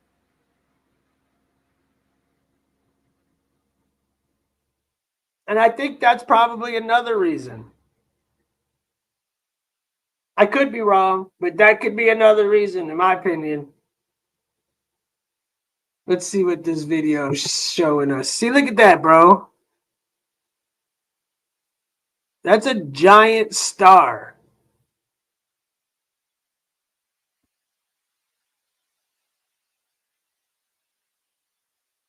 And that's used just to be able to fuel the Large Hadron Collider. Isn't that insane?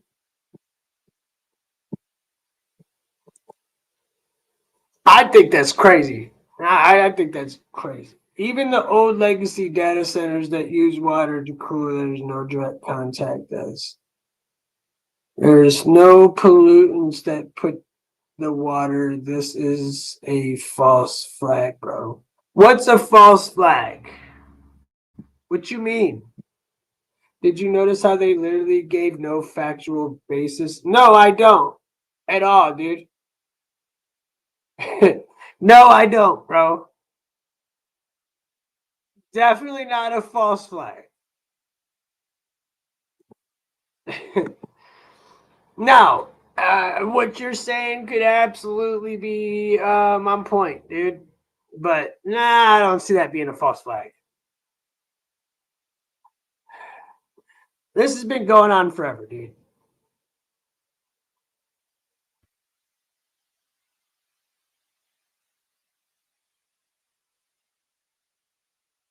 Yeah, exactly, dude. It's you nailed it. It's the luscious farmland and everything that they're going to be destroying to be able to, produce these centers. If you look at where the first center that went up is, it's in Ohio's most luscious farmland. It's literally fourth in the world as far as farmland value goes. Look it up, man. It blew my mind. It's something that I like. I'm very what's it called? I'm very passionate about that topic because I do feel like exactly like you said, man. It takes they're only going to need a handful of workers compared to whatever it's going to take to build it. So in the micro, yeah, it sounds like a great idea, but in the macro, who does it really benefit? That's where you get into the whole, that's where you get into the whole like, social credit system and all that other type of stuff, and then you start getting into universal income. Dude, it goes down a rabbit hole, and you know what I'm talking about. Everybody that's watching right now, if you're still around, hit 1 or the like. You know what I'm talking about. That's why I don't trust Trump, bro. You want to keep handing out money, dude? That's some socialist stuff.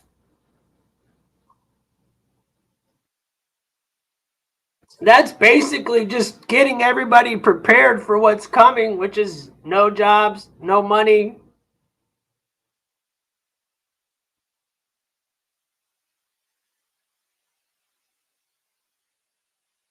To 20 years, the technology is not going to be obsolete. It will be upgraded and expanded.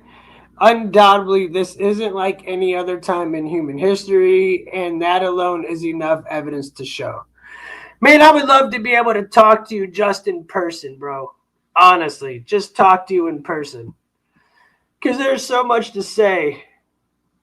There's just so much to say. How the hell did my shit just go from 84? It says 15 on another one. Like, what is going on here? My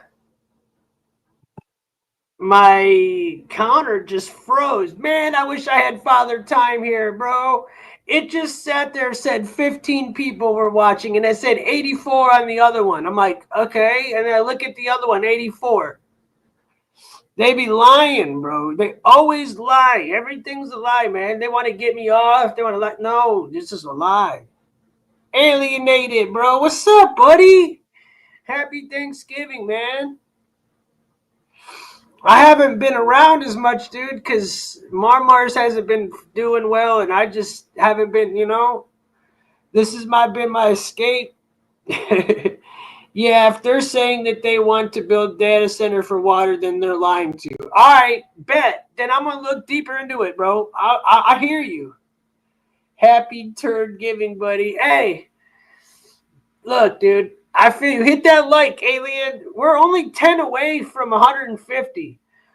I'll stay on for 14 more minutes. Let's get the 150 and make Ryan feel like a real dickhead for leaving. What are you getting into today, alien? You good, bro? Everybody in my family got sick. They canceled Thanksgiving till Monday. My ass is chilling with y'all. My ass is just chilling with everybody else. Envious is spitting some game to me right now on some other stuff. Like, I'm always trying to learn, bro. I'm not going to sit there and say, oh, that's not true. Oh, Ryan said, I'm still here.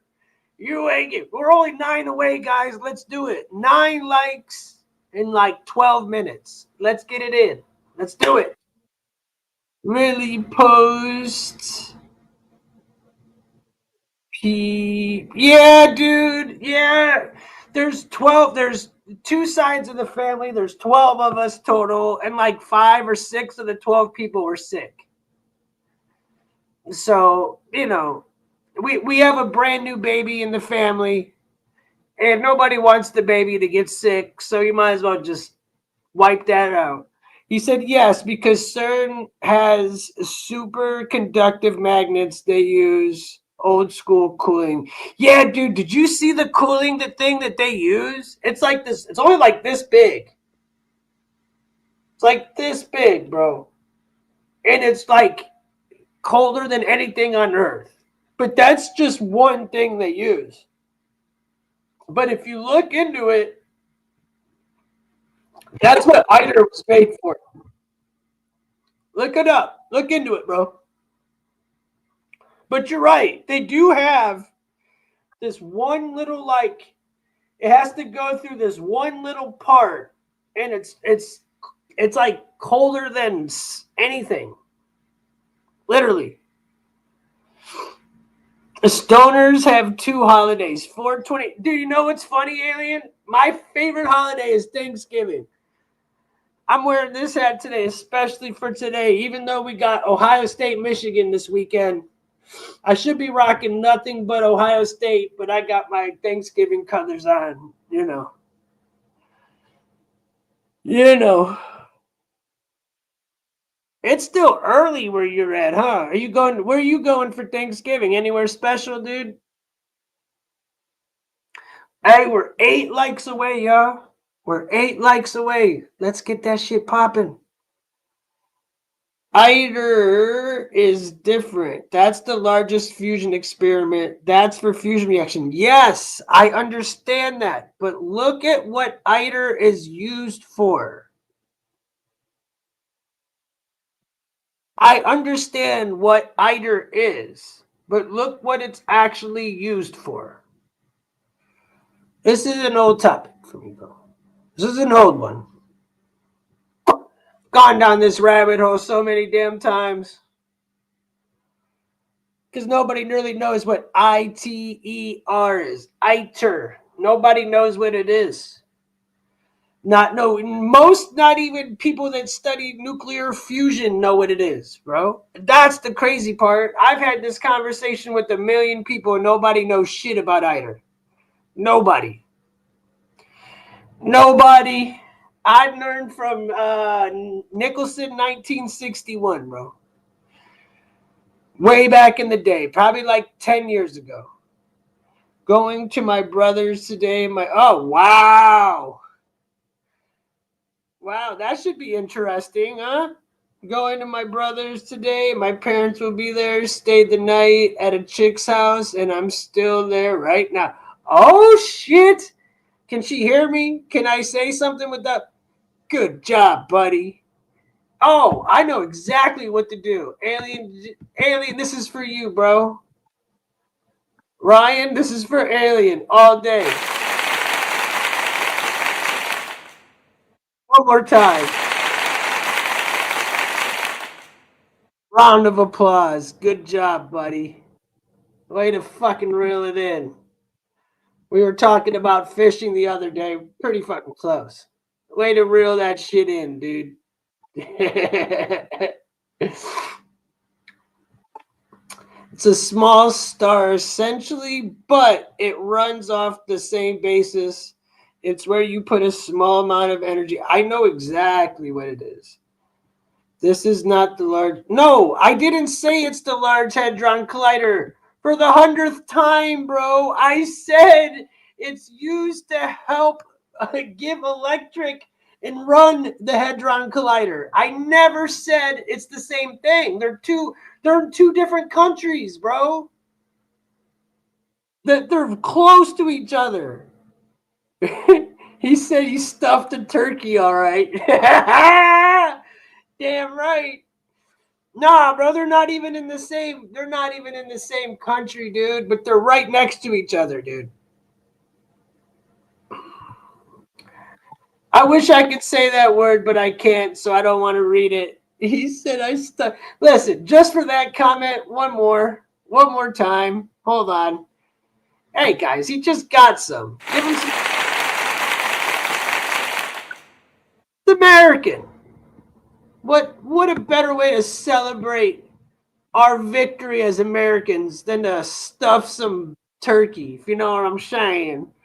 What I'm saying is the video that you played with the girl in the blue jacket, they gave no evidence. Oh, yeah. That was just her talking about it. I've got video, but I just don't want to get a copyright. I've got the video that will prove what I'm talking about.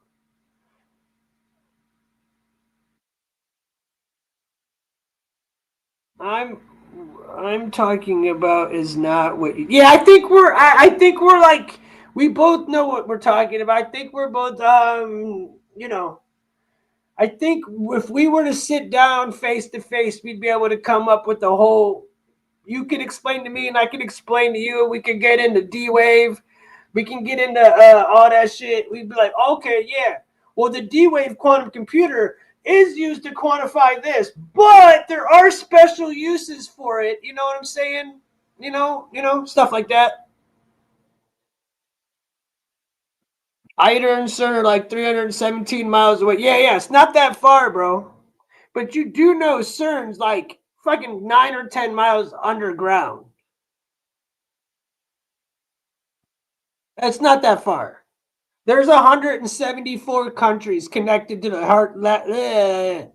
LHC, the Large Hadron Collider. There's 174 different countries connected to it. Bro, it's expanded a lot. It's expanded a lot since I started looking into it. You remember back in the day, it was like, oh, Mandela effect and this and that. Now they're in every country. I mean, we've got Hadron Collider in America. They've got one in China. That's not true. What's not true, David the Hustle? What's not true, Bubba? Please tell me. What's not true, dude? Make your case, man. Let's see how many likes we are. I'm trying to get to 150 before I get up out of here. I got 5 minutes. Can we get it? Can we get it? Let's see. Where am I at? I'm 8 away. I don't think it's going to happen. David, how are you going to come in, say that's not true, and then not respond? At least come with something. Like Envious has made a damn good case. I know what I'm talking about, and I still respect him because he's come with a good case. You just made that's not true and then bonked out like a goofball. Come on, bro.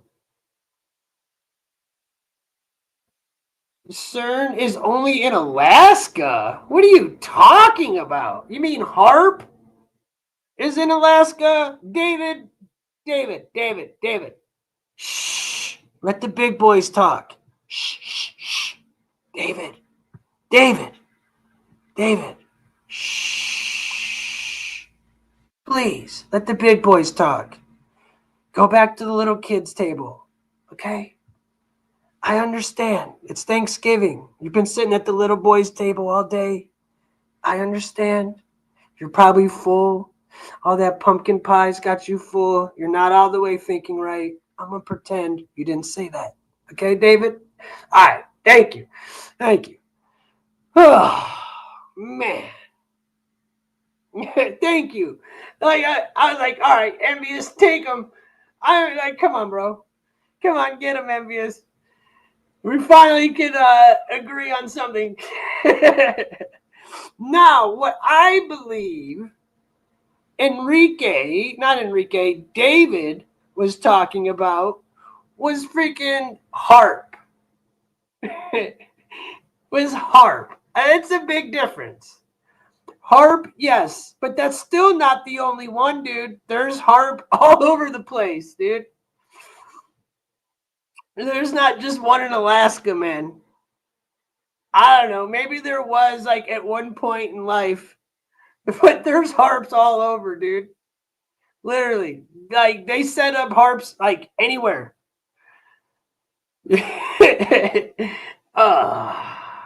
Man, I love when people have good things to comment. It makes my day. David, man, couldn't do without you. Enrique, how you doing, buddy? How you doing, brother?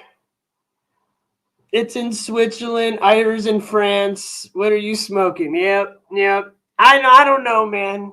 Envious. He wanted to get in on the conversation.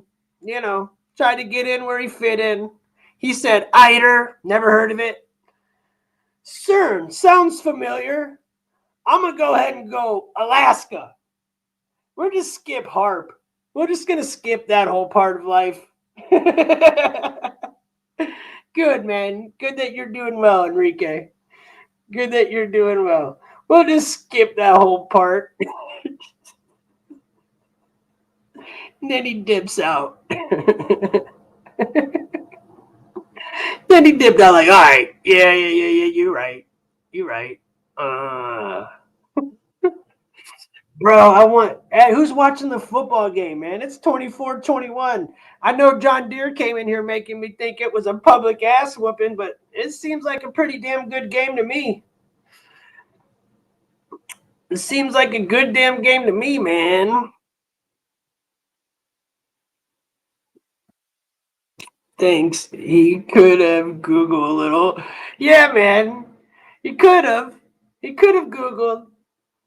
But, I love out-of-pocket comments because people that really get it, that read it, we laugh. It's funny because we're like, okay, yeah, that's weird. But thanks for trying. Next. I don't want to be cocky, but that's all stuff that you really should know, like, before you pop in and make that comment. You should probably know that. But that's just me. Little Dave. Little Dave. Hello, little Dave. What do you know, little Dave? Tell me more about CERN, buddy. Tell me more about Alaska. Do they use the moose to preserve the energy there, buddy? I don't know. I'm talking out my ass now, but Dude. Little Davey. I'm not trolling you, Dave. Happy Thanksgiving. I'm trolling you though, bro. Definitely trolling you, but no harm intended. No harm intended, Davey. Little Davey Crockett. He's a damn fine American. Good old Davey fucking Crockett now. Huh. Guarantee you ain't got nothing bad to say about Davy Crockett now, do you, David? Isn't David Crockett... Which one? Isn't Davy Crockett the one that wore the raccoon thing on his head? Isn't he like from the Alamo? Happy Turkey Day, Dave. Happy Thanksgiving, Dave. I know what it is because part of the research I do is relative to physics, quantum physics, and relational mathematics. Okay. I'm going to go ahead and roll with that. Look, bro. Sounds like a lot of, hell yeah.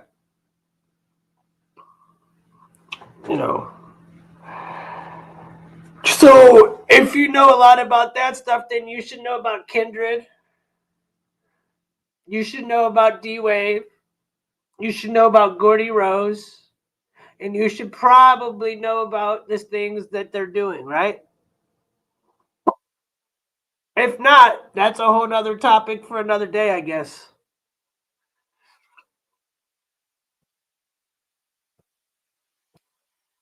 That's a fun topic for me. Hey, we're only 5 likes away, 4 likes. Come on, y'all, hit that like button. Gobble gobble, baby. Happy Thanksgiving there.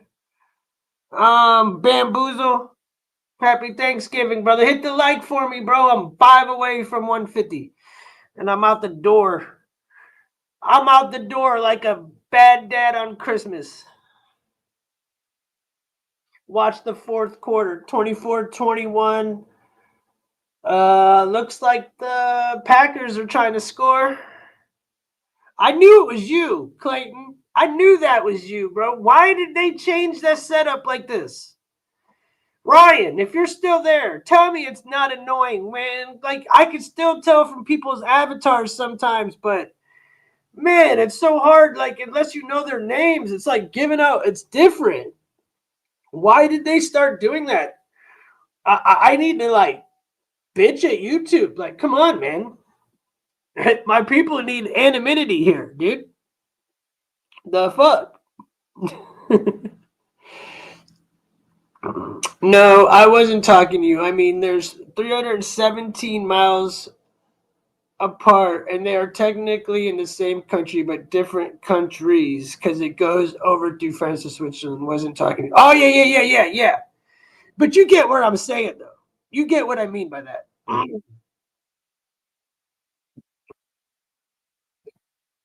Hey, man, you have a good day too, man. I hope you enjoy your family, man. Much love to you. Thanks for coming through. Much love. Hey, we're 5 likes away from 150. We might get it. We might not. I ain't even tripping no more. Honestly. I'm not. I had a really good conversation with you, bro. I really want to learn more.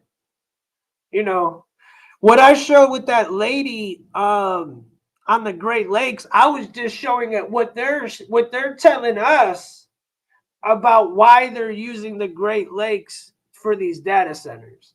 Now, if there's a lot more to it, of course I want to know. That's my whole goal in life, is to know the truth. What are they doing? What is the outcome? What's next? Why are they doing this? And I think we know the basic part of it all.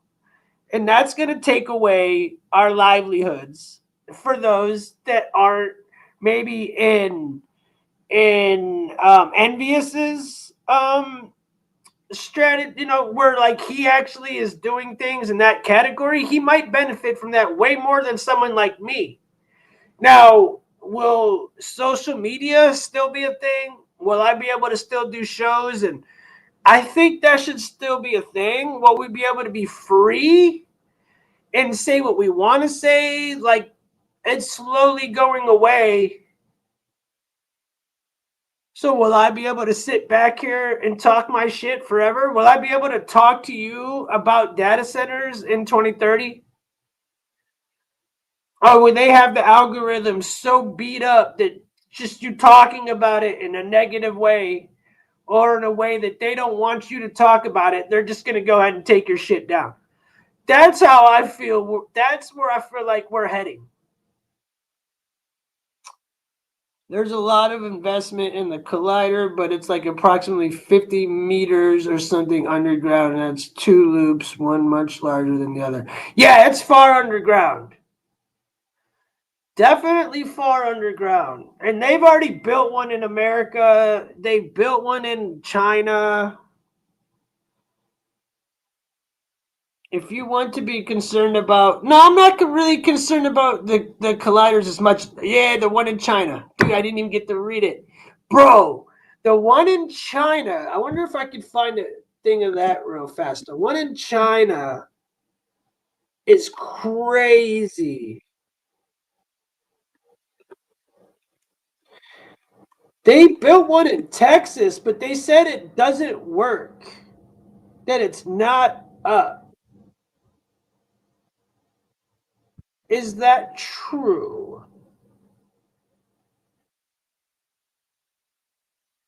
Tell me if this is crap, I'll turn it off. Let's see what China's Hadron Collider looks like.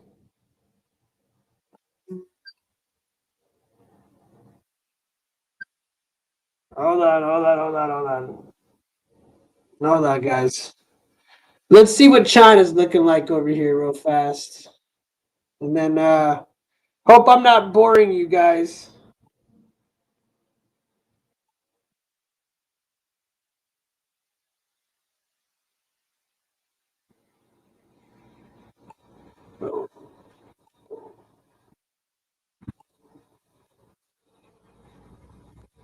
Particle Collider, the Circular Electron Positron Collider, or CEPC. With a proposed budget of $5.2 billion, this 100-kilometer underground facility would be significantly cheaper than Europe's future circular collider. If the Chinese government approves the project next year, construction could commence in 2027 and take roughly a decade to complete. The CEPC's primary objective is to study the Higgs boson, a particle that plays a crucial role in giving mass to all matter. By generating millions of Higgs bosons and examining them in unprecedented detail, scientists hope to address fundamental questions about the universe's evolution and the nature of particle interactions. The latest technical design report for the CEPC demonstrates China's capability to construct the accelerator independently, while international collaboration is anticipated for developing the collider's detectors. Despite potential challenges in securing international funding due to geopolitical tensions, the project's leaders remain optimistic about building upon existing collaboration operations at other Chinese physics facilities. With an engineering design report in progress, China is actively preparing for the construction of this ambitious collider, which could revolutionize our understanding of the universe's fundamental building blocks. Why didn't Oppenheimer win a Nobel Prize in physics or peace? Julius Robert Oppenheimer, though a brilliant physicist and leader of the Manhattan Project, never received a Nobel Prize. You're right, Envious. It's not done. I think as of 2024, and the one in America is way smaller than Switzerland and all that. Not considered groundbreaking enough for the prestigious award. Nobel Prizes require original discoveries or proofs of significant theories, and Oppenheimer's strength lay in the exceptional ability to synthesize and apply existing knowledge. Some argue that the nature of the atomic bomb project made him an unlikely Nobel recipient. The award celebrates contributions benefiting humankind, and the destructive power of the bomb created ethical debate. Oppenheimer himself considered the work more of a technological invention than pure scientific discovery. On top of that, his earlier left-wing associations likely raised concerns amongst the Nobel Committee. Others suggest Oppenheimer's tendency to switch scientific focus contributed to his Nobel snub. The prize often values in-depth work within a specific field. It's also possible that had he lived longer, his later work exploring black holes could have earned him the recognition. Despite his job was exploring black holes. Sorry, I'm too immature right now. I've been on too long. Fuck. extraordinary yet controversial scientific and technological achievement. His contributions to physics and the complex legacy of his work remain subjects of ongoing exploration and debate within the scientific community. Physicists have created a simple Big Bang simulation that resulted in the formation of two universes, with one universe moving forward and the other moving backward. For over a century, scientists have sought to explain the direction of time, and one explanation suggests that gravity, rather than thermodynamics, may dictate the flow of time in our universe. According to this theory, the Big Bang could have generated parallel universes where time progresses in opposite directions. While the fundamental laws of physics remain consistent regardless of time's flow, our universe follows a single arrow of time. This phenomenon is attributed to entropy, which measures the disorder within a thermodynamic system. However, proponents of the parallel universe theory propose that gravity is responsible for the unidirectional flow of time. Through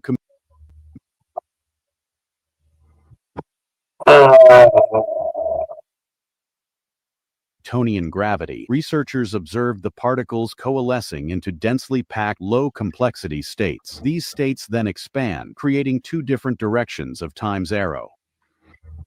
All right. So that's what that is. That's what that is. He had to have been thinking of Harper's intelligence level. It was something special. Hey, man. I feel you. I want to go back a little bit. I want to go back to where it looks real cool. Yeah, that looks like a cool thumbnail. That looks like a really cool thumbnail. Oh, Marty, my cat, dude, my brother just came over and brought me some Thanksgiving food.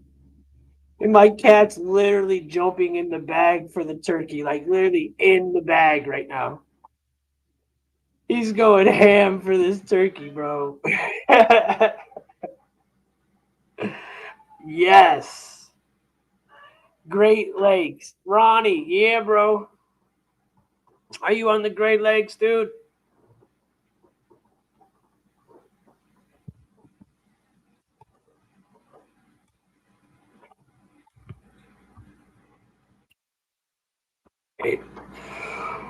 Well, anything else good? I'm gonna smash this food, I think.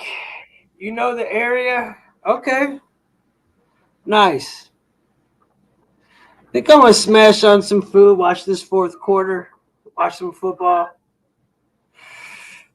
It was good talking. I'm glad we got to chop it up on some different stuff. You know, it'll be interesting to see what these next 5 years bring to us. I would say, the next 5 years. It'll be interesting to see what we have in store. Candy, love you. I hope you have a beautiful Thanksgiving day. You're in my thoughts. I can't wait to roll one up. I just, fucking eat. Marmars is ready to smash. I sent you a DM on Instagram so I could give you anything you want to know. Thanks, brother. Much love to you, bro. That's cool. I'm always willing to learn, man, for sure. Because anybody that claims they know everything or act like they do, you're not a truther. Because every day the truth changes. Every day. I am too nice. I'm drinking some smoking a blunt with the pills. I'm done. Hey, you enjoy yourself, mommy. You enjoy your day. Hey, we're 4 likes away. Yo, hit them real fast. There's 64 people. 4 of y'all, double tap the screen real fast. Let's hit it. Do it for Thanksgiving for me. Ryan, she said she loves you. And she most definitely loves you, Marley. Face deep in my food right now. We're 3 likes away. Y'all can make it happen. 150 would be nice. 150 would be real nice. Y'all can make it happen. I have faith in y'all. Y'all are going to get blessed. I got faith. Ryan, man, love you. What are you doing today, bro? You going to your parents? We're 2 away. We're 2 away. We can do it. We can do it, man. We're 2 away. Enrique, appreciate your love, bro. I hope you're subbed up. Everybody sub up. Come back through. I want everybody to know too, like, yo, you might see me presenting this and this and this. Look, dude, I talk about everything. I don't stand on one. I stand on certain topics and things, but I'm open for a lot. People really want to throw me into this right-left pendulum because I swing more right in my views because I just can't stand liberals. Like anybody that can stand liberals and how they think, but I don't like the right either. I don't like the right either. I hate getting thrown in the middle of that shit, bro. I'll stop going live and streaming once I get put into a category. I just stop for a minute. Like, bro, I have to sit back. I don't want to get put into a corner. But I'm all about the truth. And unfortunately, dude, if you're swinging a certain way right now, you're on the wrong side of history at the moment. I'm sorry. I still pray for you. You're still my brethren, but you're on the wrong side of history, and you hate me. And you hate me for whatever reason. You hate what I stand for whatever reason, even though I got nothing but love for all y'all mugs, bro. Nothing but love for everybody. But y'all see like a story about a girl getting assaulted, and somehow you bring up Trump. How the hell does me presenting a girl getting assaulted or 2 dudes committing a robbery have to do with Trump? Why? What the hell does that got to do with anything? I mean, seriously, what the hell is wrong with y'all? I know it can't be that bad. That everything is Trump. I know it can't be that bad. It just can't be that bad. Hit 1 in the like. Hit 1 if I'm wrong, dude. Hit 1. Hit 1 if I'm right. Hit 2 if I'm wrong. Freedom of speech at all, not if the people who are currently orchestrating their way. AI will be used to enslave mankind with high degree of accuracy. Exactly. That's what I'm saying, Enrique. Will I be able to sit here and talk like this to you eventually? They're slowly taking my rights away. I mean, slowly.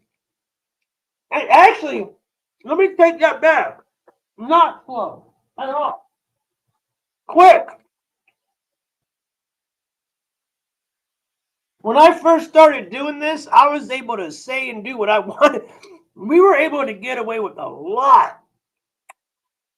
Now, I can't talk about nothing, dude. And the only reason why I do it, I hate censoring myself. It's like the worst thing in the world. My least favorite thing to do is censor myself.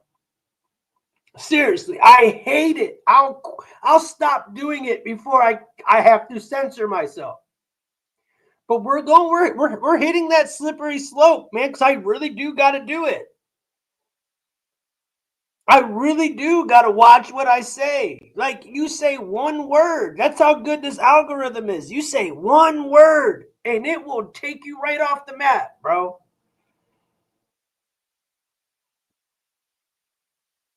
It will.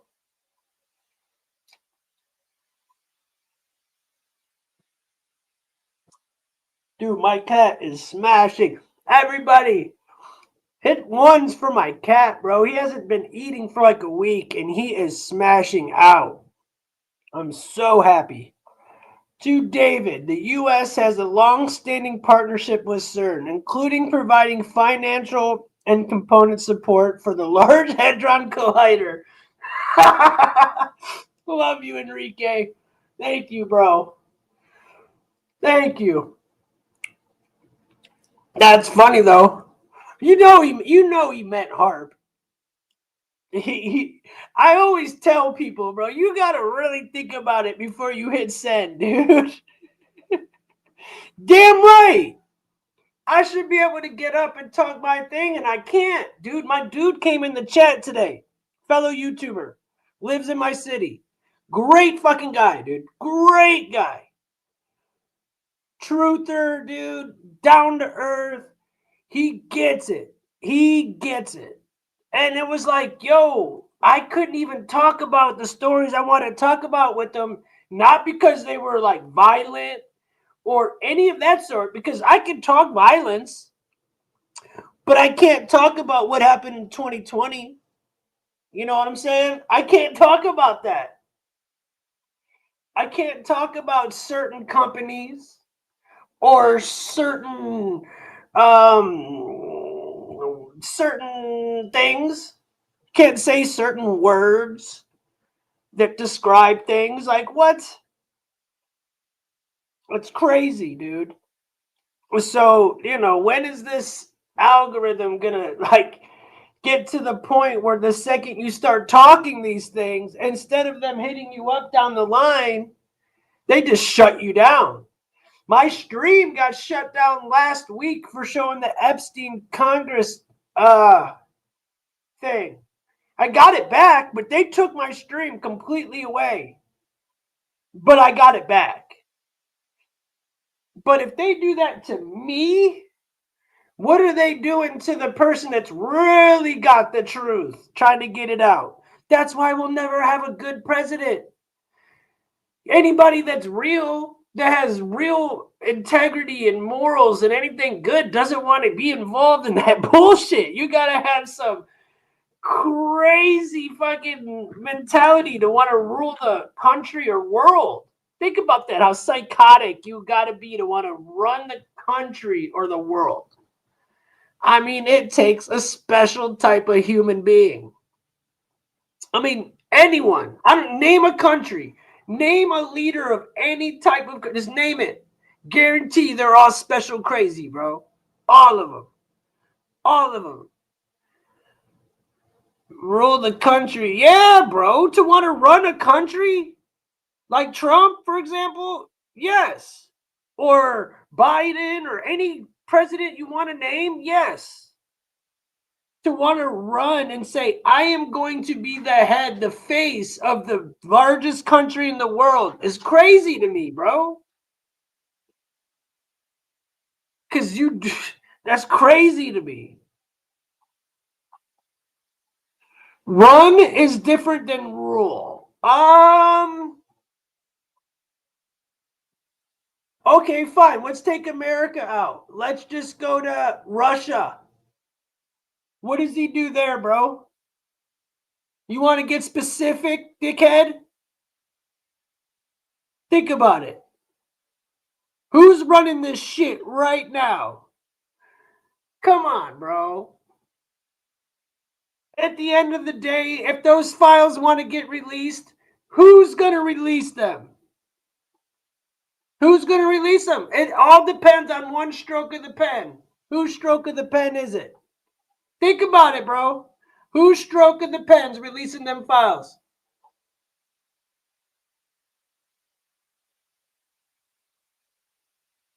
I love when Trump talks greasy about Biden, when he sniffs all them little kids and stuff.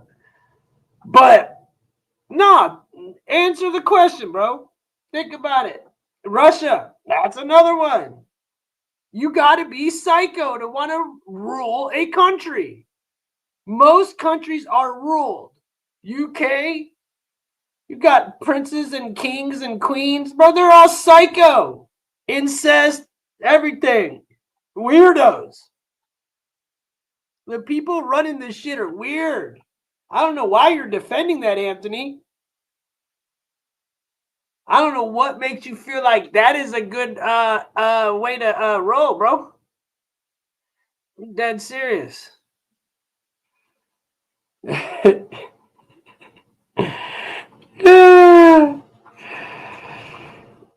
It's all good, Anthony, bro.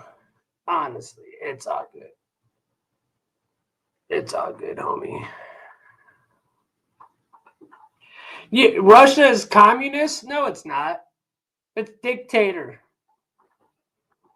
Russia is not communist. Are you bro, where's fucking, hold on. Where's my boy? Where's my boy Envious? Come take care of my side work, bro. Come take care of my side work. Come take care of my side work. To say that Russia's communist is insane.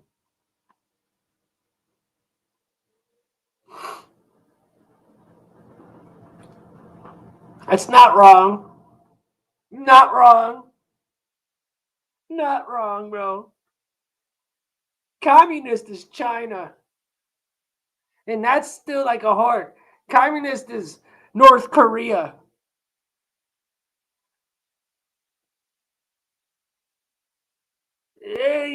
Not Russia, bro. Sorry, dude. Nah, you ain't gonna fly with that one, dude. That one don't work. Definitely not wrong. Nobody got shit to say? Is that how we're gonna end it? Is that how it's gonna go? Tell me what their political system is. Here, I don't need to tell you. I will look it up if you want to know. Okay, do you want to know?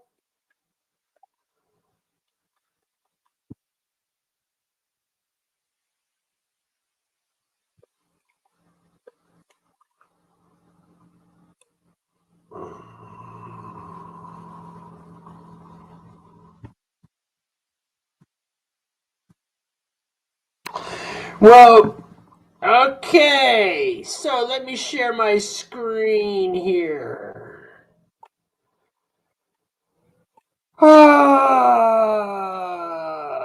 Let me share my screen, Bubba, so you could, again, I'm going to have to correct every one of you pricks before I leave, I guess. What's Russia's political system called? Russia's official political system is a semi-presidential federal republic with a multi-party system according to its constitution. However, it's widely described by organizations like Freedom House as an authoritarian, where power is highly concentrated in the presidency and genuine opposition is suppressed. Is Russia a democracy or dictatorship? Since the turn of the century, Russia's political system has been dominated by Vladimir Putin, under whom they control the country has experienced democratic backsliding and has transformed from an authoritarian regime to an autocratic dictatorship.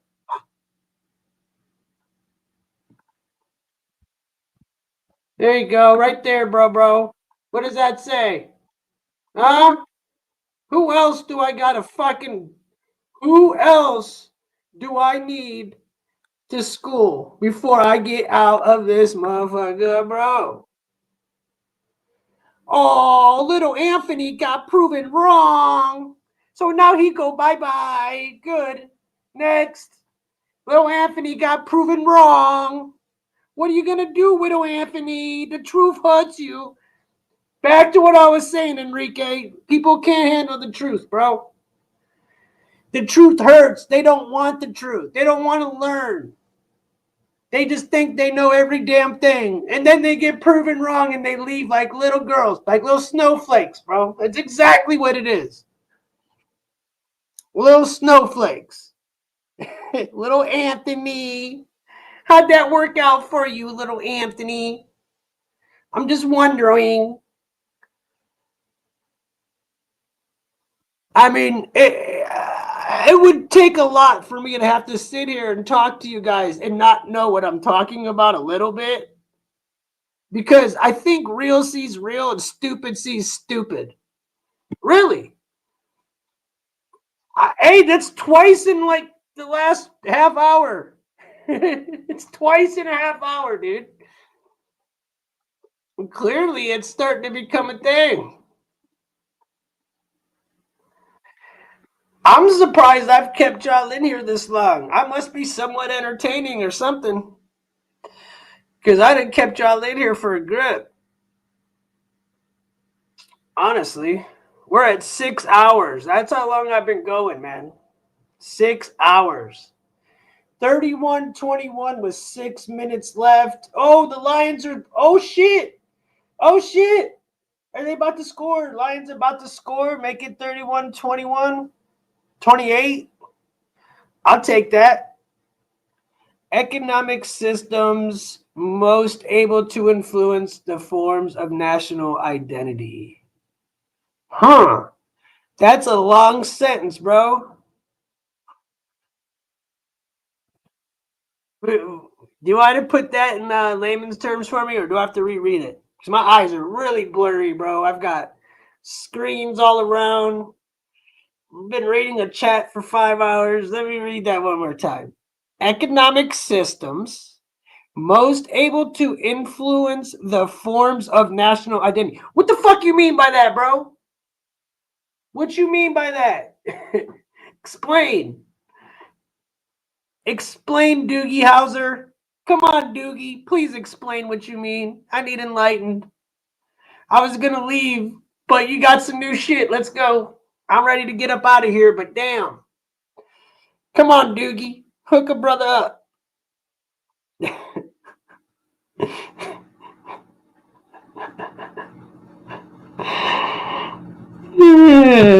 Economic systems most able to influence the forms of national identity. Wow, that's a whole lot of mumble jumble, bro. I'm sorry, that's a lot of shit. And sometimes shit, I was told by a wise man, sometimes shit gets outside the toilet, if you know what I'm saying.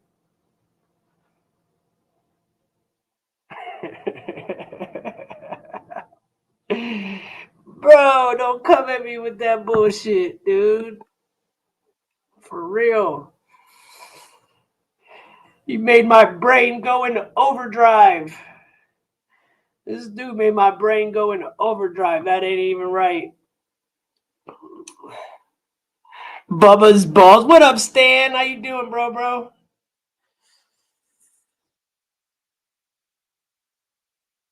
China has a split form of economics. It's also capitalistic while its government controls how and where the economy is directed. Okay. Thank you. We were talking about Russia, but okay. It definitely has a split form, but it's definitely run by one person. It's run by a dynasty of people, bro. What do you call that? What is that called? Chat? Anybody? What is it called when you run through a dynasty of people? Eh?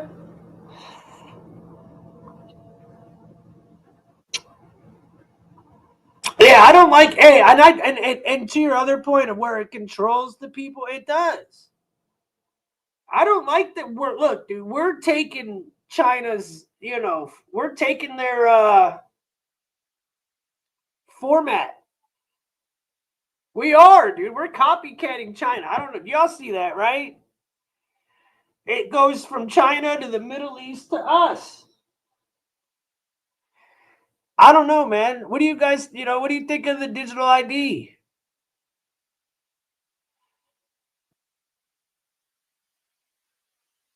Are you guys gonna stand up against it, or have you? Are you in a different place where you already have it?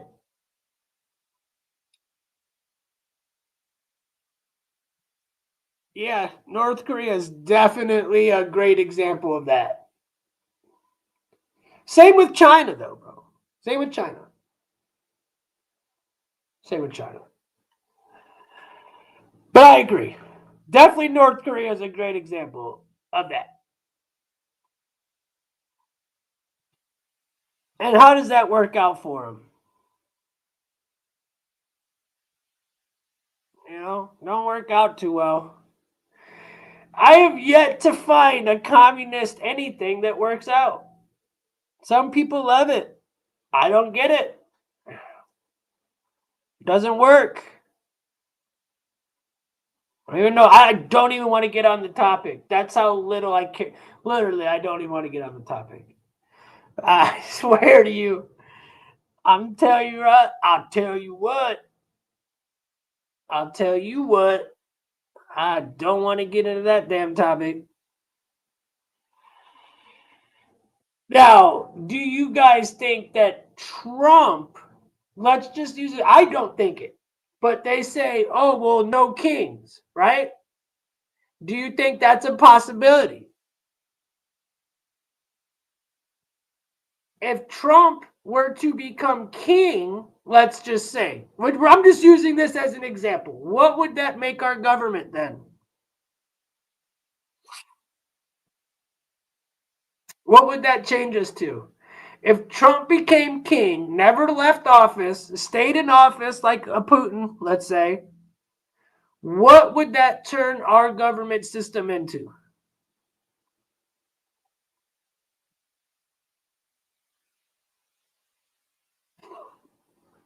And the question is that even possible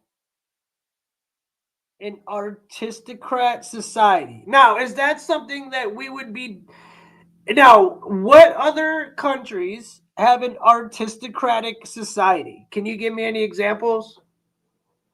I'm trying to learn too. Yeah, it's never going to happen. I agree. This is just theoretically.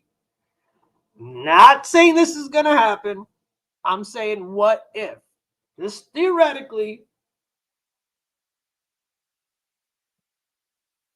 England. Yeah, no. That's what we fought against. No. No. James. England. No. Sweet. Hurts. No. It hurts. No. Trump. Keep your ass out the White House. You be too old, bro. Just sit back and enjoy your money.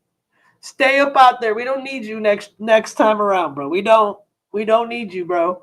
Stay out. I hope you just stay out of politics altogether. Just go sit on an island somewhere with the island boys. A few Asian countries. And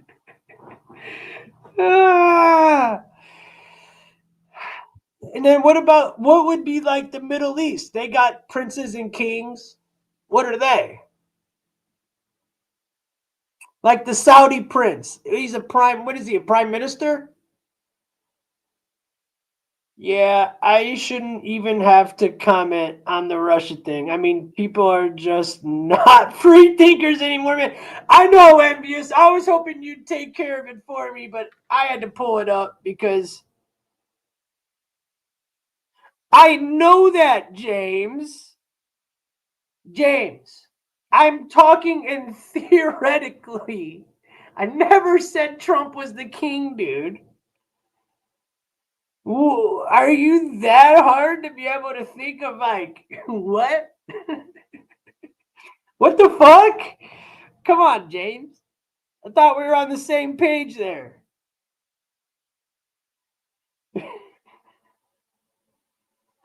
Dude, no way. Dude, anybody that really thought Trump Saudi is a caliphate,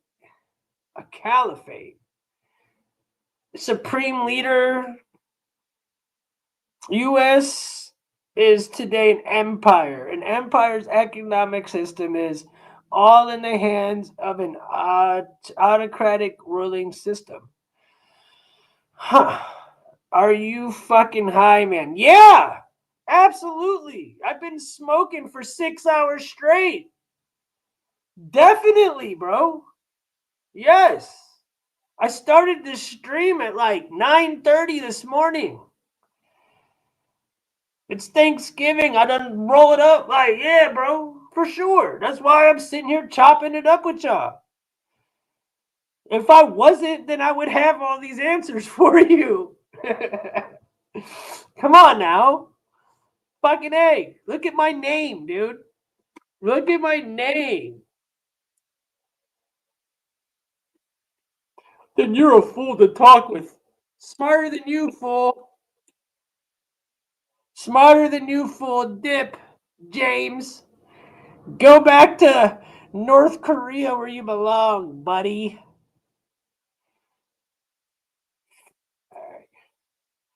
Saudi system is dynastic, ruling families for generations. Yeah, it's different.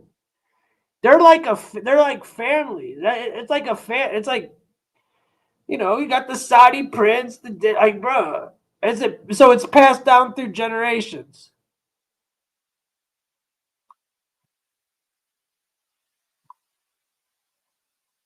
Shout out your degree, punk ass. Akron University, bro. Mass media communications, bitch. Bitch. Shout out these nuts. How about that one? And I'm not proud of it. I learned more outside of college than I did in college.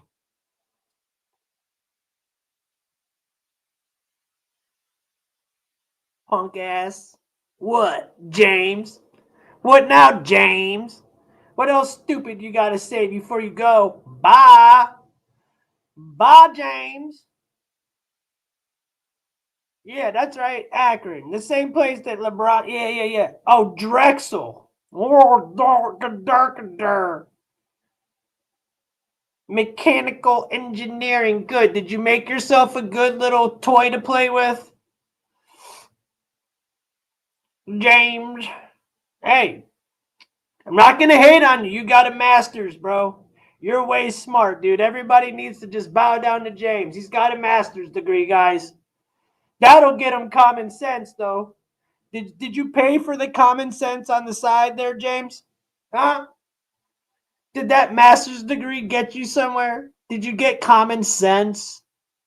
Did you learn something, James, from that master's degree besides to sit in the comment section and talk like a dumbass? Huh, James? Bye, James. Think you're funny. Went to college and got degrees. Became educated. Exactly. That's exactly what I just said, bro. Went to college, got a degree, graduated high school with fucking honor roll, got rid of all that, and then learned everything. Had to go relearn everything. Thank you, college. Thank you, high school. Thank you. Appreciate it. Thank you for lying to me. Thank you for giving me the bullshit and having to go re-educate myself. But that's okay. That makes you a better person. It does. It makes you a better person. That way you know everything. You done went through the ins, the outs. You've been told every angle of it all. That's why, you know, I could literally see through the bullshit of the people that say I'm a scholar. Da, da, da, da. Okay, bro. Just because I'm sitting here saying, bro, it's smoking. Don't take my for a weakness, homie. I don't just sit up here and talk to people because I'm a fucking dumb fuck. Like you, James. You are a waste, you douche. Okay, did you learn that when you were getting your master's degree? Because you're not even a good troller. So, again, you didn't pay for common sense, James. Hey, James, how is Drexel doing for you? What the hell is Drexel? Does anybody even know what Drexel University even is? Is that a university or is that a junior college? What is Drexel? Did you get that shit on the internet, dude? Huh? Did you get that fucking master's on the internet, bro? Somewhere out of Alaska, maybe, James? Huh? Listen to yourself, asshole. Listen to you, bro. You're in my chat talking like a dumb fuck. And you want me to feel some type of way, bro? A sniveling cry. Is that what it is? Is you giving us a cry for help, Bubba? Okay. Does anybody want to help, James? Does anybody want to? Because I can help him. You know what I do? I just go like this. Boom. Oh. Bye-bye, James. Bye-bye, James. I hope that taught you well. I hope your school and college taught you well. Go make another account now, James. Oh, well, you know what? It's still stupid to me. I don't give a shit. I went to Drexel. They taught me well. They ain't teach you shit. You're in a chat at 410 on a fucking Thanksgiving talking to a YouTuber. Shut the fuck up. You ain't learned shit. Dummy. They might have taught you some book shit, but they ain't teach you how to stop being stupid.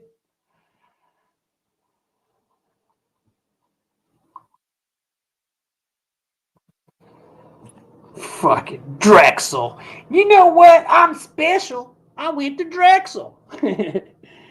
I bet you were marching around too, talking about damn the white man when you white as shit, bro. I bet. I know them. I know your type.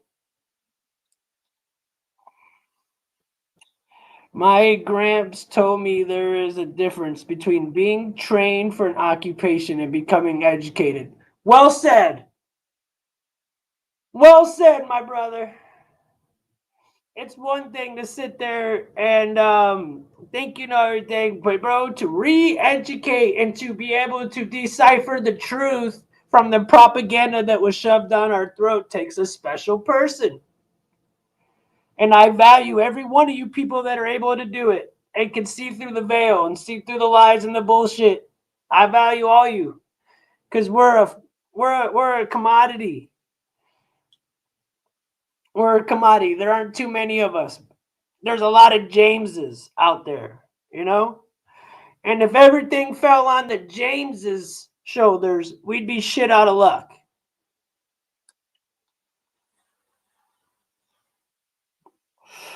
We'd be shit out of luck. Dude said, I can't even talk to you because you smoke. James, that's how I know you dumb, bro. That's how I know you're real dumb. Mistaken. I think I watched Elon smoking. I don't know. I could be wrong. What do I know? I don't know shit no more. According to James. I don't know shit.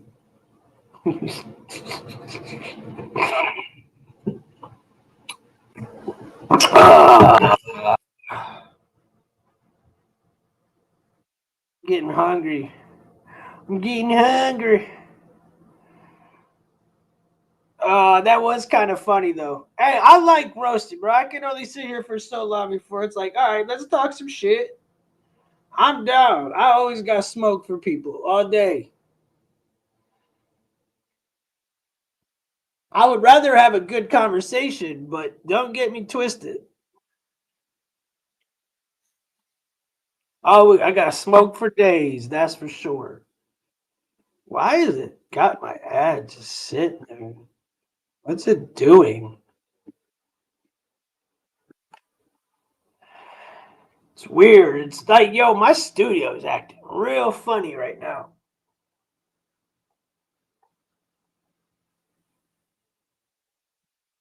My studio is like, what the fuck?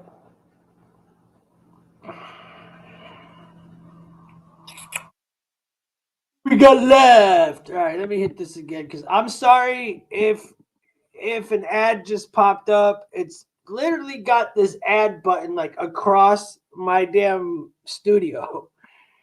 I don't know why it won't just go away. Like really, I don't know if an ad's coming up or not, you guys. I have no clue why it's doing this at all. I'm packing up some of this blue cheese, and then I'm out of here. So we got 2 minutes left. It's a 1 touchdown game. Oh, Green Bay's got the ball. Damn. Looks like the Lions are gonna lose, bro. Oh no, they gotta stop them here. I-O, baby. I freaking know, baby. We got Michigan this weekend, boy. You ready? Oh my gosh. I did not mean to do that. Been doing this too long now. Sorry, dude. I've been on here too long. Starting to just hit buttons and shit. Billy! Oh my god, this tastes good. Good job, Billy. Good job. Blue cheese. Mwah. Yummy. Happy Thanksgiving with that one. Yummy, yummy, yummy. Man, the bowl. Love my Ohio cats. Much love to y'all. Much love to y'all. All right, where we at minute-wise? So let me see. All right. I like to end it at even time, so I got 9 minutes. 8 minutes. And I'm definitely got to end it. Definitely got to end it. Minute and 55 seconds left. Green Bay's got the ball. 4th and 3. If they get stopped, the Lions can get the ball, drive down, and maybe take the lead. I feel like my ad's just stuck. Chat, who's in the chat? Let me know what's up. Is there an ad that keeps popping up, or am I okay? Because it says ads inserted, but like I don't know what that means because I didn't hit any button until I hit the ad button to get it to go away. I hate the ads. YouTube adds me up. I don't ever hit the ad button. They're always like, hit the ad, hit the ad. I don't like hitting that ad button. It's too J-like for me. They got the first down, game over. Green Bay won. That quick, game over. Game over. Let me see if I got anything else real fast. I don't know what else there is to say. What else do we got, guys? We done been through a lot. We've been through a lot, y'all. Anything else? Happy Thanksgiving. God bless. Who's still in the chat so I can say goodbye to y'all? Say God bless. Who do I got? There's 50 of you guys. There's somebody who's in here. At least say hi so I can say happy Thanksgiving and goodbye. If not, much love to y'all. Thanks for sticking around. It was a beautiful day. It was fun bullshit with y'all for the last couple hours. And James, I hope that college degree works out for you, dude.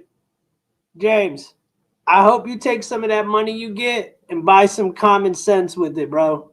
For real. Everybody else, God bless. Hey,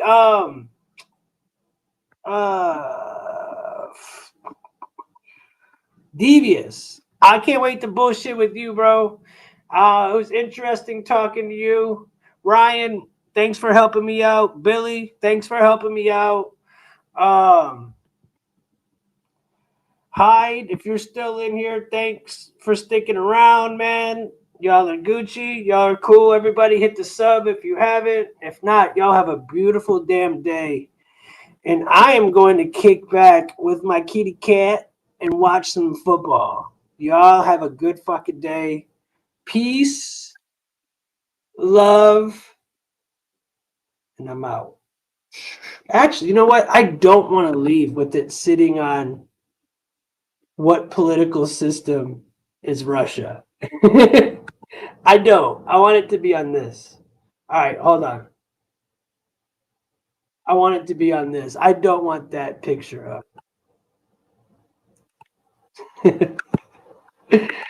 Ryan, I love you, bro. Share screen. Let's look at this. Boom. All right. Like, share, and subscribe. Everybody, much love. Peace. Happy Thanksgiving. Hold on.